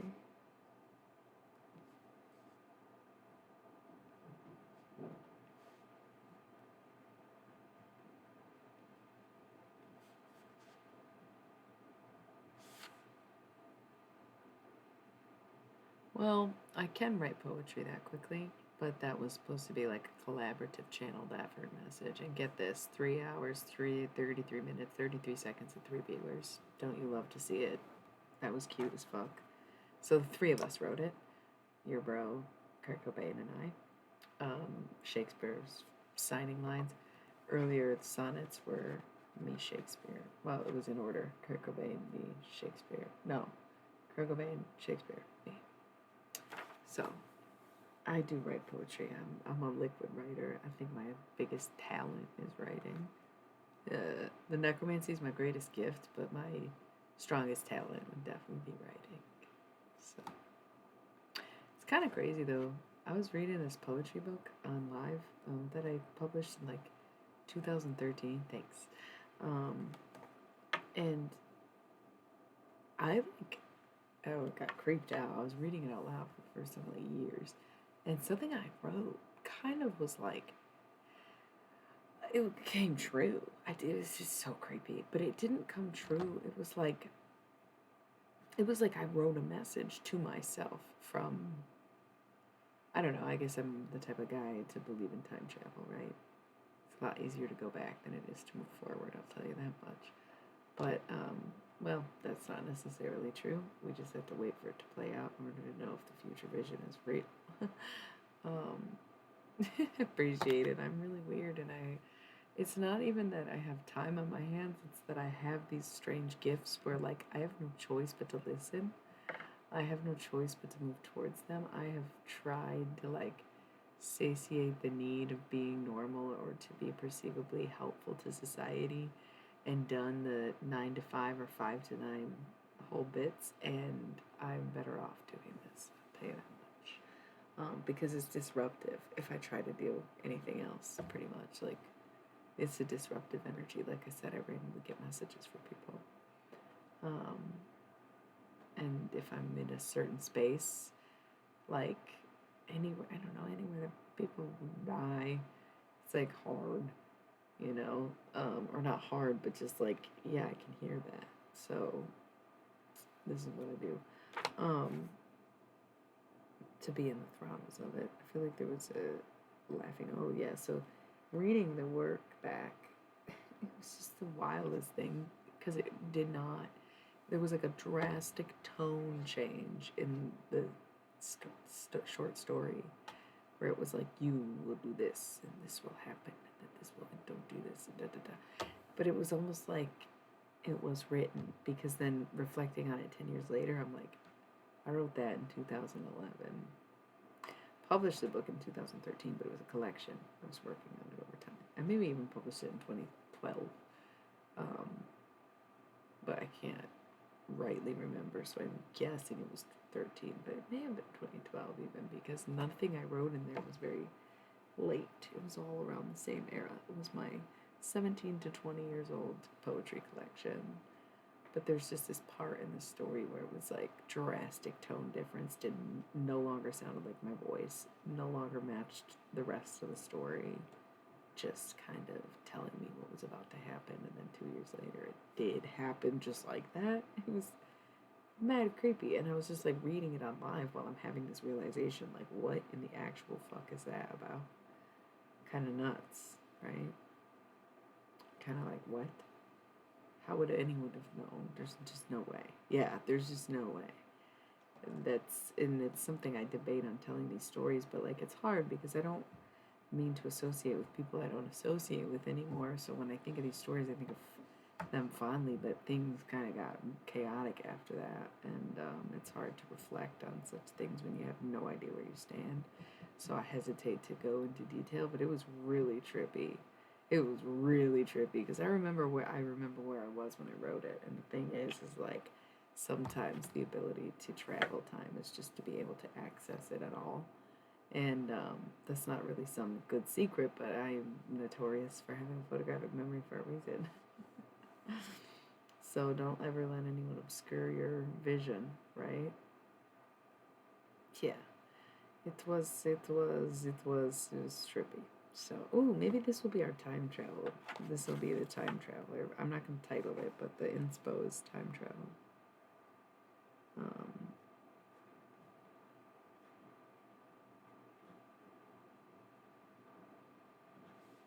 But make it romantic.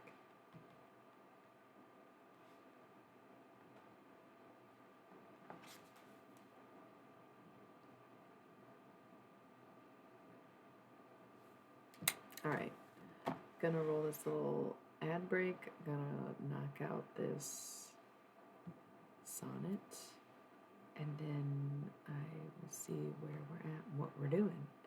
And if we're gonna do more, or we'll read them all back, because we have quite a good collection. I honestly, we wrote how many?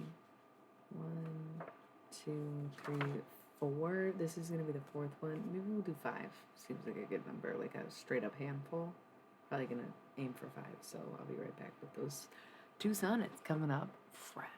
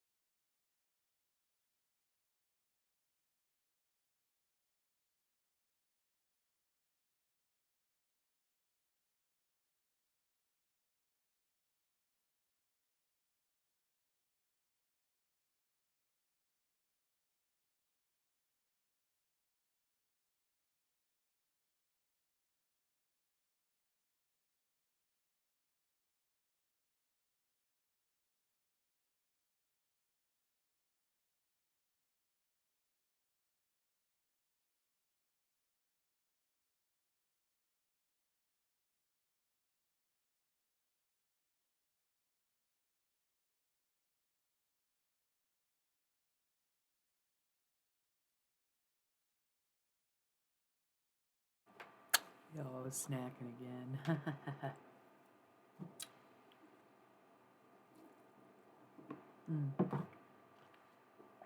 Yeah, so I think my next ad break is going to be a bit longer. So let's see if we can write 2 sonnets in 20 minutes or less. Bet I can. Bet we can. All right. This one is inspired by time travel. No title yet. Time travel, but make it romance. Okay.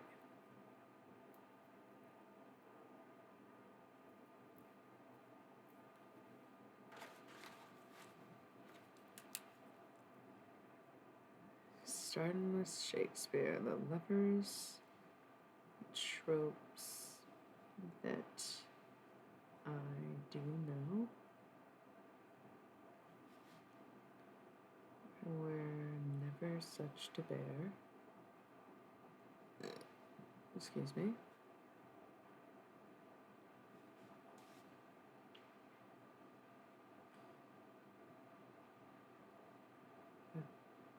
This one, though it comes and goes,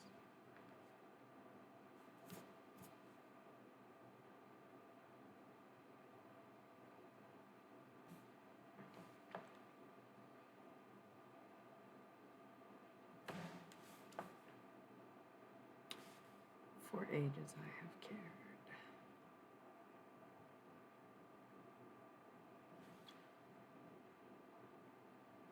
Okay, who's next? Brosa, if you feel like getting your hands dirty, or was it the last one? Let's get you something positive, or is this too much? It's a little weird. It's a little science fiction-y. Maybe next stanza? Can you handle the closer, though? No, okay, this would be the better one to try.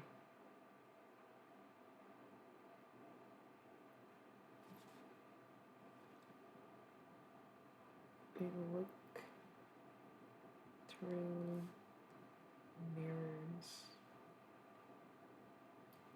to find you, such a beauty to behold.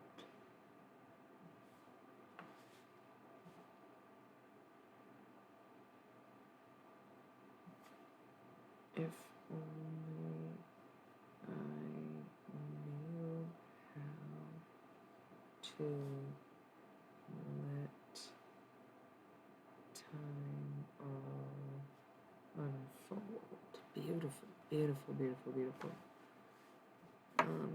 Kurt, collab on this one. Kurt will do this one, I'll do the banger. What are you thinking? Cure me of my darling eyes.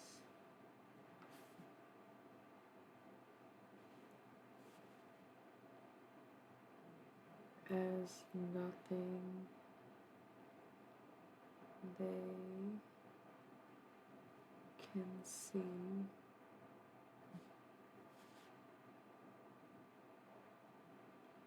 Will anybody realize I need you here with me, no matter when you arrive. I'll be at the door for some. This is another one, but for us, it's just one more. Cutie. Okay, let's hear it. The lovers' tropes that I do know were never such to bear, but this one, though it comes and goes, for ages I have cared. I look through mirrors to find you, such a beauty to behold. If only I knew how to let time all unfold. Cure me of my darling eyes, as nothing they can see. Will anybody realize I need you here with me? No matter when you arrive, I'll be at the door. For some, this is another one, but for us, it's just one more. The infinite love, or something. Infinite love. They don't all start with the dear on its own, does it? What's the first one? Doesn't have a title. No, A Fool in Love. The White Rose on its own. I guess it can be The Infinite Love. That's what they want it to be called.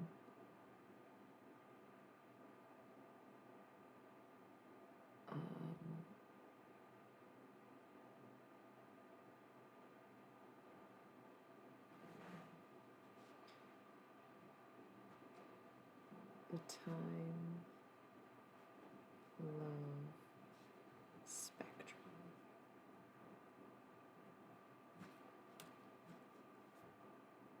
Cool. All right, I'm gonna do one more. It's gonna work out to be like perfect timing, probably. A, B. I don't know if you're still there or if you have a suggestion, inspiration, title, anything you want to add. Maybe A, B, C, D, C, D, E, F, E, F. Okay.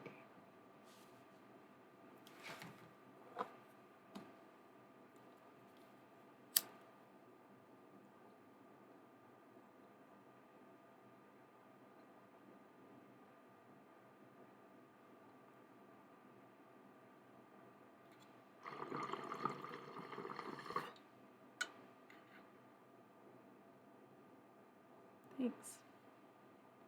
Process is going to be the, it's going to be called It's a Process. But in quotes.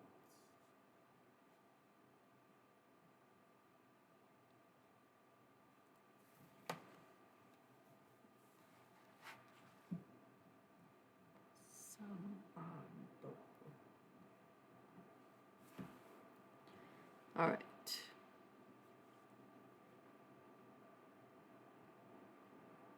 Ooh, I did want to do one kind of inspired by dreams, and I forgot because we did the sad one and then a love one. Inspo dreams.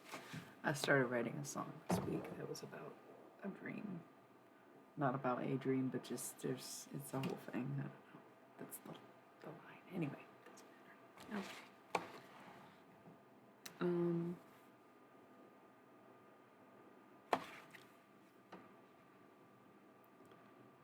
Knocking on my window pane. Knocking on my window's pane. Another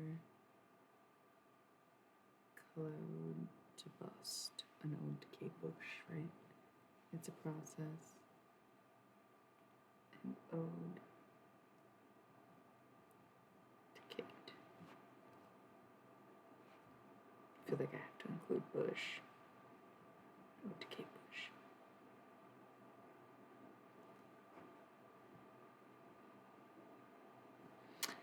Another cloud to bust. I see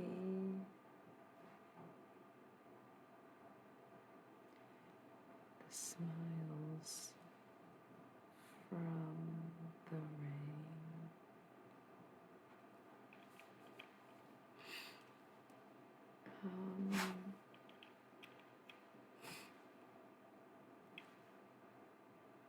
And the gold in rust.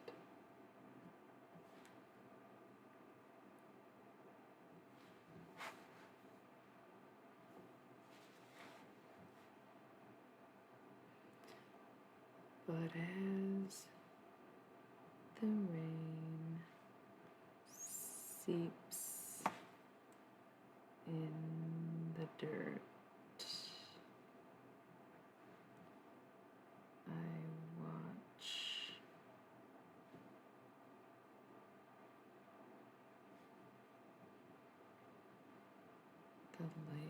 strike.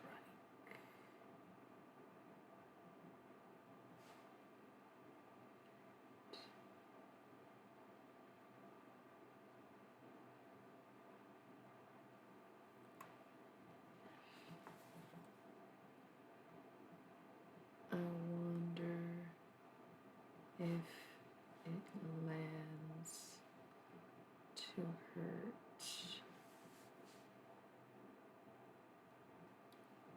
Strike. Fuck. Rhymes with strike. Nothing good. Strike. Really nothing good. What the hell? Bike? It doesn't really fit what we're doing. I guess it kind of does. But it doesn't sound good. Like, okay, strike. But yeah, I don't know this. Like. Okay, I can work with like. Alright. Strike. I wonder if it lands to hurt.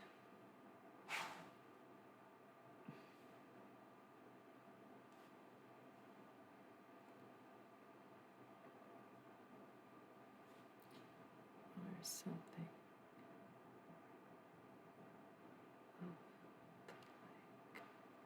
Yeah, I think I'm going with like, but it's kind of a lame line. We're gonna see how it sounds later. Of course, my mind went to like, yeah, just terrible places.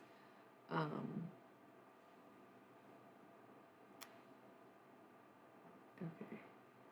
something of the like can hardly hold my lids open. My lashes want to fall.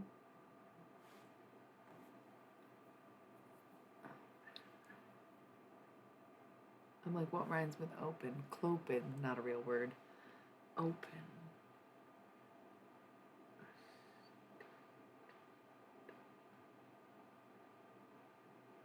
That's even harder than the last one I was trying to do. Open.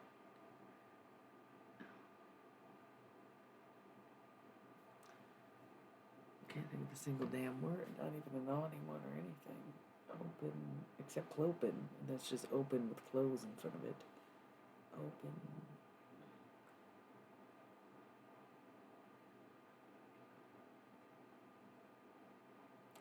Pin?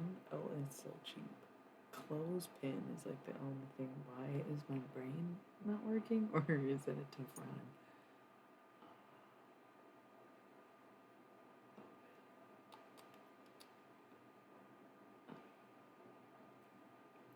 Anybody?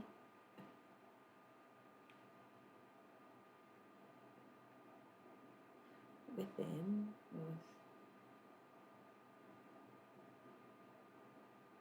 Hoping?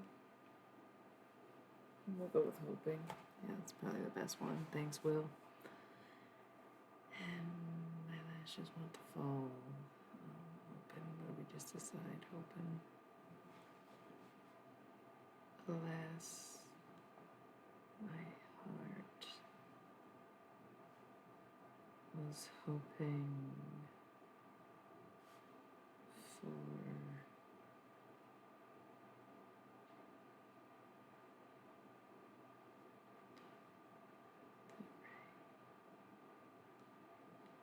to stay.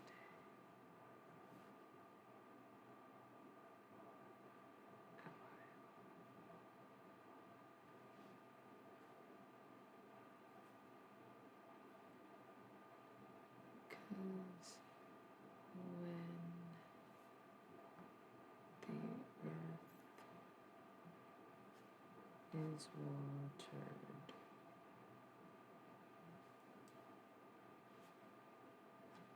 you don't see it grow, but one day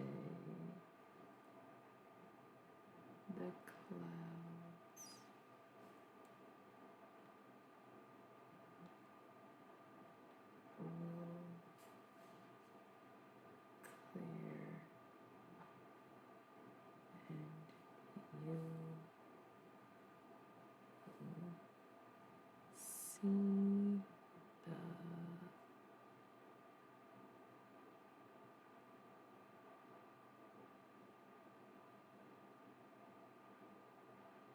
hole? Grow hole? No. Glow. Yeah.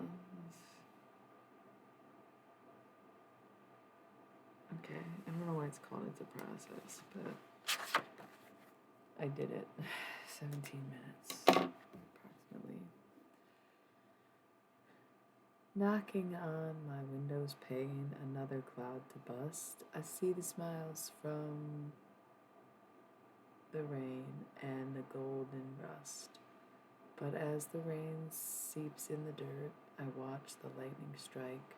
I wonder if it lands to hurt or something of the like. Can hardly hold my lids open and my lashes want to fall.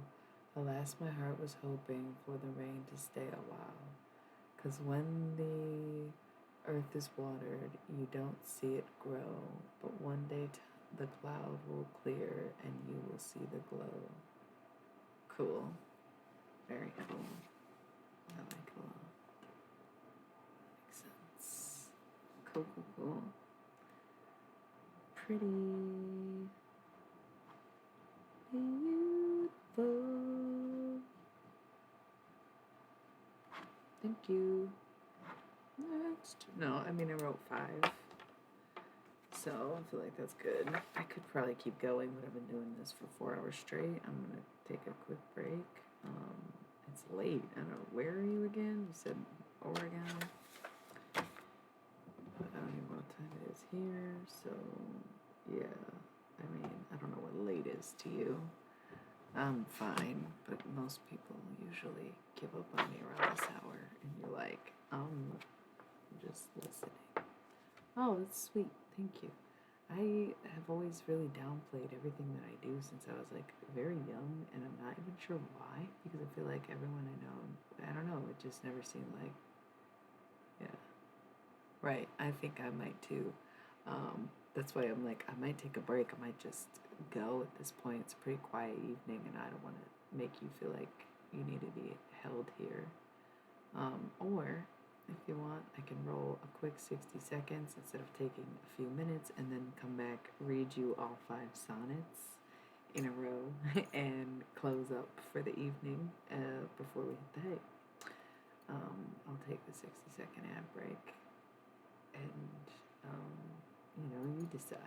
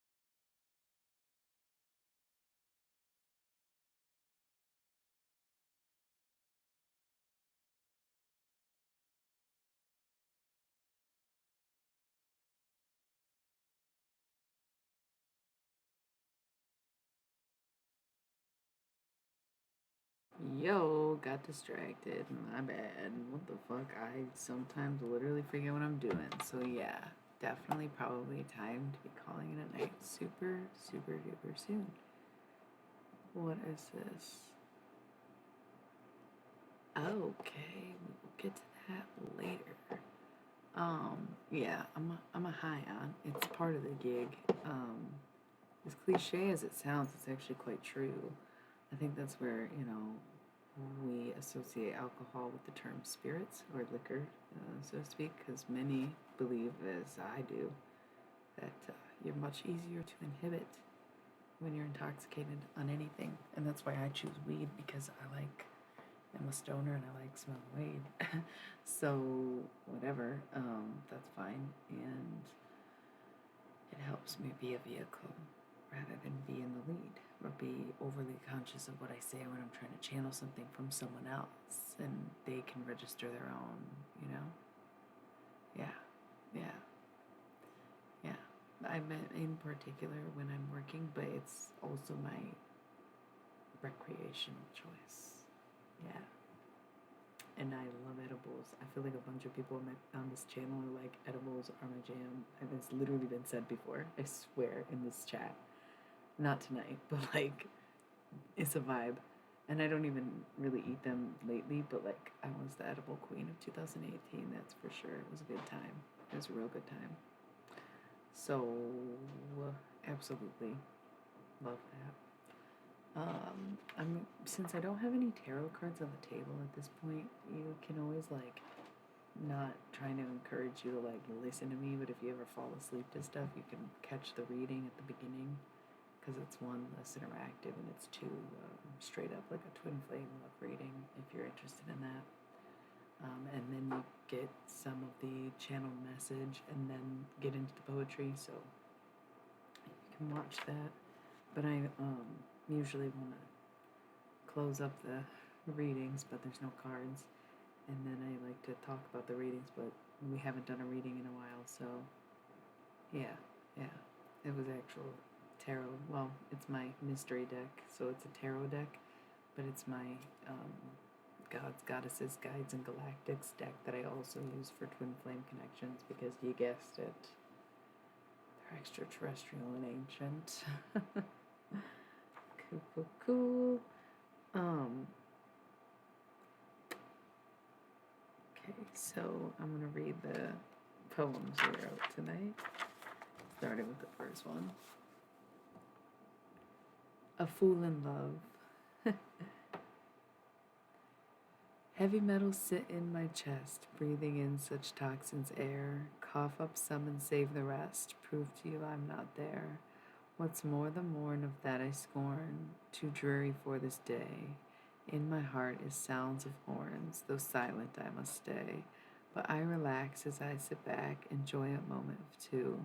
Before it all goes to black, it's just a vision of you.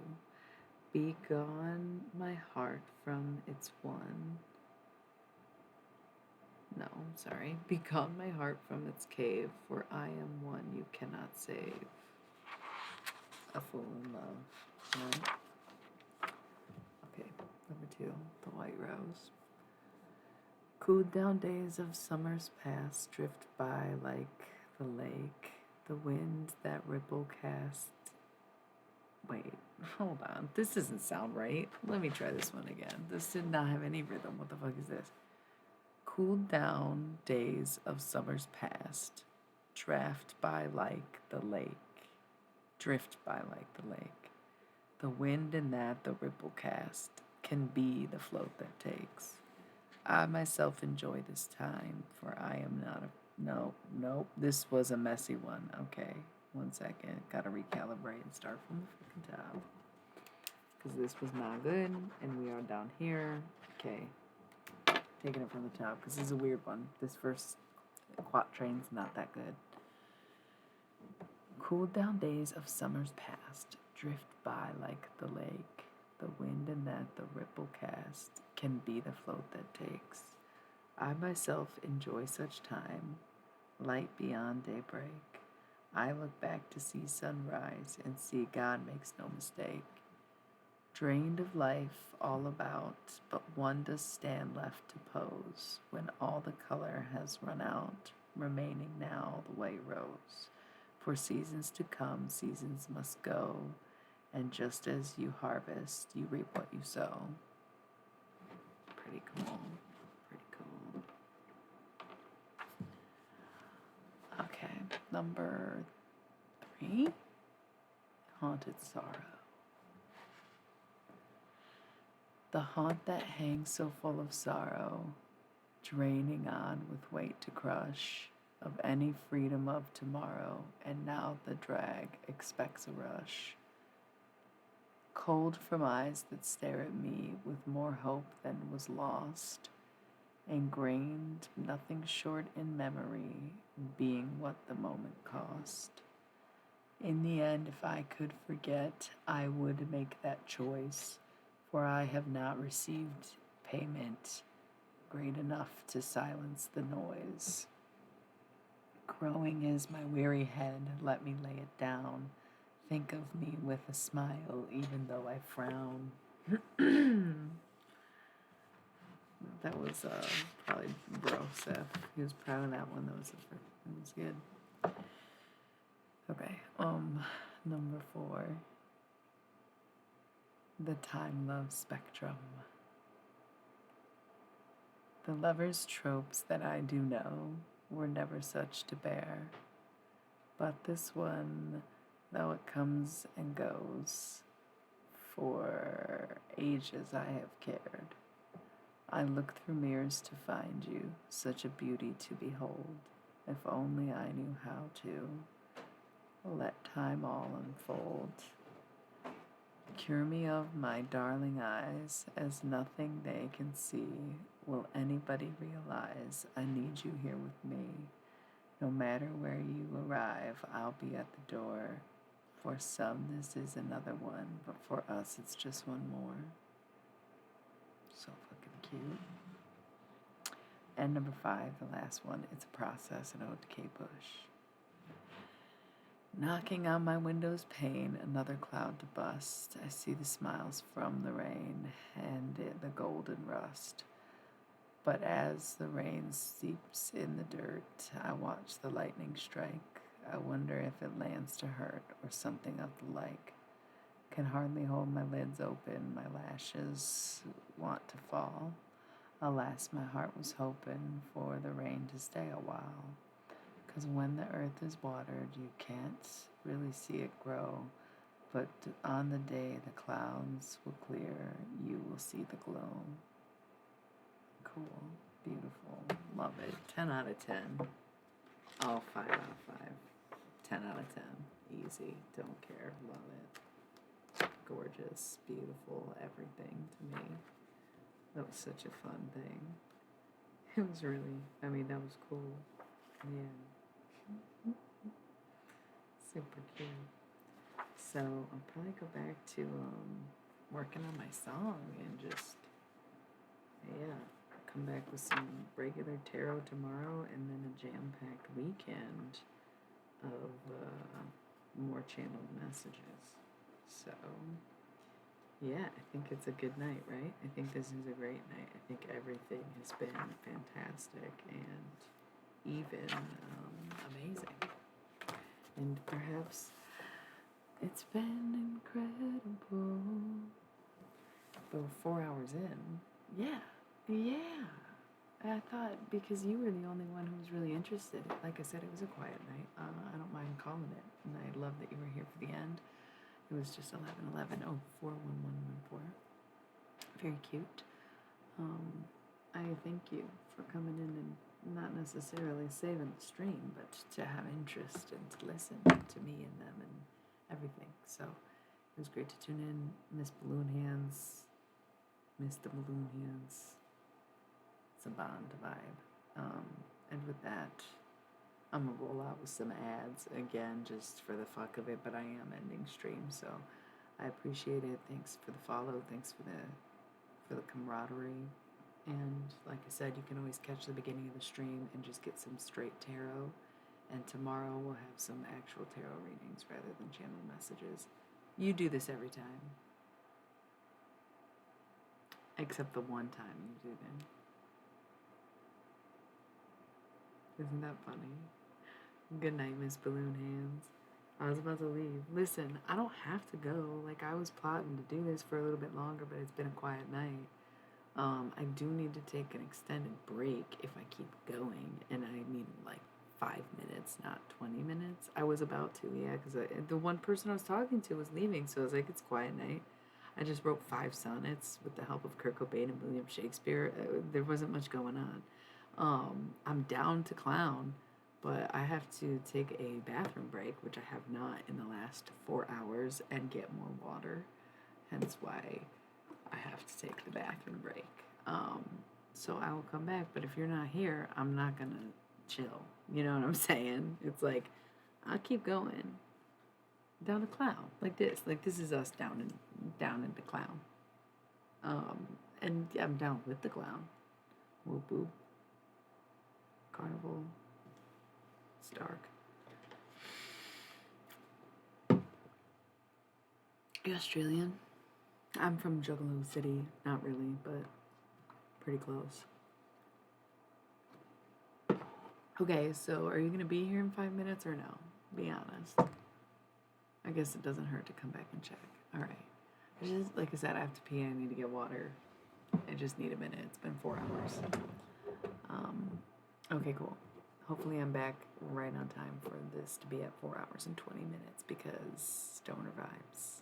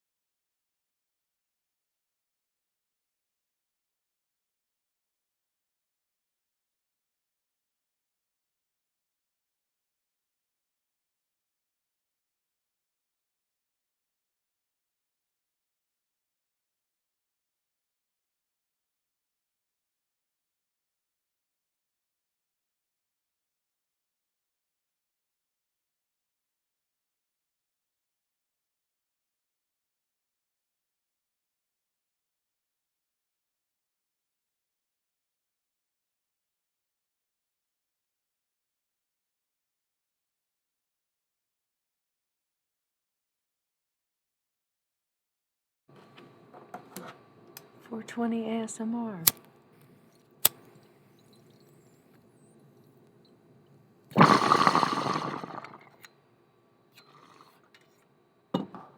I'm back, but not back. No, it was 4 hours and 20 minutes on the stream. I'm like back, but not back.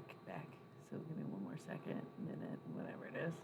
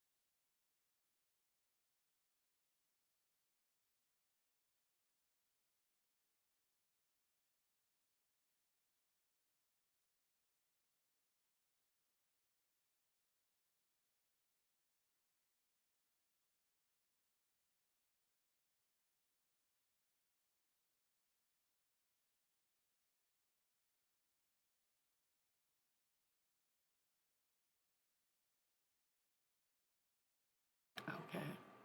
I'm back, actually. What time is it? When you said you just woke up, I assumed it was daytime, and you're like, the moon looks great. Is it like early as fuck in the morning? What you got to do today, bro? Is it Friday? Don't we not have shit to do? Isn't that like the whole thing? Sorry, my bangs. I need to wash my hair today because it's Friday. Um, cool.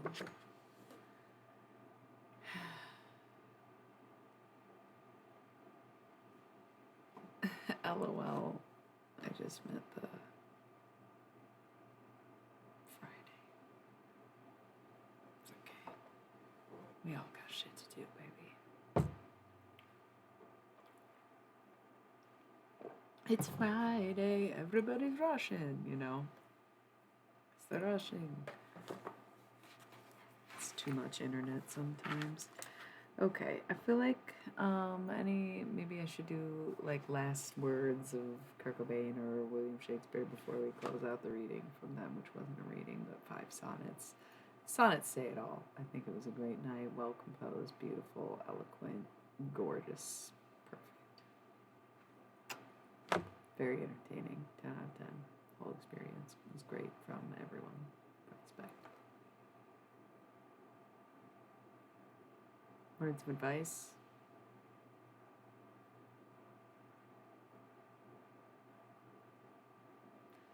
Kurt Cobain word of advice is something like, if you have a talent, keep it as close to you as you can, as long as you can.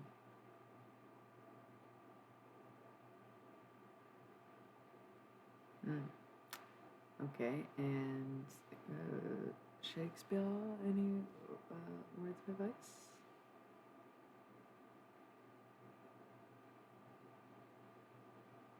I don't know what a lot of that meant, but it sounds kind of fun. Shakespeare word of advice.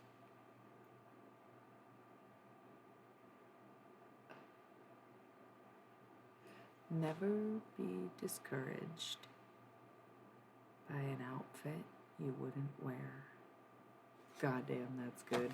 If I wrote that down, would I have to quote Shakespeare because I got it through a channeled message, or would I be able to take credit for that because I'd probably have to give it to Shakespeare, right? Like, that's the obvious answer here. How cool. How cool.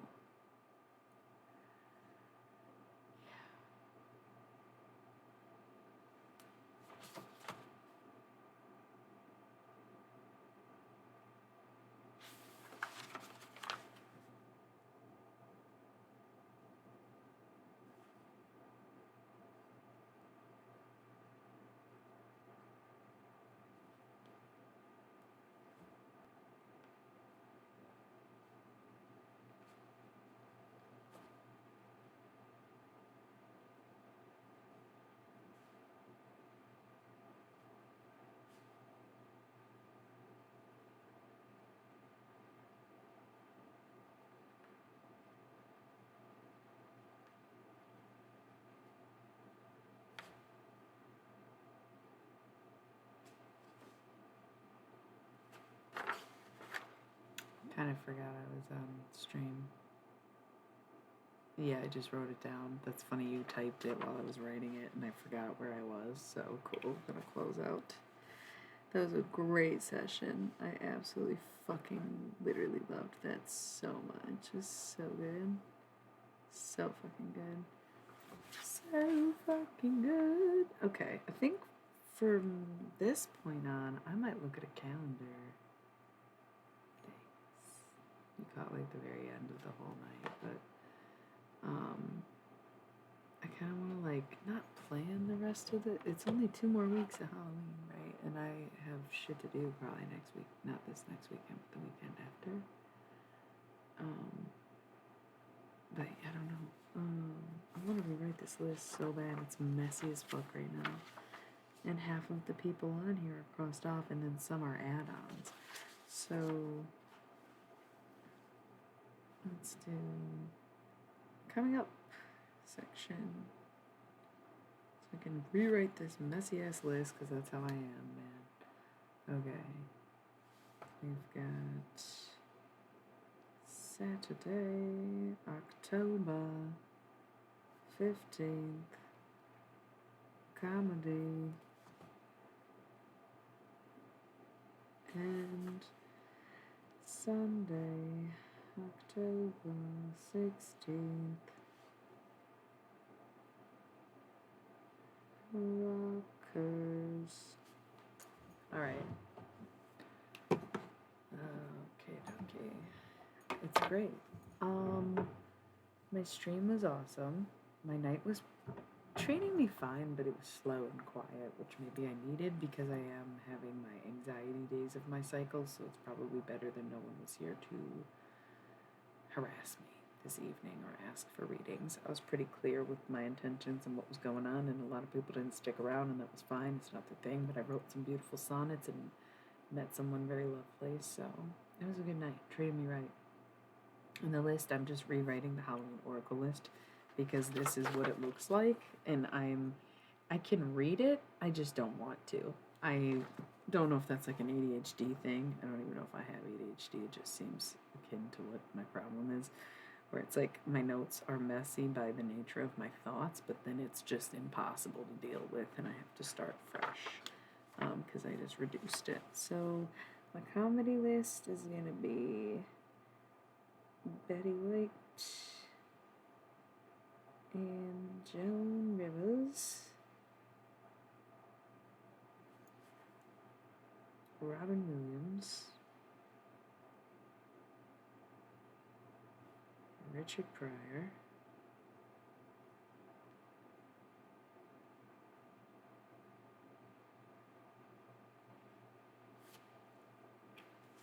who else is on this list that would be good for comedy night?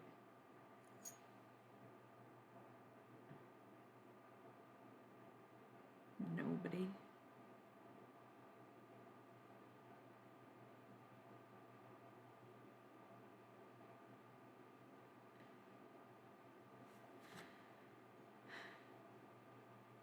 Okay, and then Sunday, Nico, birthday. We're gonna have Lou, Reed, Twin Flame, Insight, because I think, whose name? Yeah, exactly. That's how all my notes end up looking. That's why I like dry erase boards, because I'll make my notes look like that on a dry erase board, but then I can just like wipe it away and rewrite it really easily without like having to waste paper and stuff. Because my thoughts are chaotic. Did you were here briefly last night, but you're not the one who I was talking about chaos magic with, are you? No, that was Source that we were talking about. Crowley. Source, did you just tune in? No, I'm just kidding. Yeah, I realized it was it was around the time you came in, but it wasn't you. I have to sneeze, I think. I was just thinking about you. Okay. Lou Reed, Twin Flame. I think him and Laurie Anderson were twin flames, so I want to ask or discuss that. Though sensitive subject. And then I think Jim Morrison, just because he knew Nico. So it seems appropriate, and he's on the list. So yeah, I'm doing presumably four. Probably gonna have, I'm gonna just put with special guests, because when I had art night with Frida Kahlo, we had like 7 people show up instead of 4 on the lineup. So like, I'm just gonna anticipate. Sunday, I feel like there is a 4th person that I am missing, but it's like a special announcement thing. I kind of want to put Freddie Mercury on there, but I also feel like he deserves his own night, because I've talked to all of them before, and I have not, and it's about Nico, so I don't want to like overshadow her, but also because of her like general Nazi heritage, maybe I ought to put, you know, the bisexual Indian man as the headliner for that night. Sounds kind of cool. Kind of does sound cool. I'm just gonna do it. Freddie Mercury is gonna be the surprise guest at Nico's birthday party.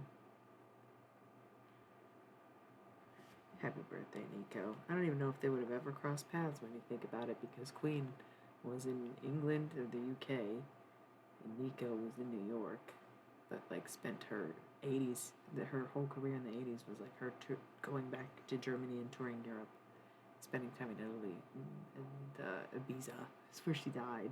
So I feel like if Queen was really making music in the 80s, I don't think they would have really crossed paths at all.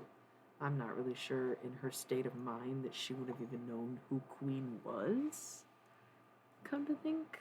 You know what I mean? I guess I don't know Queen's career well enough. 1970.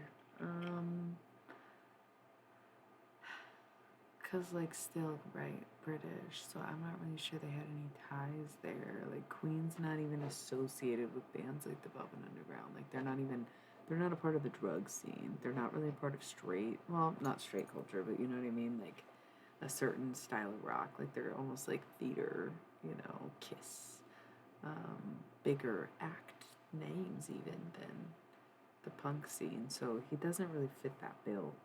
But I think it's like an honor for all of them to if he were to be there is the thing. And we'll just leave special guest open because any other comedians I could think of to put on this lineup I would think might be too recent, and I don't know if I should really overdo it, but yeah, so that'll be Sunday, Monday. So who do we have left this week? I feel like I want to get to Is He Alive? Our Dad. It's not really that kind of comedy, though. It's Betty White, Joan Rivers, Robin Williams, and Richard Pryor. So it's like very much like a old school 70s kind of like a household name, even if they have a naughty side. And I was thinking like Bob Saget fits in with this crowd, but he just died so recently. I'm not really ready to do that, and I don't think he is either. Cause yeah, it's tough for people. Cool. So this week, because I'm having an intense weekend, I kind of want to have a laid back week. So I want to pick I don't know what days, but I want to end up picking a couple days and doing some readings. Kind of want to do. Oh, maybe we'll do Baba Vanga and Rasputin. That sounds intense, though. Rasputin's got to be closer to Halloween. And Anastasia requested to not. What? Yeah, sorry. Like last year, right? 54 years old. He's a Taurus. I don't know what else I can tell you. Anastasia does not want to be on the same night as Rasputin, but everybody else wants them to be on the same night. But that's like asking a woman to have to be with her abuser, right? Like, no. So I think those are going to be the week of Halloween. So let me look at this. Okay, so we'll go.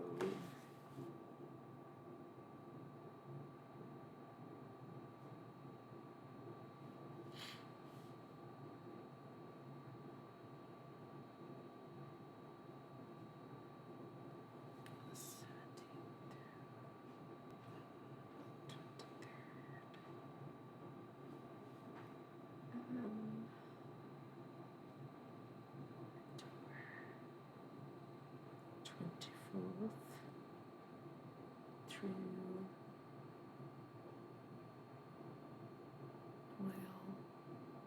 29th. And then we've got Devil's Night. Halloween. Okay. So I think so because Halloween's a Monday. So if anything, I'm gonna be going trick or treating with the fucking kids and cadoodles. You know what I mean?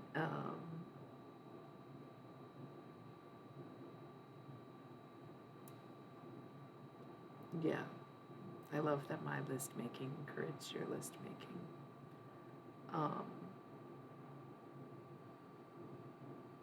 Yeah, so I mean I'm chilling. I'm about to roll this little ad, finish up this.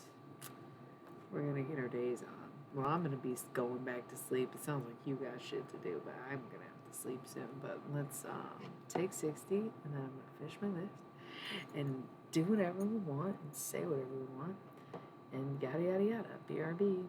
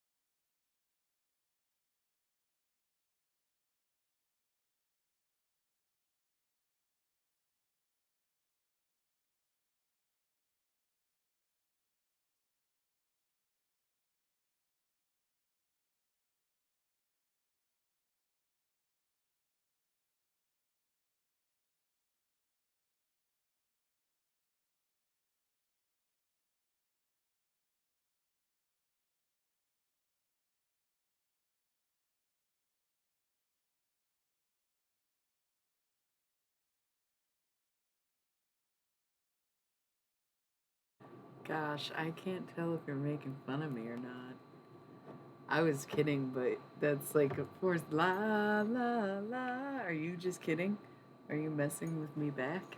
La la la la la la la, because that's what this is. So you knew that, right? And now you're making fun of me because obviously I'm psychic. This is what I've been doing this whole time.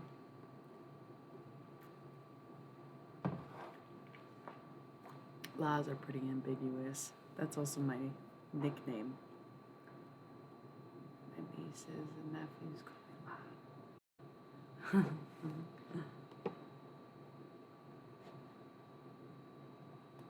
Are you laughing because you are making fun of me?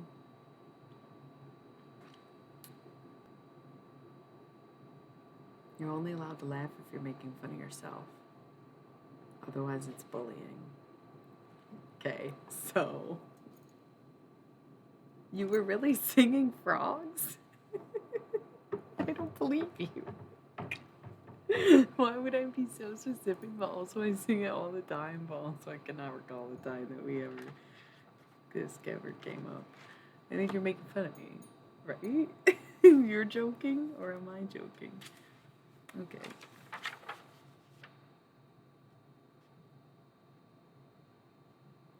Gosh, I knew it. Okay. So I'm thinking, so nobody does Devil's Night outside of Michigan, right? Like, everywhere I've ever been and brought up Devil's Night, people are like, what the fuck are you talking about? I'm like, the night before Halloween. And they're like, what? What is it? Sounds scary. Look, reload player. Of course, that's what happens when I start bringing up Devil's Night. It's just like when kids terrorize the neighborhood for some reason. You're like supposed to bring your pumpkins inside, or they get smashed and like destroyed mailboxes, TPing, egging the works. It's like Devil's Night. Leave your light off type shit. I don't know. I'm sure there's more of a like darker, twisted history to it, and I'm realizing that the way that I grew up in that state was very ritualistic in nature, but it's neither here nor there. Kind of a lot going on, but it's okay. So, anyways, I just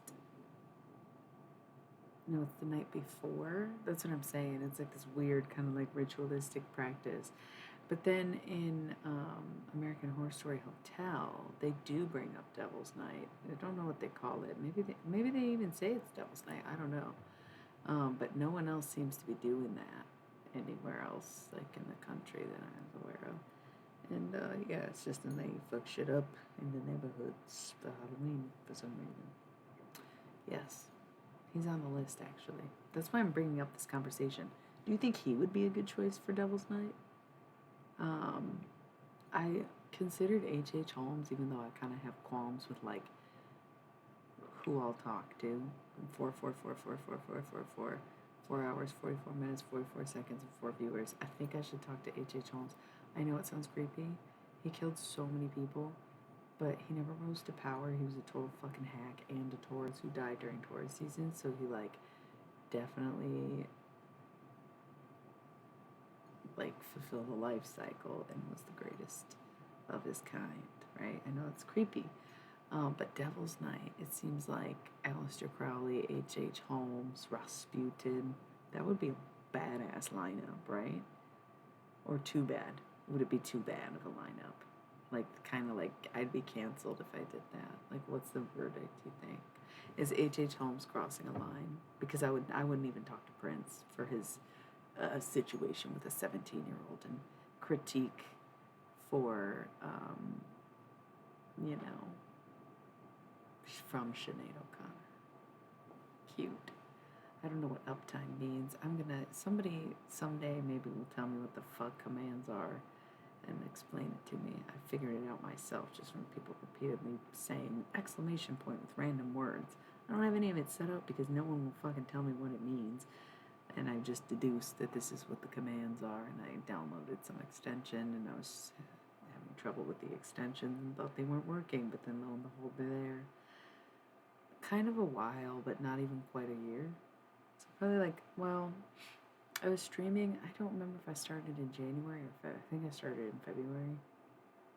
Kind of, and then took a break come April, maybe March. I streamed for like 2 months and then took a break and then streamed here and there over the summer and then have been consistently streaming since July, like late July. So I basically have been doing this for, I would say, maybe 4 months.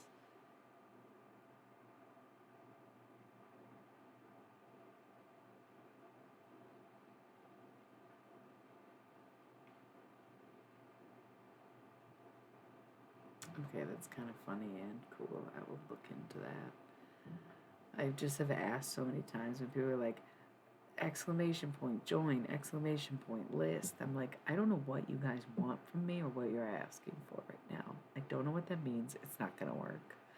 And then no one ever tells me. Because you come in at the end where it's like usually wrapped up the cards already.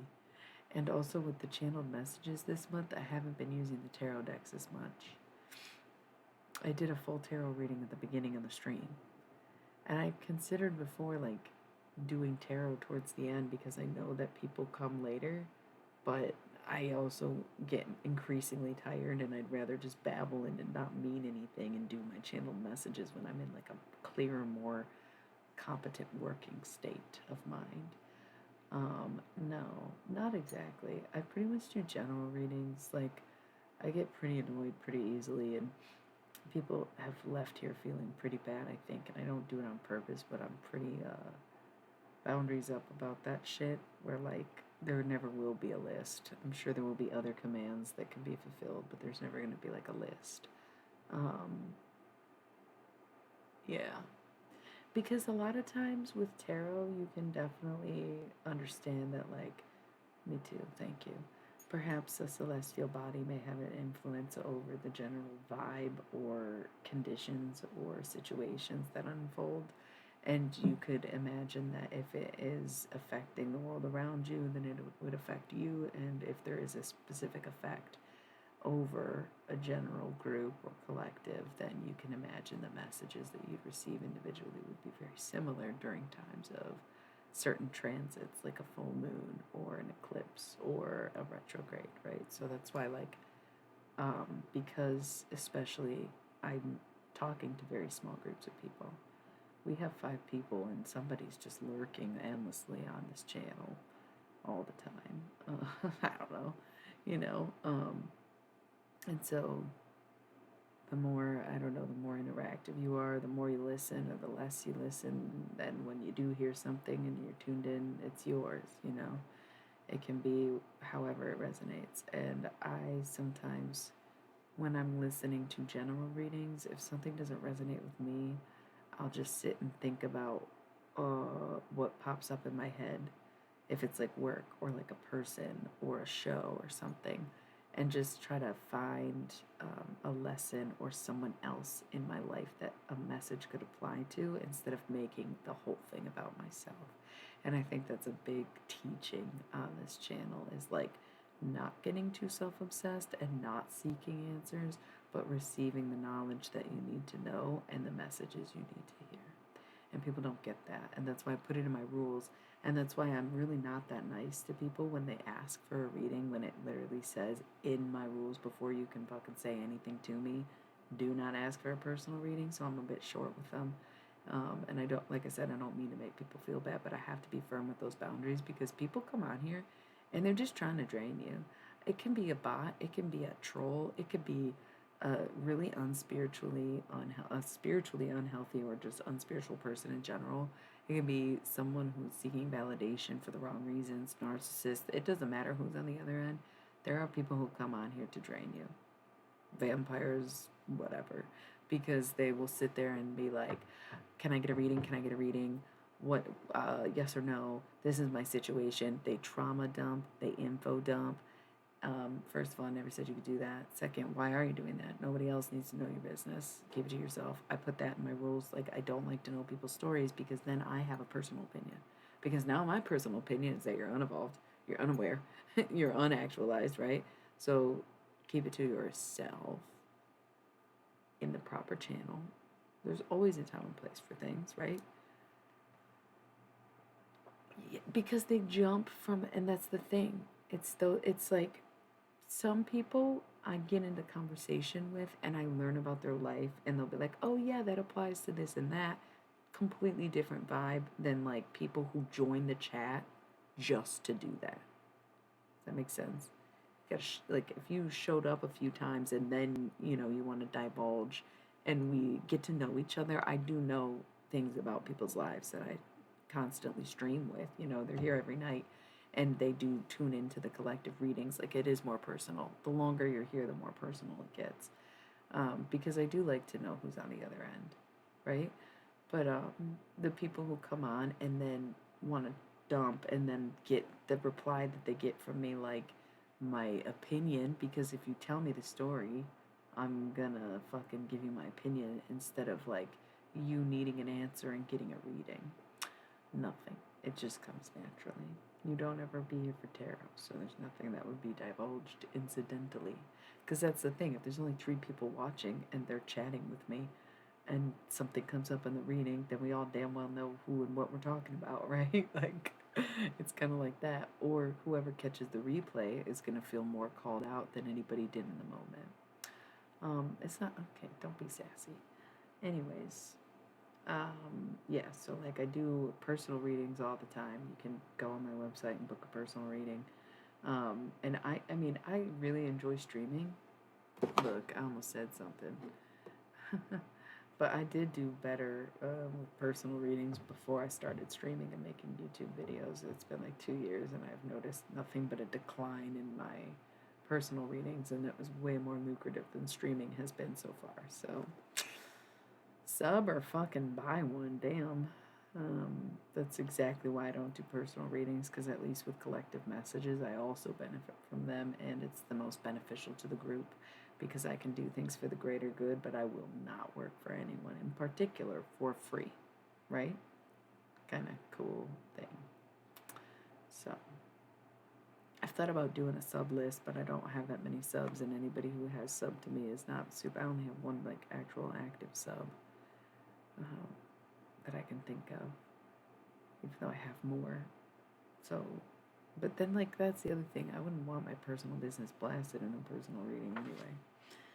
But back to the whole like show up to info dump. The thing is, if they, yeah, it is my boundaries, and I explain that to them when they do it.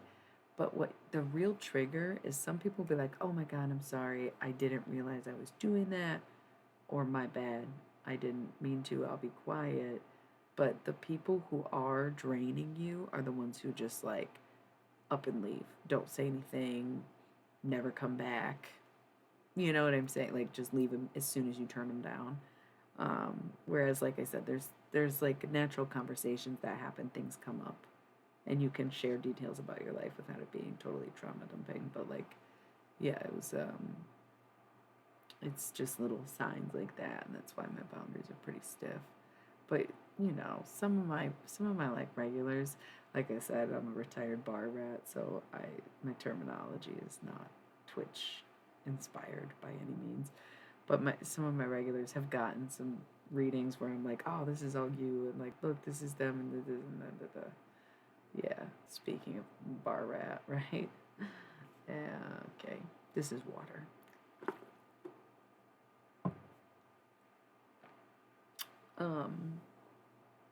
Cool. So, anyways, what did we think of that Devil's Night lineup, though? Should we try to, is H.H. Holmes crossing a line? Is that ethically and morally incorrect? And does that actually question my character insanity? Because I would never talk to someone like Hitler, so why would I be so quick to talk to someone like, because he killed hundreds of people and literally like lit stuff on fire and like was a criminal and killed his best friend. Like, he is basically James Patrick March at the Hotel Cortez. H.H. Holmes is the guy who inspired Evan Peters' character in season 5 of American Horror Story to do a channeled message on the stream, along with no, fuck no. We are not awakening a fucking Actually, okay, low key, kind of hear what you're saying because one, I think I actually did once. There is a YouTube reading somewhere from 2021 that I think Hitler did come up because I think people have regrets. People change in death. And I think that when you take a step back, it probably would help to hear someone's leader come back to be like, hey, you fucking absolute dipshits, the fuck are you doing? I am dumb. I was angry, unevolved, and had a small fucking penis, you know? So there is probably some merit to it, but it is a boundary that I have had. And now I'm willing to cross it for H.H. Holmes when, now that you mention it, something like that would honestly probably be more constructive. But H.H. Holmes just sounds like Devil's Night appropriate, and I'm a Taurus. But so is Hitler. But so is H.H. Holmes. So that was kind of where my head was at. It's very dark. That's why I was like, is it too dark? Y'all are the ones who are into slasher films and gore and fucking Halloween and murder. I'm not into that stuff. I don't have a favorite serial killer. I just think H.H. Holmes was the best at what he did. He completed an astrological life cycle. He was born and died in fucking Taurus season. Like, that's impressive. You can't even argue. He was the best. Okay? Like, I kind of want to give it to him. Whereas best dictator, I don't even think there is one, but I wouldn't even give it to Hitler, I don't think. You know what I mean? Like, is that too much? Is this too much? I don't know. Y'all just watch that fucking insanely graphic, disgusting Jeffrey Dahmer documentary. Like, ew. And that's somehow acceptable, but my desire to... Not saying that you are unaccepting of it. I'm unaccepting of it. I'm questioning it. But from a perspective, it's like, seems like, no, I didn't either. That's what I mean. I'm not saying you directly, but y'all proverbially. No. Because when you think about it, people like Aleister Crowley are pretty dark. Right? And I've channeled him. Incidentally, he came up, did a tarot lesson, and it was dope as fuck because it was his tarot deck.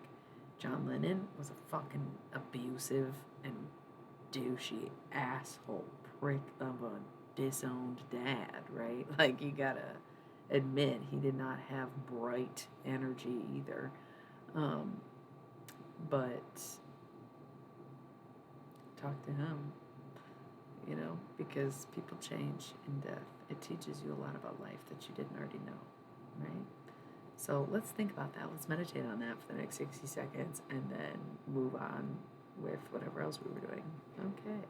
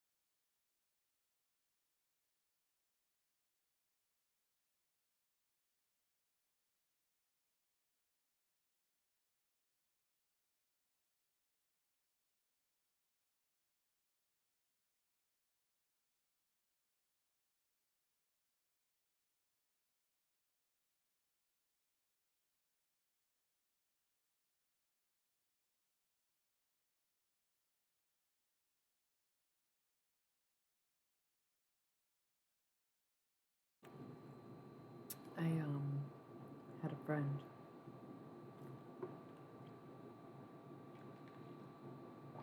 who lived in a different time zone than me.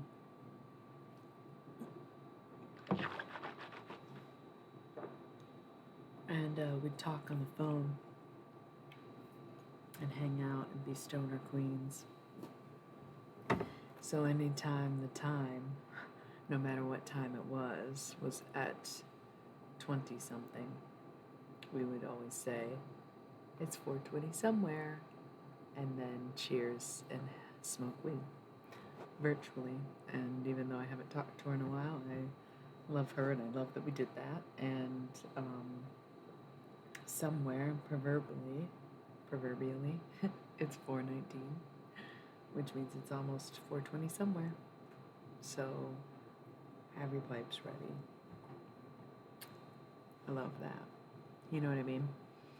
And it's funny because there's just like little things in life you can do for yourself to help get through a day. And I think that something that, a tactic that we use, not just like for children, but even in adulthood, where we tempt ourselves with things along the way. Oh, that's sweet. Thank you.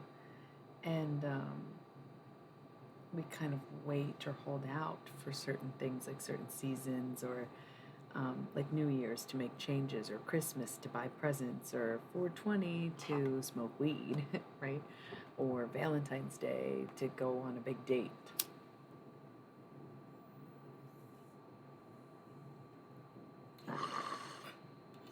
It's 420 somewhere.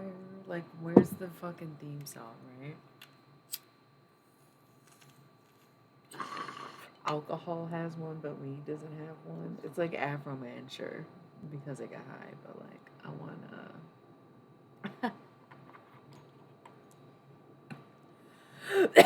That's what I get from my evil laughter.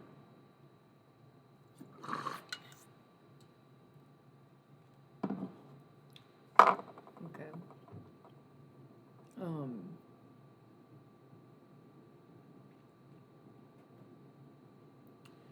So we do these things. Yeah, Pie Day, I guess, if you want to celebrate pie.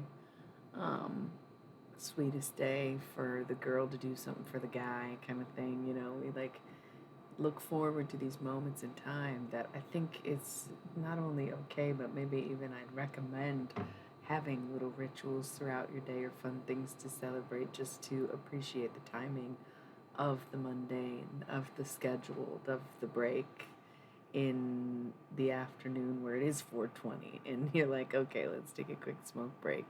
Even if it's just a moment where you take a deep breath, you know, just having something to look forward to. Or even if you're like having your, that's so adorable. I love that. Even if you're having your lunch and you see the clock at 11:11 and you just, you know, it's a way to cheer yourself on. It's no different than looking forward to a holiday, but you're just like celebrating a moment or a minute in your day rather than a day on your calendar, right? And I just think that letting go of these practices, that's amazing. I love that, by the way. Thank you. And Thai food is my favorite. It's come up a lot this week for some reason. It's probably because I haven't had it in a while. Um, the last time we ate out, we got Chinese, and we like to cook, so kind of don't eat a ton of carry out. I miss my Thai food. Um, I make like Thai fusion. I don't follow recipes, and there's things about it I don't understand because it's not I only make really like authentic, genuine, like Italian, I guess Italian American, or just genuine Stregonona food. Um, because I get it. I know that tastes like the back of my tongue, like the top to bottom of my mouth. Grew up watching and eating my own Stregonona's food, watching her cook and stuff. Like, there's something in it in my soul where my fucking cousin, that's like somebody's dad, like he's a fucking Tony type guy, whatever. I had to make him. He did me a favor and he's like, "Yummy sauce," and I was like, kind of nervous. No, I mean, you're right. Like, I know ginger, basil, and garlic are pretty much a good go-to for Thai food, but then I always will fuck around and add too much peanut butter. I love curry, but it's never the same. I probably don't use enough oil. I'm learning recently that I should heat up the oil before using it when I'm using it to make spiciness and oil and blah, blah, blah, blah, blah, different things. Yeah, I'm learning little trace things here and there, but it's never the same. There's some things I can do, some things I can't. And I just think it's not my culture, so it's like I am more than happy to get the real shit because I want the real shit, and I'm not the real shit. I'm white, I'm white. Even though it was so cute because I was at my favorite Thai restaurant in LA, cannot remember what it's called, and I ordered like it was Penang curry, but with rice noodles instead of rice. And she was like, "Are you Thai?" I was like, "No, why?" And she goes, "Well, you kind of look like you could be, but that's how we eat our curry in Thailand. We eat it with rice noodles instead of rice. So I just thought you were Thai." And I was like, "Oh, no, but it's really good, right?" And she's like, "Yeah, it's like home." It was the cutest thing. Um, and it just, I don't know, it was so good. I know. It was so cute. I have a very similar experience with literally everyone I've ever met, and it's like I don't mean to disappoint everyone I know, but I am white, unfortunately enough. But at least I'm Italian and I know how to cook. That's kind of what this was a little wrap up to that conversation. I can cook, but like, yeah, there's just certain things where it's like I'd much rather just pay you for what you do because oh my god, I could never replicate some of the Thai food that I've had. It's just so insanely differently good. Like I feel like I could do at least a good Tex-Mex and have, you know. It's beyond fancy tomato sauce, but it was approved by my cousin. I made him sauce. I was nervous. I was like, I don't know if he's gonna like this, and he did. He was like, that was actually really good. I gave him like a nice homemade egg noodle with it. But no, it's so far beyond. It's just like anything that I make from a fucking like fancy tomato sauce to a damn grilled cheese to like a fucking charcuterie board. You feel me? Like the way I can do Italian is on par, no matter what it is. Even making vegetables, a salad, like the flavor profile of Italian food or Italian American food. I've never been to Italy. I just grew up with Italians in America. So, fair enough. I don't really do a lot of meat though. I eat meat, but not a ton, and I don't really ever cook it. It's just like unsanitary risk for no reason, an unnecessary unsanitary risk for me because like not great. If that's what feels like home, but yeah, that was my home. That's what I'm saying. Watching my grandma cook, I could make a fucking badass soup, but like yeah, definitely takes me. It's very much that. And I like the rest of it's fusion. I like making noodles. I like making Asian inspired food, but I'm not gonna sit here and pretend like it holds a candle. I've made some really good tasting stuff, but it's nothing. But my Italian Asian fusion dishes, oh man, think like a Buddha bowl, but it's pasta. I can't. I miss like throwing down in the kitchen lately. I haven't been cooking as much as I used to or normally do. Yeah, but it's an inspiration and it's my favorite. What a silly little conversation. Do you come on Twitch to get tarot readings? Because you are like, oh, you're never doing tarot when I see you, and it's like, yeah, because it's the end of the night, whatever. But you, I feel like have gotten me divulged into a conversation I had no idea we were going to have. Even. Do you just hang on Twitch, or do you actually come for tarot readings?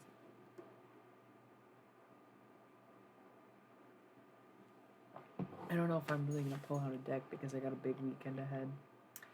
And I'm doing tarot tomorrow. Probably doing demon cards tomorrow, but I was curious about it anyways. I probably might be getting on a bit of a later schedule. See how the weekend goes. This was such a cool night. I loved all those sonnets that we wrote. That was so beautiful. You don't even know. You don't even know. So, let's say I don't do H.H. Holmes. Who would be on Devil's Night then? Still Aleister Crowley? I feel like he was a Satanist, right? So he deserves Devil's Night, but not Halloween, right? And here's the other thing.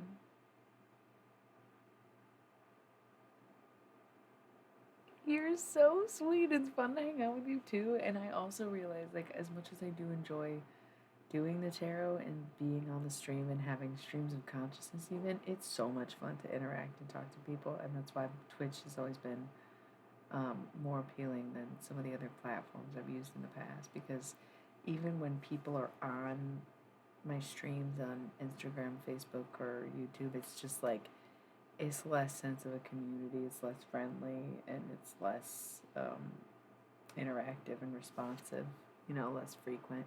I know some readers have like great time on their YouTube channels, but in the building process, I'm still a pretty small channel, and this is like very chatty. Yeah. And I know, and that's the thing, I notice people will literally act out if they don't get enough individual attention from me when there are other people talking, or just like if I'm doing a reading. And like right now, I have 5 viewers. I feel like they're all phantom views though, because you're the only one talking to me. Obviously, if there was like other people in the chat, I would not be able to have a personalized one-on-one conversation with you. But because no one's speaking up, it's like anything goes hours. So I can. And I notice that some people get this kind of interaction and they get shitty with me if I'm not like giving them this much. And it's like, well, what do you expect? The whole point of being here is that my time is being divided by anyone who shows up. Imagine if there were even more than a handful or one other person. Like, it's just so funny. Or they over inject in conversation sometimes, and it's like, relax. Everybody's here just trying to vibe and have a good time. I appreciate people who can go with the ebb and flow of discourse.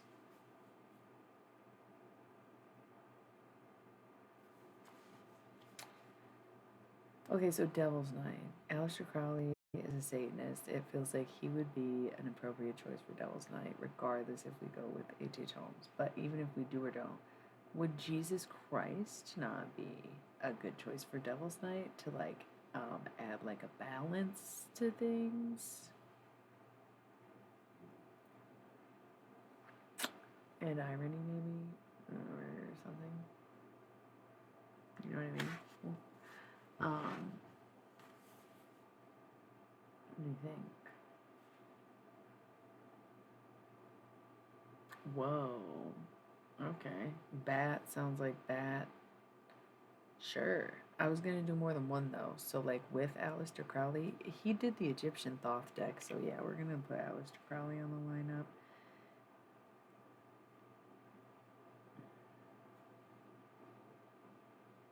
And Bat. Oh, Bastet. Or like Bastet's mom. Or is it the same? Some of them have two names, different origins or whatever. Bot. So do we throw in Jesus, or I'll figure that out later. Okay, I feel like this week I want to do a psychedelic night and talk to Terence McKenna and Ram Dass. And the thing is, I had Jesus grouped with Ram Dass. Ram Dass and Jesus wanted to do their stream together. Kind of, I think it seemed appropriate. On authenticity is the note. So I think I want Terence McKenna and Ram Dass the same night, but then like I guess Terence McKenna gets to be in on Jesus night, so I want to have Psych night at some point this week.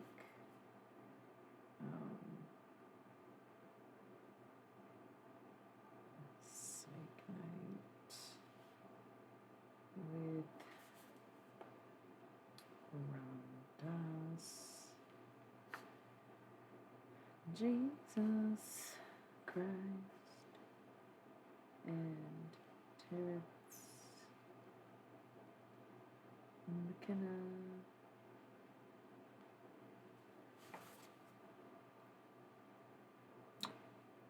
LOL. Are you being sarcastic again? You really weren't singing frogs, and now you actually do know who Ram Dass and Jesus are. You trolls, man. What else is easy to do this week?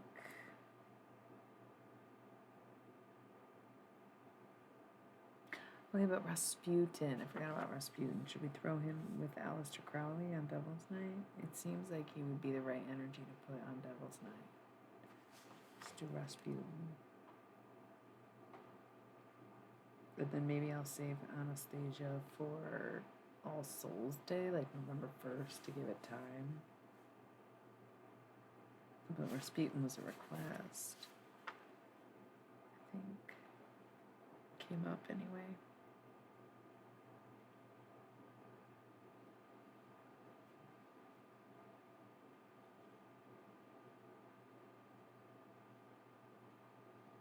And then I think I'm going to do a solo night of Baba Vanga for some reason.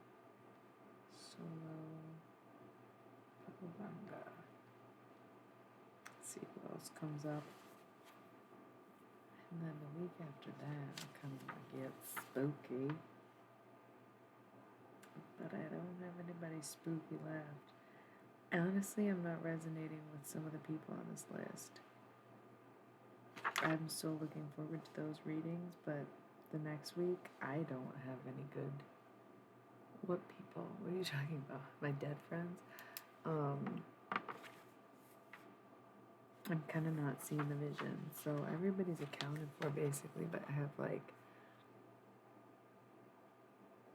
Alex Trebek, Mr. Rogers, Carrie Fisher, like... I'm not resonating with any of them. I kind of like I just don't feel anything when I hear their names. Yeah, I get that. I'm still talking about my own woes. Oh, and I keep overlooking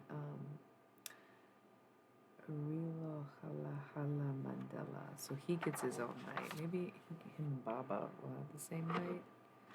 Solo, or no, just solo.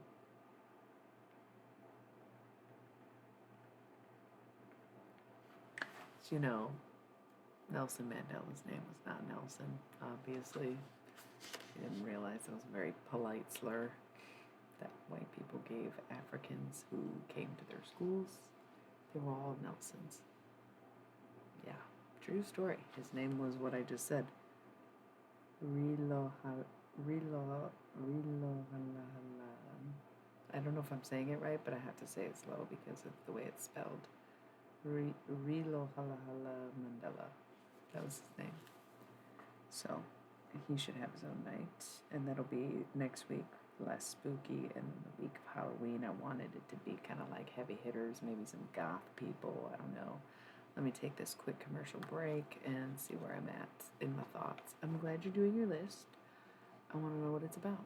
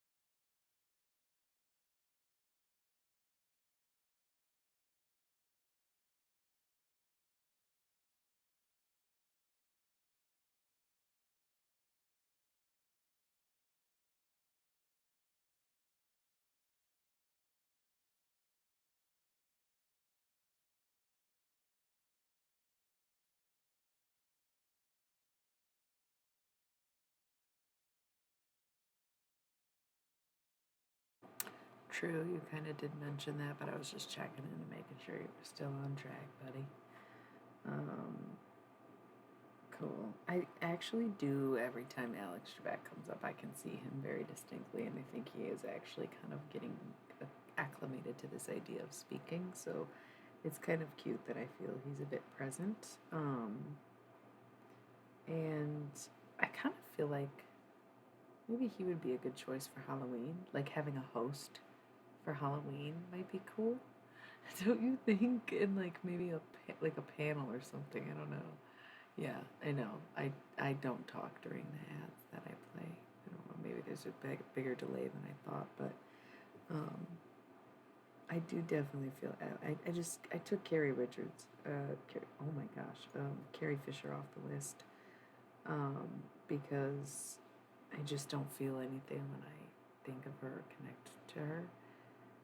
I just said her name wrong. Like, I just get nothing from her, but she has not been dead very long. So I feel like some people just aren't quite there. Some people are into it instantly. And, like, I've talked to people who were dying and watched them. It was just, weird experiences like that.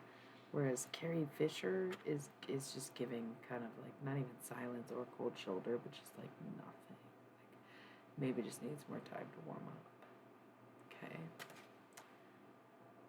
All right.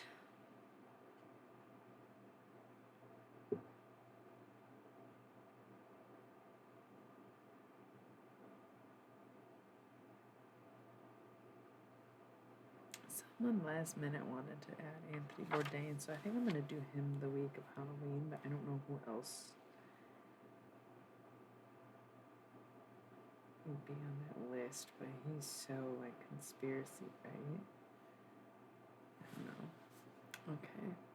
I did not do a great job rewriting this list. It's almost just as illegible as it ever was, and not really any less organized, or more organized, I should say.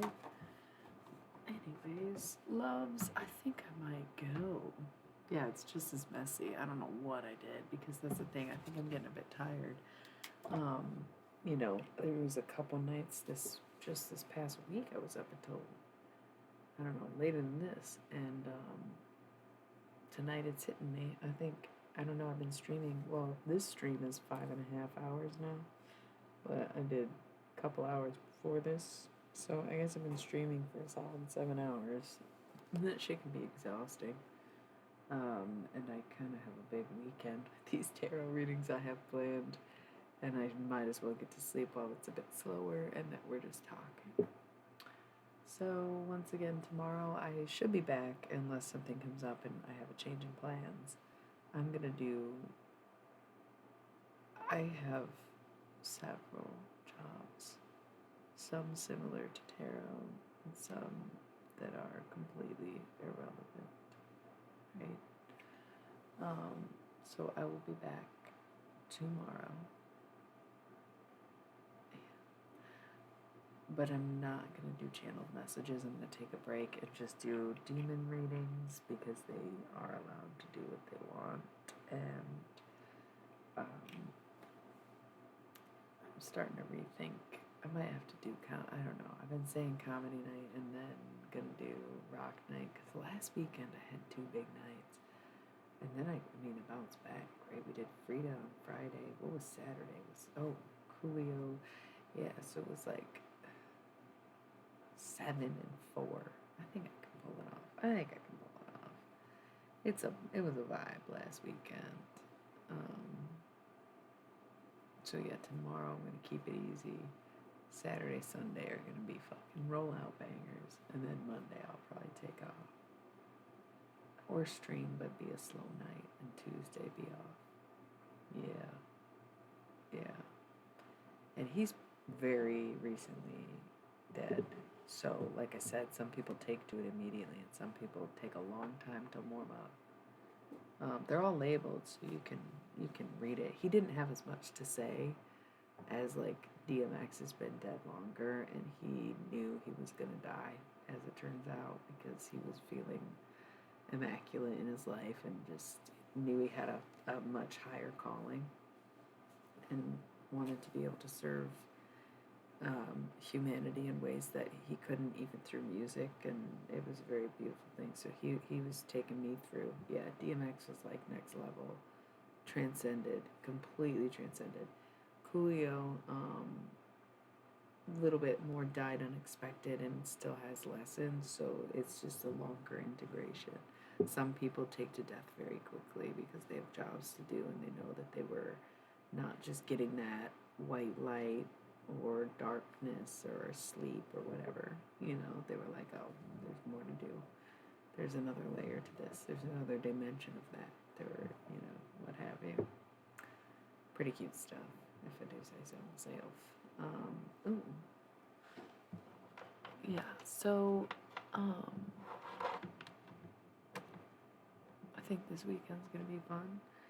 Monday we'll just probably talk, maybe do a couple non-tarot. No, probably do a non-tarot stream Monday, and then I'll be off again Tuesday. Probably Wednesday, maybe Thursday. Who knows? Thank you. I don't know if that's you trolling me again. But I am, as mentioned earlier, a head full of Snapple caps, which is an almost irrelevant reference. I appreciate it. I also, to be very, very honest, in exchange for your honesty, am well aware of how interesting I am, because this dreadful thing that happens is people meet me and they're like, just like you're experiencing right now, like, you are interesting. And it's like, yeah, because exactly like you said, I just know, like, it's just so much random shit. And I'm really quick with interpreting data, right? And it's probably because I talk to dead people. It's like almost like a cheat code. It's not always a direct channel message, like my thoughts don't just come from other people entirely, but I'm sure the reason I became wise at a young age was because I was praying, praying. So the problem is that there's like the thing about being interesting or fascinating to anyone is like not even just schadenfreude, but just like not even wanting to see other people in pain, but just like not being able to look away from a car crash. So like, as much as it's interesting, it's appealing, it can be interesting in the way that it's like horror too, right? So can't get away fast enough, can't really get anywhere, because when it's like, damn, my whole fucking world's different now, thanks for that. And I'm like, mine too, welcome to the chaos. So I know I'm interesting because people, they come back being like, everyone's boring now. And I'm not even trying to say that in like a zealous way. I'm being very genuine. Where it was like, oh, are you trolling me? Because it seemed like you've been trolling me. But then it's like, no, this is actually genuinely a thing that happens. 100%.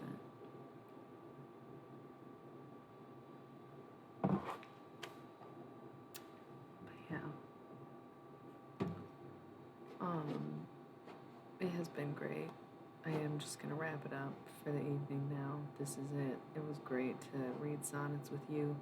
If you want to start from the beginning, you can watch the Twin Flame Mystery Deck tarot reading at the beginning, and then towards the end we get into the sonnets, or like the last hour and a half or two was writing sonnets with Cobain and William Shakespeare. All of it. Like, I just ramble. That's why it's like at this hour, it's like LOL. Yep, I know. Gotta go. I love you all so much. Thanks for tuning in. I hope to see you again. I will be back tomorrow, and we've got some banger lineup Saturday and Sunday. So I hope that you'll be back. I hope you have a great weekend or the rest of your week. And I love you. Good luck on the island, and have a great time and everything. And good night and good luck, especially sweet dreams. Mwah.